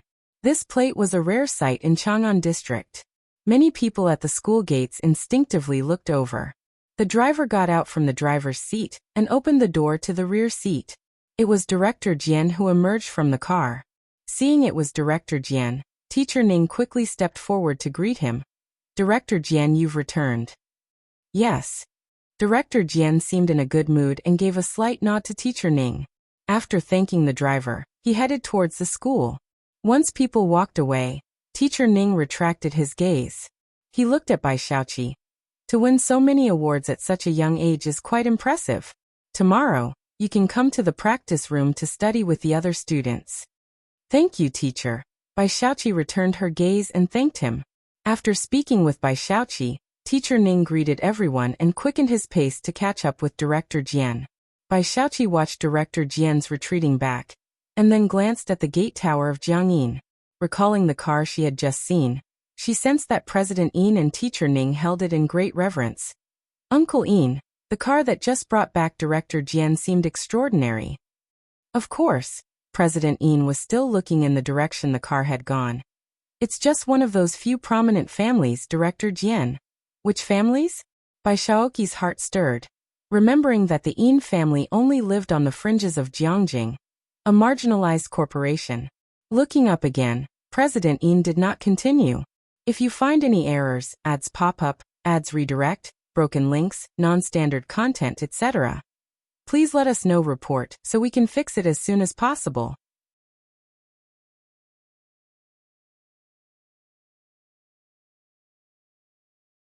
Chapter 564. Who is Bai Lian 223 in the end? _3 It was clear that he wasn't very familiar with these powers either. Bar. At the bar, Sun Chun held a cocktail shaker in her left hand and poured the red liquid inside into a transparent glass full of ice cubes. The spotlights made her face appear hazy and indistinct. Many eyes glanced over her. She pushed the red glass towards Su Wenyao. Young Master Su, drink up and leave soon. This place isn't really suitable for you. Su Wenyao was dressed in a white shirt and black pants. His eyes gentle but with a distinct sense of distance. An elite demeanor. Since he sat down, many women had come up to talk to him, but he had been focused on the text on his phone. Sun Chun swept a glance over it and didn't understand. It was complicated numbers. Similar to Bai Lian's behavior. After all, there aren't many who come to bars to study. You still haven't paid off your debt? Su Wenyao's fingertips rested on the bar.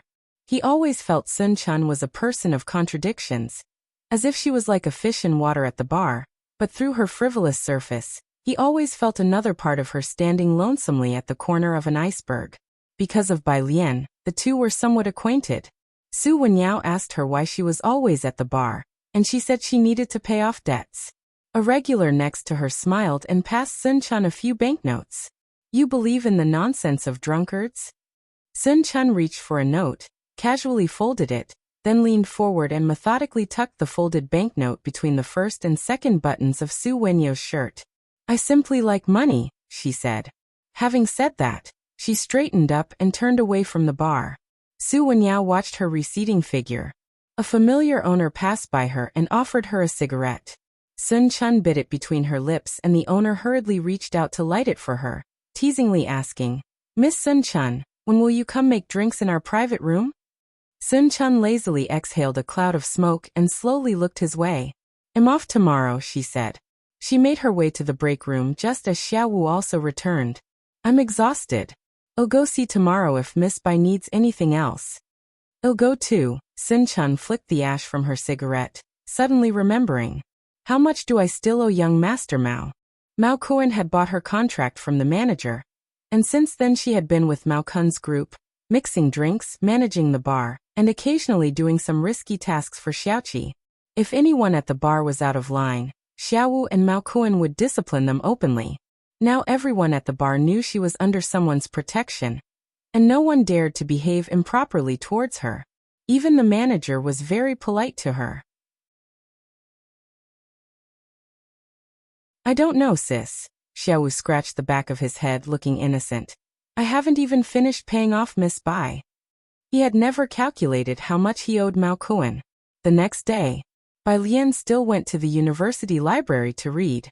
Around 6 in the evening, she left the school gate together with Su Wenyao and Chen Hong.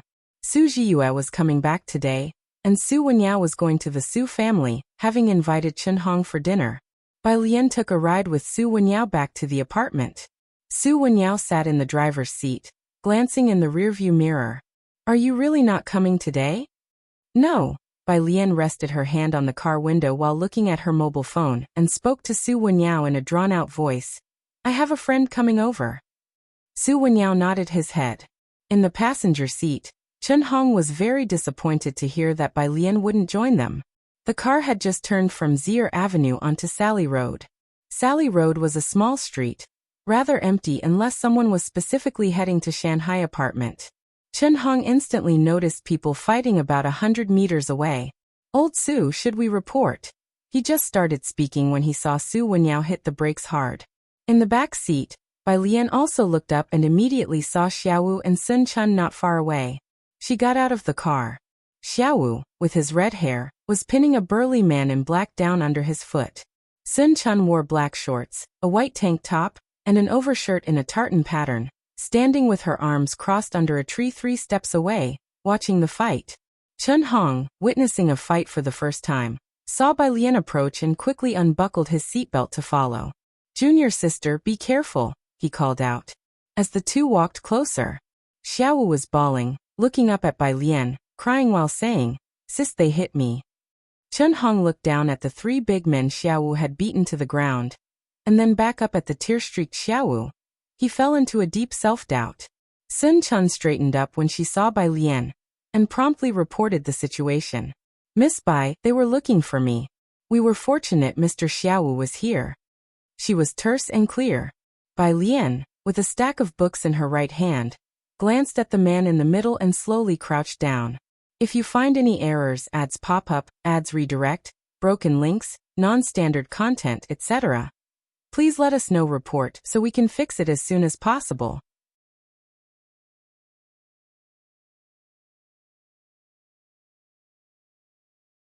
Chapter 565.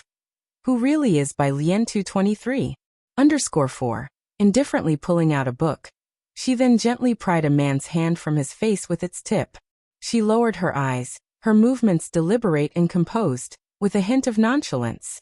The man had been pressing hard against his face, but the book seemed to weigh a ton, easily moving aside his hand and revealing his somewhat swollen face and astonished eyes. Chen Hong did not recognize Sun Chun. Bai Lian glanced at the man briefly, then stood up and bowed her head to lightly blow the dust from the book that had touched the man. Then she slightly tilted her head and looked toward Su Wenyao, asking unhurriedly with eyes dark as ink, Who is he? Sun Chun and Xiao Wu both looked at Su Wenyao in surprise. Su Wenyo's expression was cold. He looked down at the man and quickly recognized him. Du Qingyu, Qi Shuyan's cousin. Bai Lian knew who Qi Shuyan was. Having heard Su Wenyo's words, she first glanced at Sun Chun and Su Wenyao. Then she looked down indifferently at Du Qingyu, and with Xiaowu and the others present and Sun Chun unharmed, Bai Lian put the book back and said casually, "Okay, I won't interfere then. You handle it." Su Wenyo's face wore an ugly expression as he looked at Du Qingyu on the ground. He knew Bai Lian was giving him face, "Don't worry." Bai Lian left with Sun Chun and Xiaowu. After apologizing to Chen Hong, Su Wenyao drove back to the Su family alone. In Mingfeng district, at the Su family home, Su Jiyue had returned from the hotel near Jiangjing University only in the afternoon. The elder Mrs. Su had invited only the Qi family over for a meal. Both families intended to mend their relationship. However, the atmosphere in the hall was very serious at that moment. Su Wenyao looked at Mr. Qi with neither servility nor overbearingness. Du Qingyu stalked them first, and the police found evidence of his tracking. The elder Mrs. Su quickly stood up with the help of her cane, interrupting Su Wenyao. "Wenyao, what are you talking about? We're all family here. It's all just a misunderstanding." With that, she signaled Su Wenyao with her eyes. But Su Wenyao remained unmoved. Mr. Qi put down his phone. Wearing glasses and looking the scholar, he always had a hint of disdain when he looked at the Su family. "In that case, elder madam, I think there's no need for our families to associate any further." Behind him, Qi Shuyan also pursed her lips as she looked at Su Wenyao, her eyes full of disappointment. "My mom just wanted to talk to that bar girl, and we haven't even made an issue out of them hitting Qingyu. Su Wenyao, you really have changed." Su Wenyao looked up calmly. "You broke the law first." This time, he didn't show the slightest consideration for familial feelings. Qi Shuyan pursed her lips. Fine, Su Wenyao, just don't regret this." She turned around decisively and walked away. Mr. Qi watched his daughter leave, and then gave Su Wenyao a final glance. "That barmaid is a friend of Bai Lian? You're willing to break ties with our Qi family over them?" Hearing the name Bai Lian, Ji Mulan, who had been marginalized, felt her face darken and she looked up uneasily. Bai Lian indeed had a lot of unsavory friends, especially back in Beicheng. Su Wenyao frowned. "You're a learned man, Alien's friend isn't some barmaid." Mr. Qi looked at him coldly, but this time he said nothing and left. Mr. Qi Shuyan. The elder lady came to her senses and chased after them to explain. But the Qi family left without listening to her, driving away directly. The elder Mrs. Su returned, looking a decade older. She turned to Su Wenyao. "Do you realize the opportunity our Su family has lost due to your decision?" Shuyan was about to become a student of Dr. Zhua, and furthermore, she attended Miss Liu's gathering yesterday. "For that woman from who knows where?" "That's a friend of Alien," Su Wenyao said, looking at the elder Mrs. Su. "What sort of friends does she keep?" With the title of top-scoring student in the college entrance exams, that was just a name. In the elder Mrs. Zu's view, it did not carry the same weight as the importance of the third young Mr. Su and Miss Liu. "Do you realize the kind of opportunity our Su family has missed because of your decision? Go kneel in the back and tomorrow you will accompany me to the Qi family's home." No matter how smart Bai Lian was, she was only known for her college entrance exam results, and it was uncertain when Director Chen would return to Jiangjing. She could be crushed by anyone at any time. With that, the elder Mrs. Zu's gaze swept over Ji Mulan. Su En stood up, looking at Su Wenyao. "Go upstairs and check on Jiyue." After Su Wenyao left, Su En bowed his head to the elder lady. "Mom, stay at home these next few days and don't leave." In the past 6 months, Su En's say in the Su family affairs had far surpassed the elder lattice. Even she could not influence his decisions anymore. Having said that, he left with Ji Mulan. Zu's assistant followed a step behind Su En. He had been to Bacter Street with Bai Lian, and seeing the elder Mrs. Su like this, he hesitated. "Elder lady." The elder Mrs. Su looked up coldly, clutching her Buddha beads. "You should be grateful." The assistant looked at her and spoke softly. "Today it was the young master who dealt with this.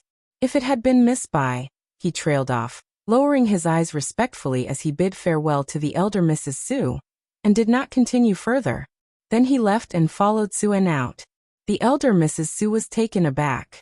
The assistant was a smart man, valued by Suen, and he wouldn't speak without reason. Butler Su, what does the assistant mean by that?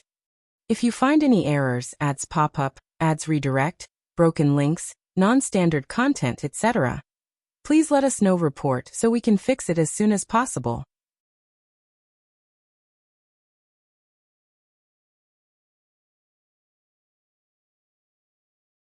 Chapter 566. Am I now considered a student at Jiang University? Second update. _1 by Lian had been in Jiangjing for quite a while, but she hadn't seemed to do much. Director Chen hadn't made an appearance either, and was reportedly still in Xiangqing. They didn't know the current situation in Xiangqing. Both Old Lady Su and the chief family people thought Bai Lian's backer was Director Chen.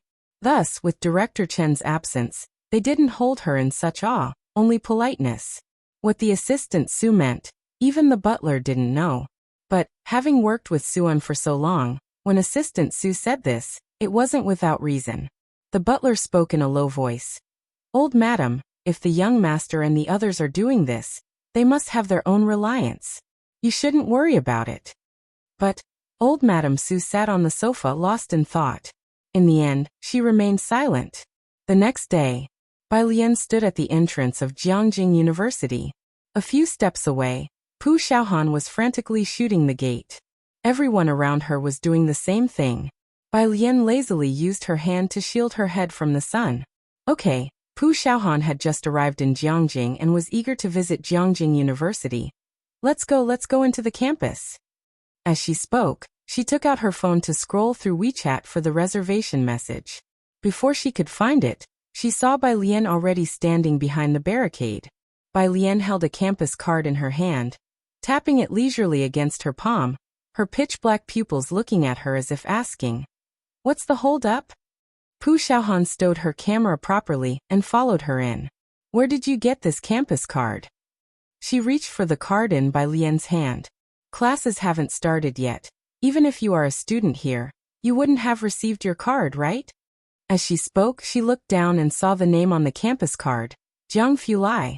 Pu Xiaohan. Ah, so it's Brother Jiang's. She silently returned the campus card to Bai Lian's hand. Ha! Brother Jiang hasn't graduated yet? Bai Lian took her to the library. I don't know. Pu Xiaohan. Not daring to speak, she just followed Bai Lian, shooting footage of Jiangjing University all the way. Shall we go to the cafeteria for lunch? She wanted to make a video about Jiangjing University. Sure. Bai Lian took out her phone and sent a WeChat message to Su Wenyao, asking him to meet her at Cafeteria 4 at noon. Cafeteria 4 was the place where you chose your food, and it was also the place Pu Xiaohan wanted to film. At noon, Bai Lian led Pu Xiaohan to Cafeteria 4. Pu Xiaohan followed behind Bai Lian, ready to film her getting the food. Bai Lian held a large tray and leaned her card against the card reader. Beep. Pu Xiaohan hurried to capture the scene. The red balance displayed 999,997. 00. Pu Xiaohan took a sharp breath. She shifted the camera. Was Bai Lian planning to use this card to eat for a lifetime?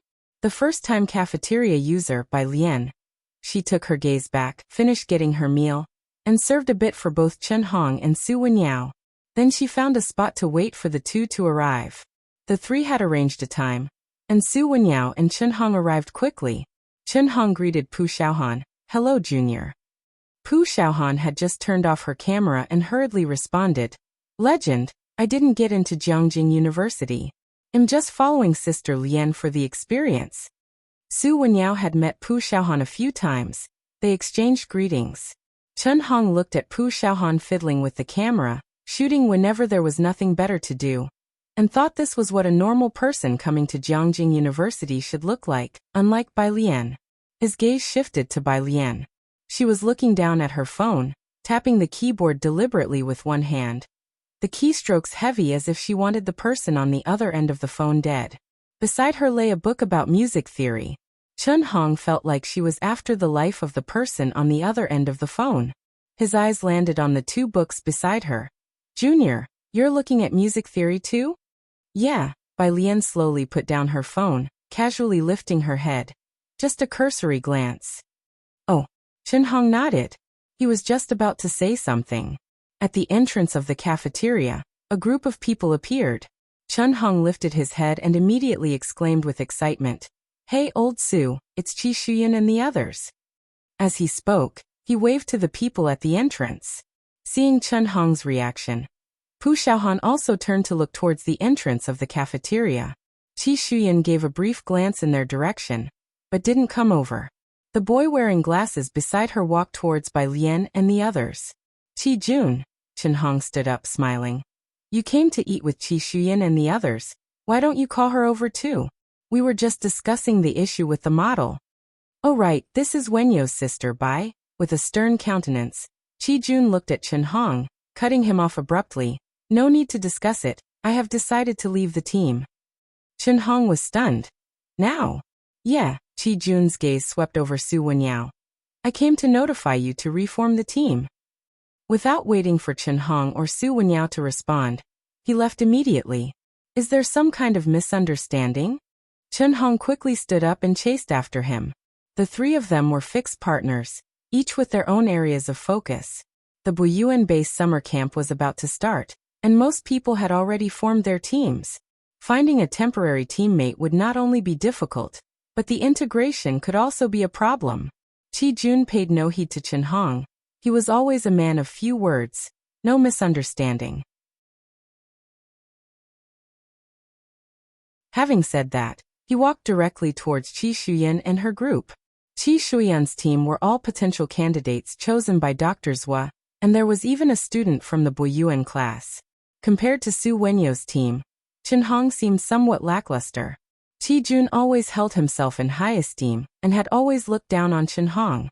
Leaving this team was nothing but good news for him, and furthermore, the Qi family could provide him with things the team could not. Qi Jun. Chen Hong wanted to say something more, but he stopped after seeing the looks from Qi Shuyan and her group. He sat back down in a foul mood and looked at Su Wenyao. I mean, what's up with Qi Jun? Even if he goes to a new team, the integration won't be smooth, right? He couldn't understand it. Su Wenyao put down his chopsticks, interrupting Chen Hong. It's not your concern, maybe he just has an issue with me. He didn't let Chen Hong continue talking about Qi Jun. Don't say that, Chen Hong shrugged. Wenyao, I know I'm usually the weakest link. Qi Jun might have wanted to get rid of me a long time ago. It's just that, we might not achieve great results in the summer camp this time. Model building required teams of 2 to 3 members, each with a specific role.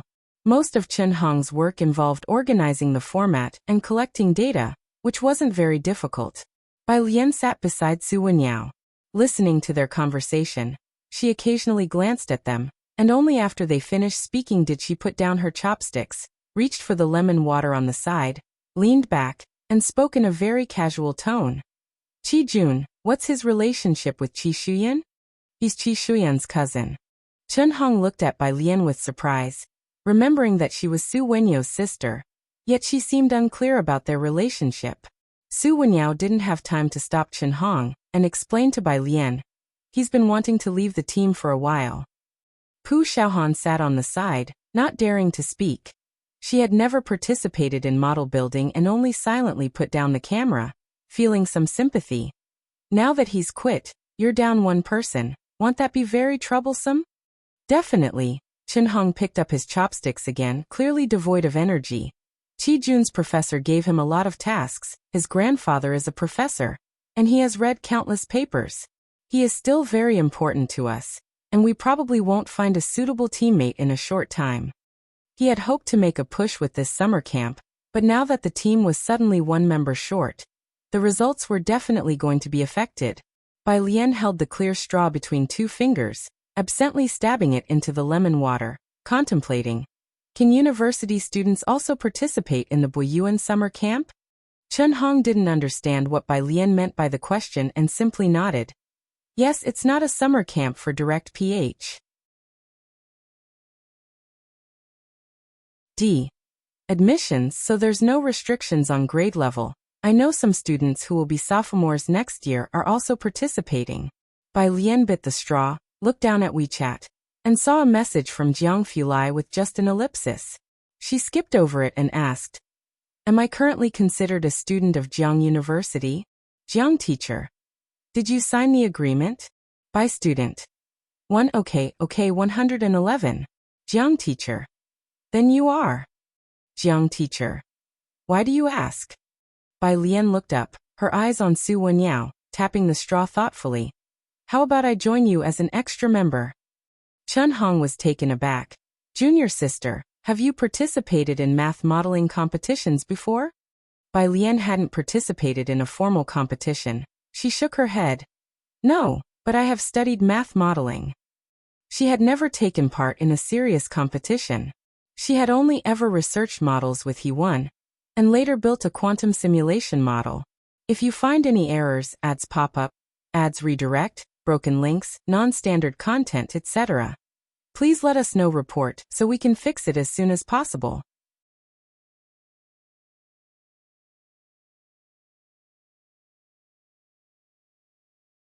Chapter 567.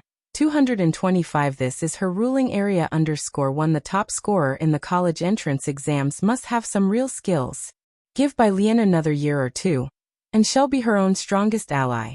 It's just that she hasn't started school yet, and still has a lot to learn. Chen Hong thought Bai Lian was joking and picked up a rib. "Alright, if we can't find the right teammate, we'll definitely turn to our junior." Su Wenyao, seated next to Chen Hong, looked up slightly. He knew Bai Lian had attended the summer camp at Buyuan High School, and probably participated in mathematical modeling. Su Wenyao pondered thoughtfully. Bai Lian leaned back in her chair, tapping her straw intermittently with her fingertips, unflustered. "By the way," Chen Hong set aside these bothersome thoughts, having finished his ribs, when something suddenly occurred to him. "Junior, how did you get your meal plan sorted?" Jiangjing University was already on summer break, and the school had only 3 cafeterias open.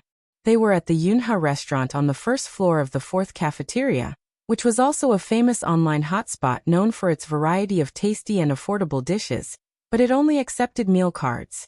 You could pay with a mobile phone on the 2nd floor. During the holidays, most tourists visiting Jiangjing would have to borrow a campus card from a current student to eat there. Next to him, Su Wenyao also looked up.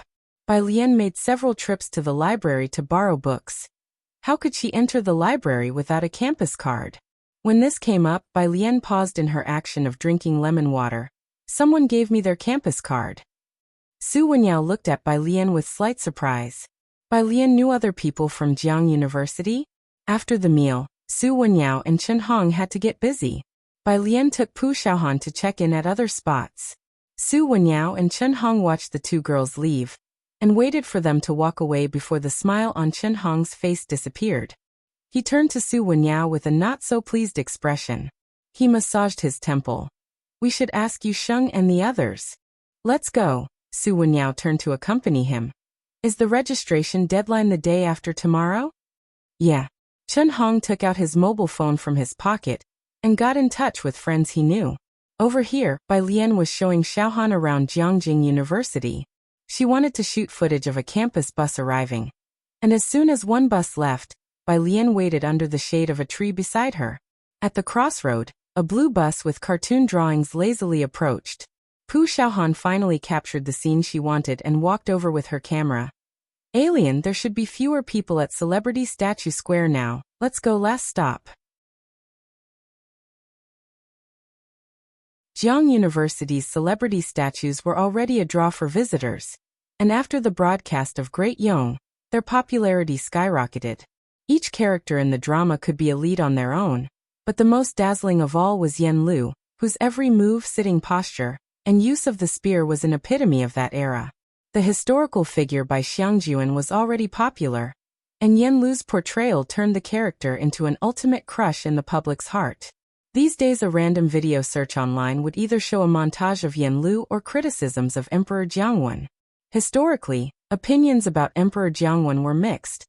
Although he became increasingly suspicious in his later years, historians still rated him highly. With the summer holiday in full swing and Jiang University limiting the number of reservations, the square was still swarming with visitors. As soon as Pu Xiaohan got off the bus, She saw the crowd at the square. Her gaze immediately locked onto the bronze statue in the first row to the left. Among so many statues on the square, only this one held a spear, standing tall against the wind, with a flowing war robe fluttering behind. Under the midday sun, the spear pointed obliquely towards the sky, facing thousands of troops. The young girl stood against the wind, her presence sharp and commanding like the edge of a sword piercing through countless fierce waves. It gave an involuntary sense of oppressiveness. Below the statue, many visitors were taking turns to pose for photos with her. After paying her respects, Pu Xiaohan involuntarily glanced at Bai Lian beside her. Under the strong lighting, she started to hallucinate. This kind of dominating aura was eerily similar. Bai Lian had been here before. She didn't look around much. She just stood to one side, answering a call from Ji Xiaojun. She pressed the answer button and put the phone to her ear. "Uncle." "Alien." On the other end, Ji Xiaojun hesitated, searching for the right words. "Did your grandfather tell you about the Mu family's butler issue?" "He mentioned it." Ji Xiaojun sighed with relief, glad to avoid explanations. "Why don't you come and see the Mu family? The butler said you should come back when you have time." "Come back for what?" Bai Lian weighed her own affairs. She hadn't finished her music theory book, and she was still undecided whether Su Wenyao needed her for mathematical modeling. "I'm not sure, but the Mu family has loosened up," said Ji Xiaojun, standing on the balcony and looking out of the window. "It might be related to the family tree." When Ji Xiaojun mentioned the family tree, Bai Lian raised an eyebrow. Previously, Madame Su had condescendingly mentioned that Bai Lian could be added to the Su family's genealogy. If you find any errors, ads pop up, ads redirect, broken links, non-standard content, etc., please let us know. Report so we can fix it as soon as possible.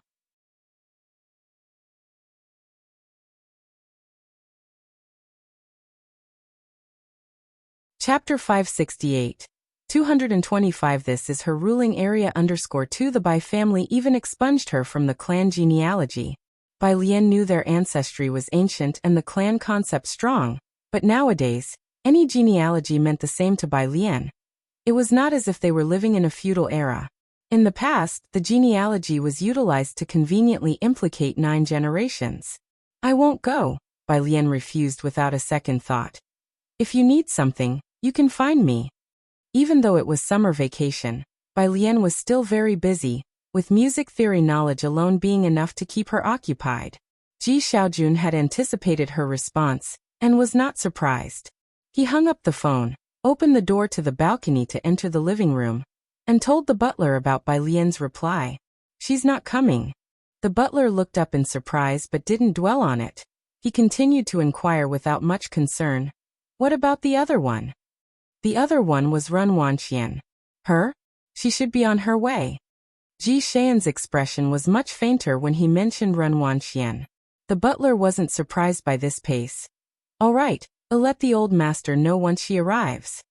Old Master Mu had loosened up, and allowed the 2 juniors to come over mainly because Ji Xian's performance in the Mu family had been quite satisfactory, and he was preparing to introduce him to the public. To officially introduce Ji Xiaojun to the Mu family members. Whether Bai Lian came or not wasn't important. Shanghai apartment. Bai Lian led Pu Xiaohan into the apartment. As soon as Pu Xiaohan entered, she threw herself onto the sofa in the living room, which Sun Chun had bought. It was extremely soft and fitted Bai Lian's casual and lazy temperament perfectly. She buried her head in Jiang He's cushion, which still had a faint scent of milk. "Why does Brother Bird drink milk every day?" Pu Xiaohan lifted her head, set the cushion aside, and switched to a silk pillow. Her gaze turned to Bai Lian. Bai Lian walked to the small guest room next to the bedroom, opened the door, revealing a neatly made single bed in dark gray. She nodded towards Pu Xiaohan with her chin. "You'll be staying here." Pu Xiaohan reached for the remote control on the coffee table and gestured an okay to Bai Lian. She turned on the TV. The screen lit up to the Jiangjing TV station channel, showing episode 30 of Great Yong. An ashen-faced woman struggled to lean on the door frame, with a close-up shot focusing on her fingers gripping the frame tightly, knuckles white. She was wearing a simple robe with a hint of color in her cheeks, plain garments with no adornments on her head, her eyes appearing scattered and black. Her gaze was fixed to the north. This was Bai Li's wife. At the entrance of the courtyard, a maid came in holding medicine, exclaiming with joy, "Madam, you can get out of bed now. Your complexion has improved greatly." She quickly set the tray down on the threshold, reaching to assist Mrs. Bai. "Why don't you wear a few more layers of clothes?" Before she could finish, Mrs. Bai's body began to slide towards the ground slowly. She didn't speak, her gaze still fixed on the same direction, as the maid's fingers tremblingly checked her breathing. At the same moment, the scene switched to the Xiangqing battlefield. It was Yan Lu's scene. The camera moved from a distance to a close-up. She was clad in silver armor, her gaze sharp and cold like a soldier, gripping the reins and galloping towards the city wall, finally stopping in front of the tent, the horse rearing as she dismounted. One shot to the end. Pu Xiaohan had already finished the series. Watching this scene for the second time, it didn't impact her as much. But she still sniffled.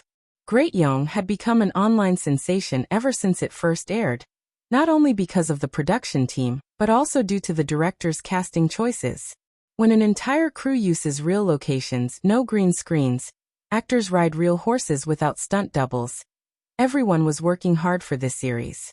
Actors had trained to professional levels in wielding long spears, with horse riding and archery skills also reaching professional standards. What could be more moving than this? The entire cast, from the maidservants to the horses, had become sensational, and netizens placed Yan Lu under an even deeper layer of profound admiration. Pu Xiaohan got up, about to check the guest room, when she saw Bai Lian standing behind her, arms crossed over her chest, leaning on the desk as if watching TV. But those dark eyes were unfocused.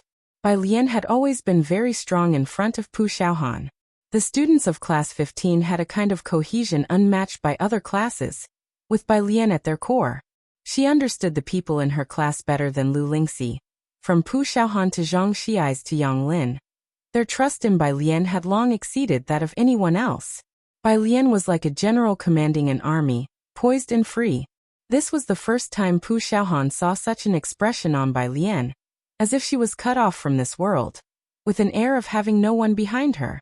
"Lian." She instinctively took a couple of steps forward. Bai Lian came back to her senses, looking up at Pu Xiaohan, quickly reverting to her usual careless demeanor. She casually pulled a piece of paper from the table and handed it over. "Wipe your nose. If you find any errors, ads pop up, ads redirect, broken links, non-standard content, etc., please let us know. Report so we can fix it as soon as possible."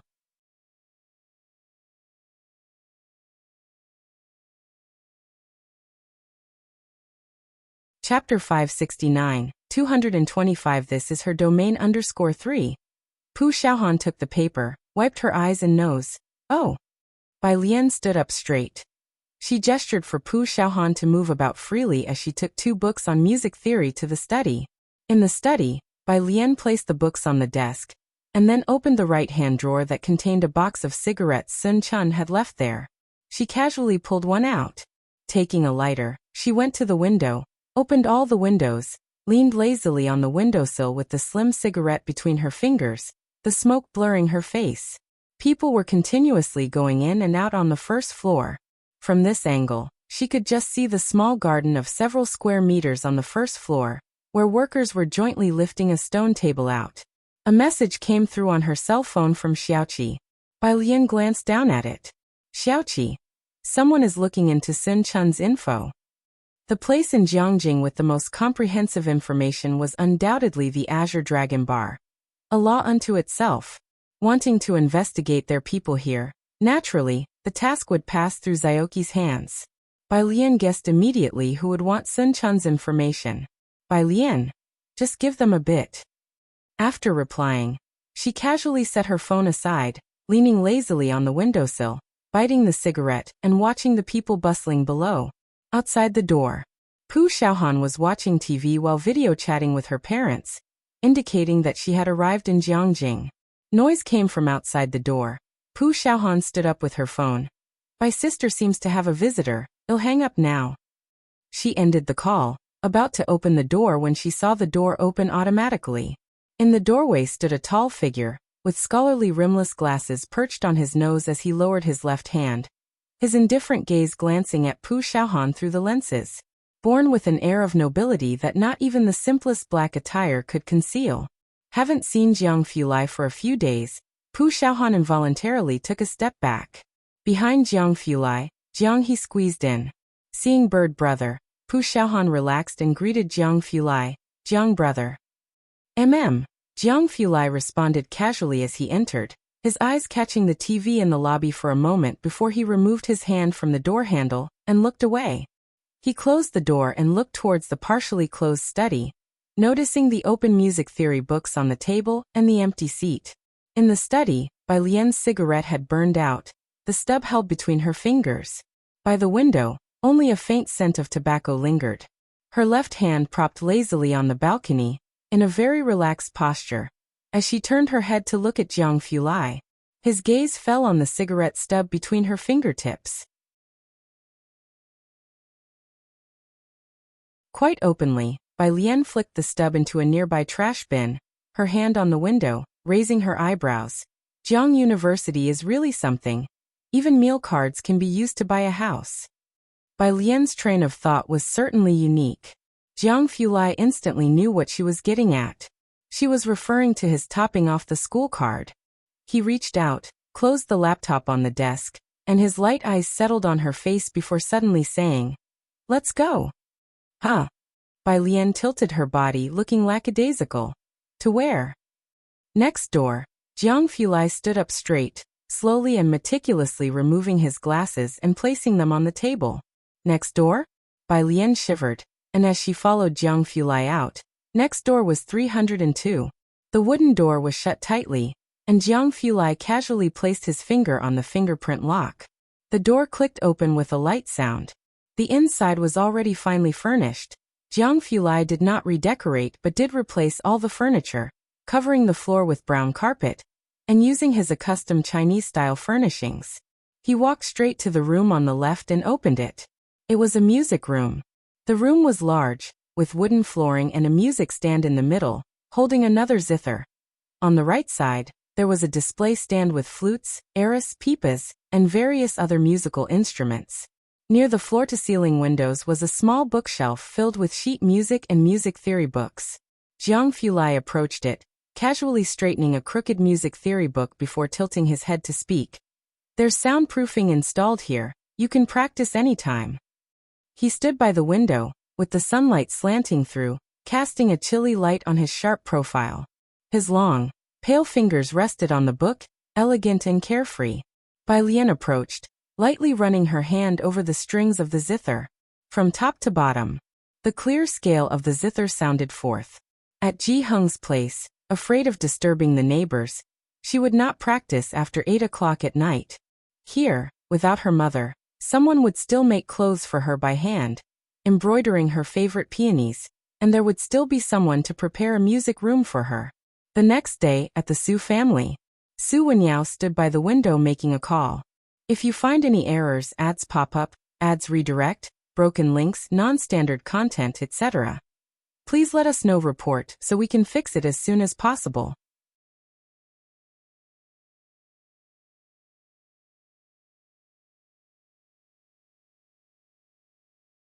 Chapter 570.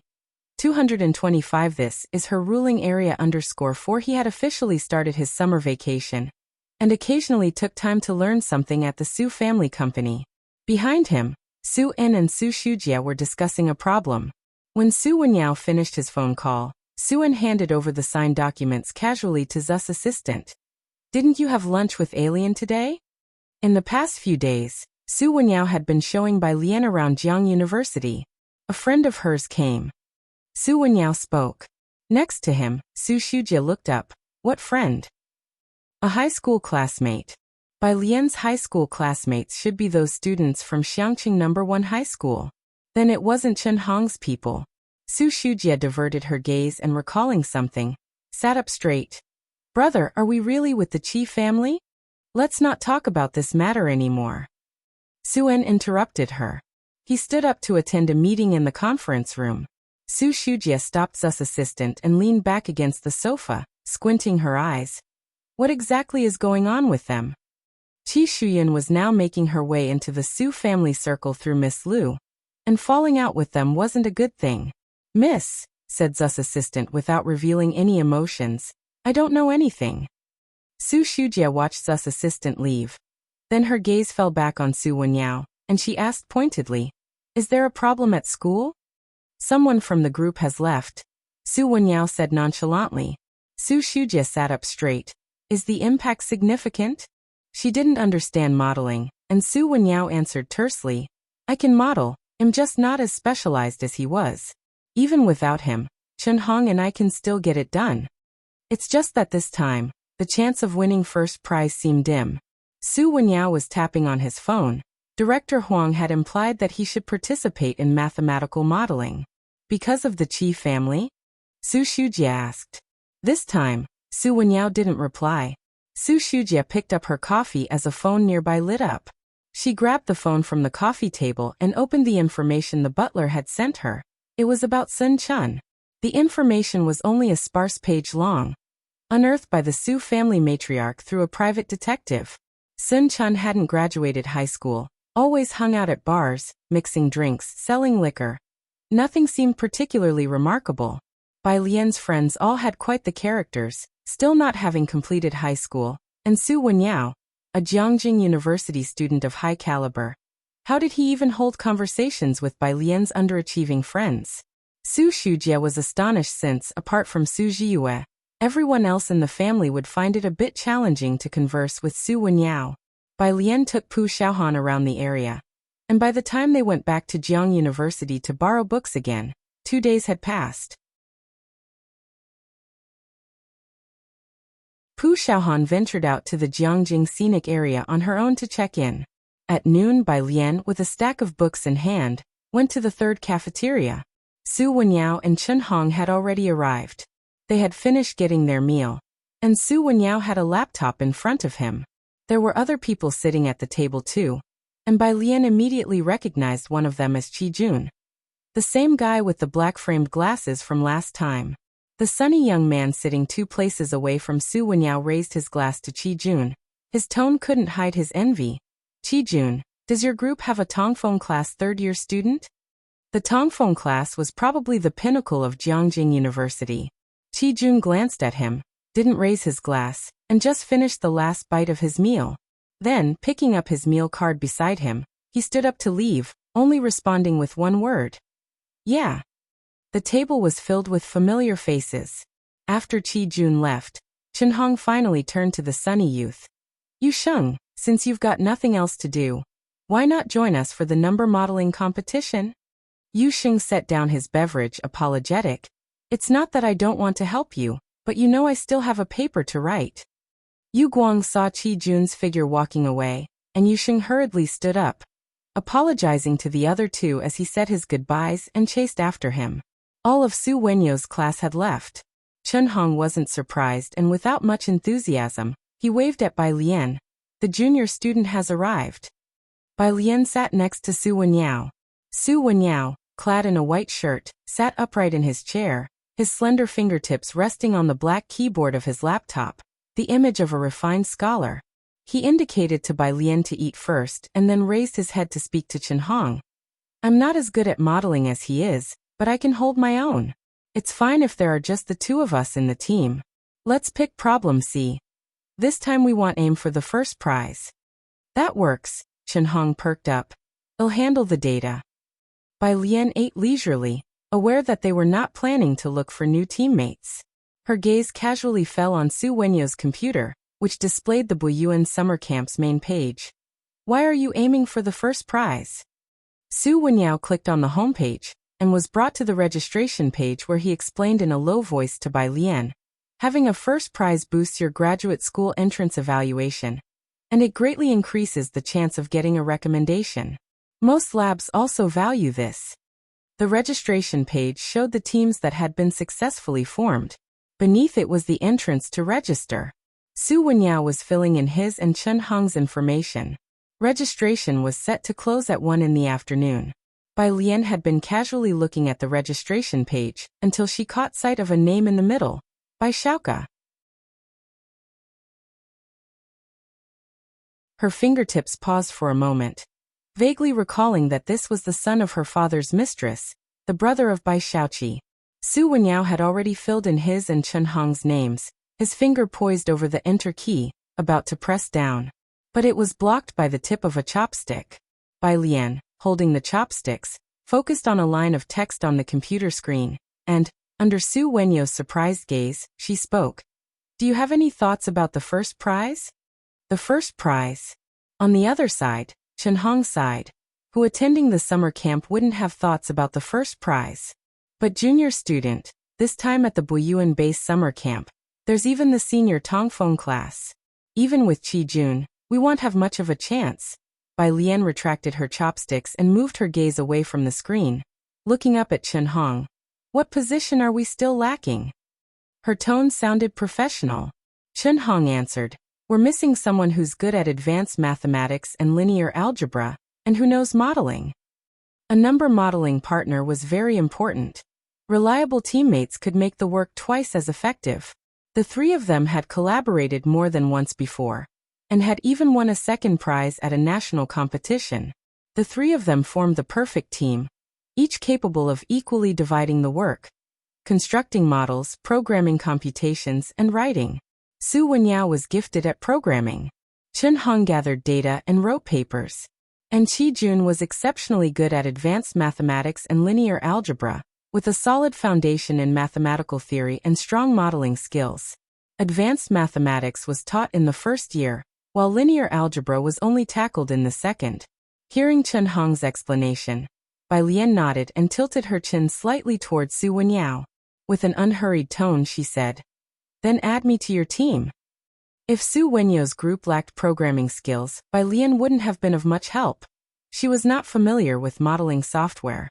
But when it came to mathematical knowledge and familiarity with a variety of literature, even Hewen would seek out Bai Lian for discussions on these topics. This was her domain. If you find any errors, ads pop up, ads redirect, broken links, non-standard content, etc., please let us know. Report so we can fix it as soon as possible.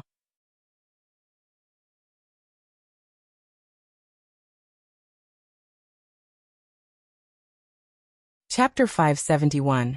226 Hewen is back. Lan Jia please the great God _1. Su Wenyao's fingertips were still hovering over the enter key.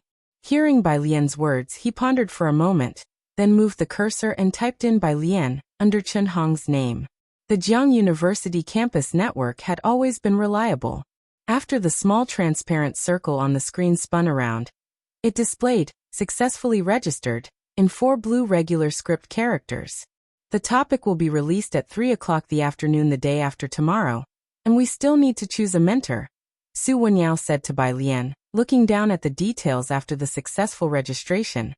The competition lasts for 3 days. Bai Lian nodded her head. She was unfamiliar with these competition procedures. The three of them finished their meal quickly. Su Wenyao suggested Bai Lian join them in the study room to familiarize herself with the mathematical modeling competition, but Bai Lian glanced sideways, her eyes narrowing slightly. I'd better go back and print out the materials first. There's a print shop on campus, Chen Hong said. Right ahead. Bai Lian knew about Jiang University's print shop, but the literature she needed to print belonged to Academician Ma. And after thinking for a while she said, I'll go back to print it. Chen Hong stood at the entrance of the cafeteria watching Bai Lian leave. What is she printing? Probably a lot of stuff, Su Wenyao said indifferently. There are too many people queuing at the print shop. True, the sunlight in early July was strong. Chen Hong nodded, remembering the matter just now. Did you really add her? Yes. Su Wenyao glanced at Chen Hong apologetically. Don't worry, she won't hold us back. Chen Hong was part of the team, and Su Wenyao would not have agreed to any other freshman joining, but this person was Bai Lian. Su Wenyao recalled seeing Academician Ma at the airport before, being valued by Academician Ma and personally seen off by him. Su Wenyao knew that Bai Lian must have her own strengths. Oh, it doesn't matter. You'll have to work a bit harder without Qi Jun. Both of us will have to share the model design. Chen Hong slung an arm over Su Wenyao's shoulder, indicating it wasn't a big deal. With Qi Jun absent this time, Their results might only be in the upper middle range. Modeling was all about teamwork, and adding Bai Lian didn't make much of a difference to Chen Hong. Moreover, as Bai Lian was this year's top college entrance exam scorer, Chen Hong was willing to take this opportunity to establish a good rapport with the brother and sister. It's just a pity we'll miss Professor Jiang this time. He values Boiwan's modeling results, Chen Hong sighed. He had emailed Professor Jiang, who replied to the group. The Boyuan modeling competition held more prestige than the national competition because of its high entry threshold. If their university's registration slots and their results weren't good enough, even if they met the exam requirements for postgraduate study, Professor Jiang probably wouldn't choose them. Choosing a mentor for postgraduate studies was very important. Bai Lian returned from school to Shanghai apartment. The doors of 303 and 302 were both open. Jiang He was sitting on the carpet in 302, piecing together Lego with his back to her, while Ming Dongheng observed the bok choy Bai Lian had just planted on the balcony of 303. Su Nanjing sat on the sofa in Bai Lian's apartment, his legs lazily draped over the coffee table, casually fiddling with a white jade fan in his hands. Seeing Bai Lian return, he hurriedly stood up. Alien. Bai Lian greeted him, and then headed for the study. There was a printer in her study. Seeing that the door to her study was open, Su Nanjing followed her inside. Bai Lian had already turned on the computer and was efficiently printing documents. Academician Ma had sent several documents. Since she finished her exams, Academician Ma had higher expectations for her and asked her to learn to write reviews. He glanced at it, the same incomprehensible literature again. Are high school students already starting to read these? Su Nanjing handed over the folding fan in his hand to Bai Lian. It's from my mom for you. There were 50 pages of literature from Academician Ma, and the printer was still slowly spitting them out one by one. Bai Lian reached out to take the folding fan. It was plain white, with the white jade bones of the fan reflecting a lustrous cool light. The fan was less than 30 centimeters long. Her fingers were pale and unrushed, holding the folding fan with ease as she gently pushed it open, effortlessly unfurling the fan.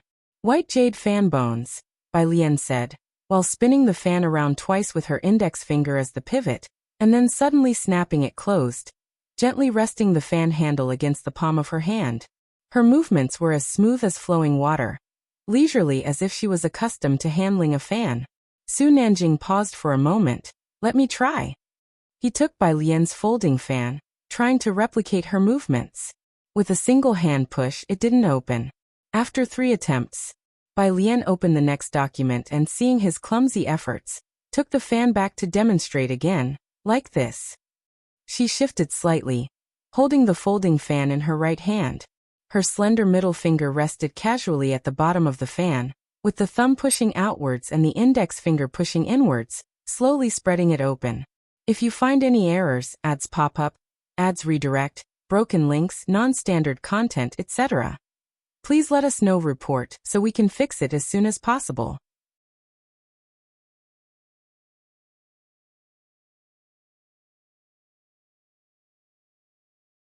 Chapter 572. 226. Hewan is back. Lanjia invited the great god _2. Su Nanjing tried again but couldn't unfold the fan. Great had learned nothing. Forget it. Su Nanjing gave up, returning the folding fan to Bai Lian as he began to discuss important matters with her. It was about the birthday celebration of the old Mr. Su, for which invitations were already being sent out. Gao Yan and Su Juling both asked Su Nanjing to extend an invitation to Bai Lian. The invitation Bai Lian had purchased at the auction had won the old man's favor. The old man had always been particularly pleased with Su Nanjing, and even more so at present. The end of the month, Bai Lian only knew Su Nanjing and Gao Yan, and wasn't familiar with the rest of the Su family. Considering Su Nanjing's background, which was anything but ordinary, she said, "No, I won't be going." Su Nanjing took out a gilt invitation and placed it on her desk, thought for a moment, and said, "Hey, race the invitation. Come if you have time." If Bai Lian didn't attend, Gao Yan would be upset. The Mu family, the old residence. Baohe Pavilion. It wasn't Shenqing and Ji Shan's first visit, but Shenqing still appeared very constrained. Compared to the grand 5-section compound, the Su family's villa was nothing remarkable. Ren Wanxian, standing beside her, had also never seen such a grand scene. Behind the mahogany octagonal table stood 2 servants. Anxious and uneasy. There were only 3 of them at the dining table. The butler, standing behind Ji Xiaojun, saw Xiaojie enter from the door and looked up. "Where's the young miss?" "She's still dealing with official business and will come later," Xiaojie whispered. "Is young Master Mu Zhao not here either?" the butler inquired. Xiaojie nodded. "He's on a call with a professor from Jiangjing University." Following the unexpected passing of Mu Qiong from the younger generation of the Mu family, only Mu Mingyi and her son Mu Zhao were left. Mu Zhao wasn't as talented as Mu Qiong, but was more intelligent than most people. The butler nodded slightly in acknowledgement, understanding the situation, then lowered his voice to speak with Ji Xiaojun. "Please start eating, there's no need to wait for them." Baohe Pavilion's adjacent East Wing room. The woman sat in the study with a pile of documents at hand. Her assistant handed her a new file. "Miss, erase the information on that Ren Wanxian." Mu Mingyi reached out to take it, looking down with curiosity. She had seen Ji Xiaojun at the company. Although she didn't have a good impression of his wife, she had a favorable opinion of this cousin. The Mu family had always been short on offspring, and when she heard that Ji Xiaojun had 2 nieces, it was she who proposed to take them in. She had no doubt about the Mu family's genes. The old Mr. Mu looked down on Ji Xiaojun, which was because he had known the exceptionally talented Mu Qiong. After Mu Qiong's death, the old man was deeply affected and became disillusioned. But Mu Mingyi knew that Ji Xian's rapid proficiency in the company had already proven his strength. He was considered above average in Jiangjing. Originally, she had thought his nieces wouldn't be far behind, but having seen Ren Wangshuan's information, she was somewhat disappointed. She grew up in Xiangqing. Her assistant observed Mu Mingyi and gently advised in a low voice. "In Xiangqing she's considered excellent. You shouldn't, like the old master, compare everyone to the young master Mu Qiong. That's too harsh on the second young master Ji." The old master had never met Ji Xiaojun to this day.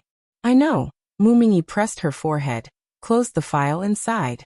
In a large family like the Mu's, with few children and no internal strife, Mu Mingyi harbored no hostility towards Ji Xiaojun, and even hoped he could help raise the Mu family banner. She had expectations for Ren Wanxian, especially since Ji Xiaojun had not let her down. However, upon reviewing the information, her disappointment was inevitable. "Isn't there another niece?" Mu Mingyi tossed the file aside. "She didn't come," the assistant explained. The assistant found it odd discussing this. The butler had mentioned that the young lady had arrived early, so why hadn't she come to the Mu residence for the meal today? When he checked the data, he found no information about this young lady either. Just like in Ji Hing's case, only a few sentences were available.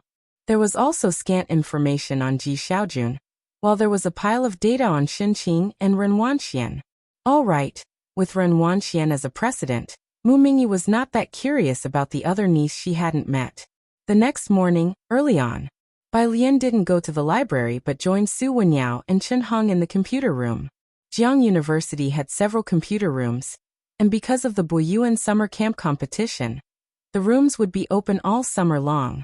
There were 30 teams from the university participating, and the rest were from other domestic and international universities. Due to the high stakes of the competition, all the participants were skilled contenders, most of whom were attending for the second time. "This is the model we built before."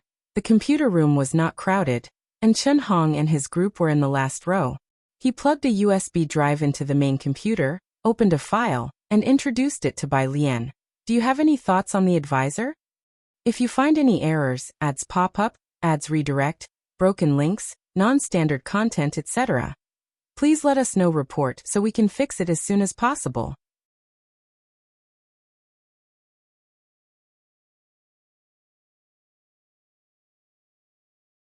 Chapter 573, 226. He When is back. Lan Jia invited the great god _3. The last sentence was a question Chen Hong asked Su Wenyao. Bai Lian hadn't arrived at their school yet, so she was definitely not familiar with their teachers. Su Wenyao opened the competition platform calmly and slightly turned his head. Didn't you have your eye on Professor Jiang? Hee, Chen Hong nodded. You get me. If you can't take Professor Jiang's research class, choose him as your mentor. Su Wenyao opened the page and filled in Jiang Weijian in the mentors section, submitting it to wait for the system's response. While the two discussed the mentor issue, Bai Lian sat in front of the computer, opened the folder, and looked through the papers Chen Hong and the others had done before.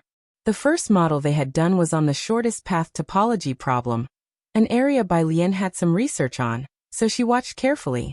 As for the code in the folder, she hadn't run it, as she was really not familiar with it. The three of them sat in the back row, Bai Lian on the far right corner, next to Su Wenyao, and Chen Hong beside Su Wenyao. At noon, after Bai Lian finished looking over their previous models, she picked up her phone and the folded fan lying beside her, and went to the canteen for lunch. The computer lab was close to the third canteen. On the way, Bai Lian's phone rang. It was Heewon. Sis. Heewon called her sis with a sense of righteous indignation. Haven't you read the paper I sent you? Bai Lian held her phone to her ear with her left hand and with her right. She held a white jade folding fan, tapping the fan ribs with her cool jade-like fingertips. I haven't had the time these last couple of days. What are you up to? The sound of an airport announcement came from Heewon's end. Bai Lian didn't answer but instead asked, Are you at the airport? Yeah, Heewon remembered why he called. Jiang Xiao just came back, didn't he? I just delegated my tasks at hand and followed him back for the project. Now I'm about to report to him. I don't know what mood he's been in lately. Speaking of Jiang Fulai, Heewon felt uneasy. It had been quite a while since he last saw Jiang Fulai, and at the last online meeting, he had just been scolded. Many people at Jiangjing University idolized this honored alumnus, and it was always quite tough. Heewon didn't even know why Jiang Fulai scolded him. Bai Lian consoled him. He should be in a good mood. After all, Jiang he hadn't been scolded much recently. I hope your words bring good luck, Heewon sighed. I'll take you out to eat in a couple of days. Oh, what are you busy with? You should be done with your college entrance exams, right? Boiwan's math modeling, Bai Lian replied succinctly. On the other end of the phone, Heewon, the math modeling at the Boyuan summer camp is a global competition, and most students participate in their sophomore or junior year. Heewon participated during his freshman summer. Do you remember you haven't even started school yet? Bai Lian hung up the phone, then single-handedly opened the folding fan, calmly placing it in front of her forehead to shade herself from the sun overhead. Chen Hong glanced at her. Little sister, do you have something busy to attend to? It's fine if you do. Wenyao and I can handle this. Maybe we'll be lucky enough to get the first prize. He had overheard a bit of Bai Lian's conversation. It's okay. Bai Lian slightly tilted her head, her long bangs falling beside her brows casting a shadow. He's not in a hurry. They continued talking. Not far behind them, Qi Jun and his group, who had just come down the stairs, also heard their conversation. Su Wenyao must be crazy, right? Yu Xing looked at the backs of Su Wenyao and the others in astonishment. He actually chose a girl.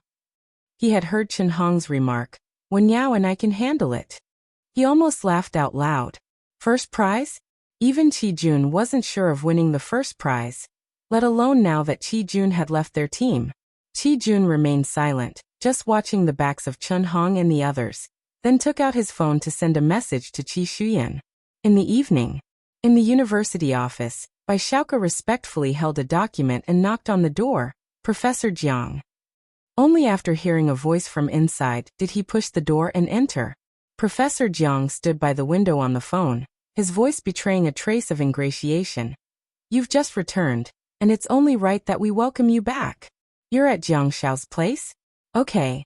Bai Xiaoke stood by the desk, his gaze downcast, pondering about who could be on the other end of the professor's phone call. There weren't many in the school who could make Professor Jiang adopt that tone. Jiang Xiao, which Jiang? As he was thinking, he saw the computer screen showing the page for the Boyuan competition selection. Professor Jiang was the mentor for this competition, and with a mentor having a limited quota, there were two teams. The first team was his own, which Professor Jiang had already approved. Bai Shu's eyes glanced over the first two names of the second team, and then landed on the last name, Bai Lian. After Professor Jiang finished the call, he stared at his phone for a long while before walking over to his desk and switching to a serious expression. If you find any errors, ads pop up, ads redirect, broken links, non-standard content, etc., please let us know. Report so we can fix it as soon as possible.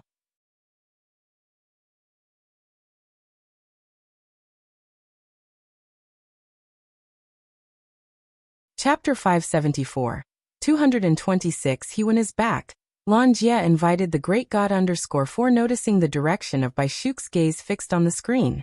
Bai Xiaoke was willing to spend money, and many instruments for Professor Jiang's projects were sponsored by Bai Xiaoke. Plus, he was smart, so Professor Jiang brought him along. What is it? This person, Bai Xiaoke said, pointing at the name Bai Lian, his eyelashes drooping, seems to be a girl. Women have always faced prejudice in science. When Professor Jiang heard the word girl, his brow furrowed. I saw their team won awards in the last two competitions. How come there's a girl? Il asked. As the competition's advising teacher, if his team won an award, he might also be promoted. But it required students to win a breakthrough award. At night, Bai Lian hadn't returned to Shanghai apartment yet. She had to choose a topic tomorrow afternoon. She just turned off the computer in the computer room when she received a call from Jiang Fulai. Haven't come out yet? His voice was unhurried. Just shut down the computer. Bai Lian put away the books next to her, picked up the folding fan, and then stood up. Su Wenyao and Chen Hong were with her. Su Wenyao was going back to the Su family today, and he would stay at Jiangjing University for the next 4 days. The three had just taken a few steps when a teacher ahead of them came in. Looking at Su Wenyao and the others. Is Bai Lian your member? Hearing her name, Bai Lian told Jiang Fulai and hung up the phone. That's me, teacher. The teacher glanced at her, nodded, and didn't ask anything more. Bai Lian's senses were better than the average person's. She heard him making a call. Professor Jiang, it's indeed a girl. It was dark, and the street lights illuminated the campus. Jiang Fulai stood under a streetlight, tall and graceful, with a hat perched on his head, the light casting his cool silhouette very long. Boyuan modeling competition? Jiang Fulai looked at the lights in the teaching building and knew what she was up to. Yeah, Bai Lian put her Bluetooth earphones in her ears. Picking the topic tomorrow. Jiang Fulai nodded, leading her to the side of a car. Ming Dongheng drove a black car today, probably his own, very low-key. Bai Lian's phone vibrated. A 3-person modeling group chat with Su Wenyao and the others. Su Wenyao. Screenshot. Chen Hong. Do we not have an advising teacher now? Su Wenyao. Mutual. He was concise and Chen Hong understood. So you're saying Professor Jiang doesn't want to choose us, right? Why so sudden? The Boyuan numerical modeling advising teacher could provide some ideas during the competition, but was not supposed to be too involved. Some teams had no advising teacher, so they just filled in anybody's name. Bai Lian read these messages slowly and scrolled down. Hewen didn't get scolded much today, so she still got scolded. Bai Lian. Hewen, when will you read the paper? Bai Lian. After the competition at 6 p.m. On July 10th, the Boyuan numerical modeling competition topics were updated. Su Wenyao and Chen Hong were choosing topics in the computer room. The website was lagging, and none of their computers managed to access it until 6:05 p.m. There were 3 types of problems labeled A, B, and C, with C being the easiest and A the hardest. Few picked A, and both Su Wenyao and Chen Hong went straight to C. Problem C was about optimization design. Bai Lian sat in front of her computer, didn't flip further, and only looked at problem A. Problem A was more complex, with a 4-page-long description. It was about the optimization adjustment of an astronomical telescope with an actively controlled concave spherical reflector. The modeling required solving 3 problems.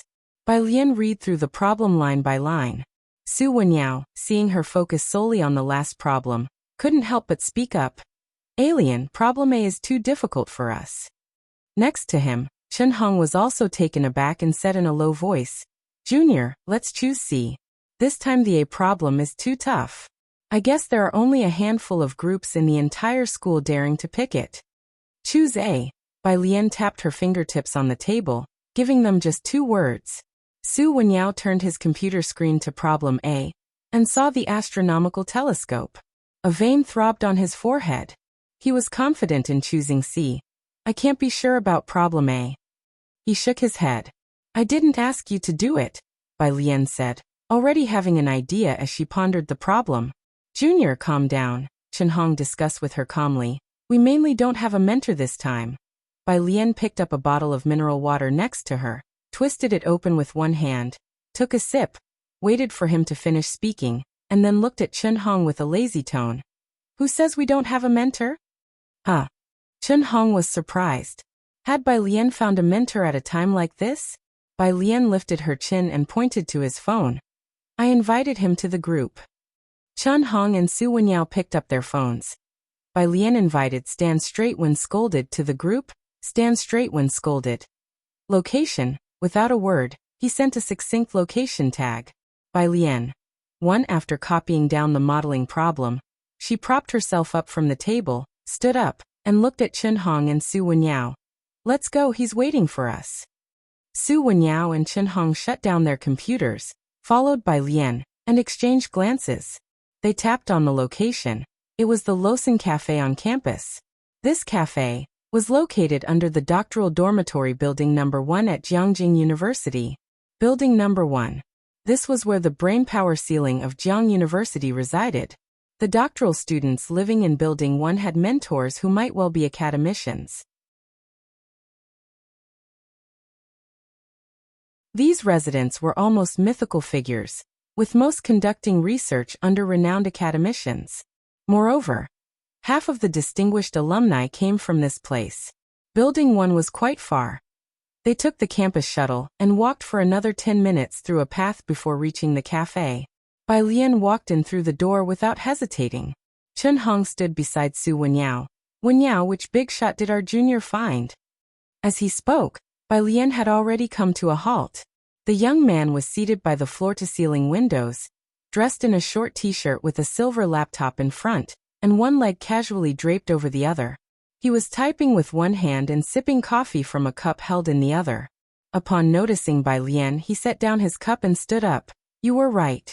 I haven't been scolded in the past couple of days. Bai Lian pulled out a chair and sat down. Not bad. The young man handed her a milk tea from beside him. The school doesn't have cherry flavor, so strawberry will have to do. His gaze shifted to the 2 still standing there. These are your 2 teammates?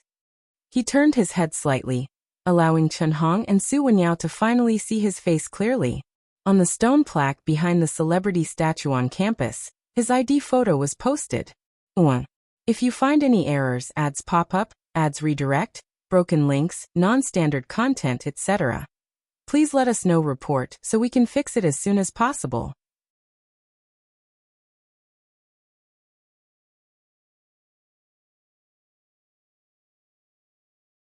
Chapter 575.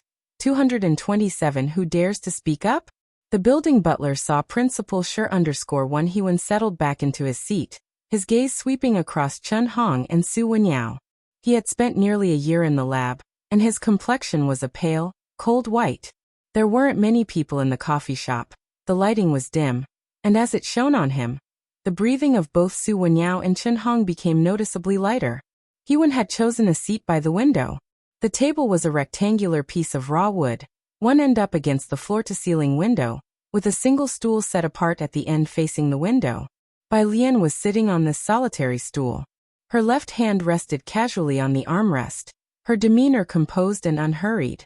Yu Guang saw that Su Wenyao and Chen Hong were still standing where they were, so she tilted her chin up at them, signaling them to sit across from Hewen. What's the topic this year? Hewen pushed his laptop aside and turned his head to speak to Bai Lian.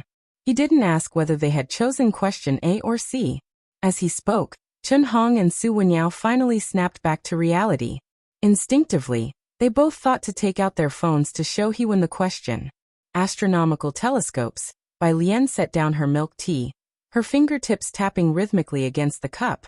given the parabola of a star's position with a radius of 300, achieve the optimal reception effect for light rays being received. As she explained the problem to Hee-won, Su Wenyao and Chen Hong couldn't help but look down and open the question saved on their phones. Question A was complex, with 4 original working diagrams. Chen Hong had looked at it once. He wasn't even clear about the work diagram of the telescope. When Bai Lian announced several numbers, he hurriedly flipped to the second page's diagram, 300. For 66, not a single figure was off. Not only had she understood question A in a short time, but she even remembered the focal data of the approximate paraboloid formed by the reflecting panel when observing celestial bodies. An active reflector model? Hee-won lowered his eyes slightly, pondering. The problem doesn't sound complicated based on the description. It has over 2,000 cables, so you need to construct functions in over 2,000 dimensions. Then establish a continuous function from the discrepancy between the later constructed cables and the target. Simulated annealing is accurate, and can also quickly produce an answer. Bai Lian slowly revolved her milk tea, her fingertips gently tapping the cup as she shook her head. I think the nodes might all be on the ideal parabolic surface after adjustment, but even if they are, it's meaningless in practice. Using a two-dimensional method to calculate the ideal paraboloid and the radial distance, the reception is different from what we thought. Solving the azimuth linearly, the received ratio obtained is different from the discriminate, which can be integrated. She did not choose the solution proposed by Hee-won, clearly having developed her own complete approach on the way. The two spoke quickly, and Chen Hong and Su Wenyao were not following very clearly. Hee-won understood. You're going to use Monte Carlo integration? The two sat and chatted casually, quickly setting the general direction for the entire mathematical model. Bai Lian leaned slightly against the back of her chair, one hand resting casually on the armrest. She was dressed in simple, elegant clothes, her eyes and brows relaxed, exuding a restrained temperament, yet full of a commanding presence. This effortless display of grace was captivating. Talent indeed shone brighter than anything else. Su Wenyao could still understand, but Chen Hong was not even clear about the problem, and he found it a bit difficult to follow. After they finished their conversation, Hee-won's gaze landed on Su Wenyao. Are you responsible for running the code? Su Wenyao, after all, had more experience than Chen Hong. He came back to his senses. Yes. In math modeling, instructors cannot participate too much. Hee-won closed his laptop, his concerns not for Bai Lian but for her teammates. She won't have any issues with the general direction. If you cannot run the code to get an answer, try to construct one. Otherwise, use various regression models and the BFGS algorithm. Coding was Bai Lian's weakness, which was also why she sought out Hee-won. While Hee-won was discussing with Su Wenyao, Bai Lian opened a blank document on her phone to analyze the 3 problems. With only 3 days to confirm the model, run the code, and write the paper, time was tight. It was past 10 in the evening. Hee-won and Su Wenyao had not yet finished their discussion when Bai Lian glanced at the time. She hadn't brought her computer, which made it inconvenient to construct the model, so she left early. It was quite late at this point, and Hee-won had just returned to Jiangjing. He didn't ask where Bai Lian lived, but when he saw her getting ready to leave, he instinctively stood up. You guys continue talking. Bai Lian knew Hee-won wanted to escort her. She gestured for Hee-won to sit down. Don't worry about me. Jiang Fulai was waiting for her at the intersection.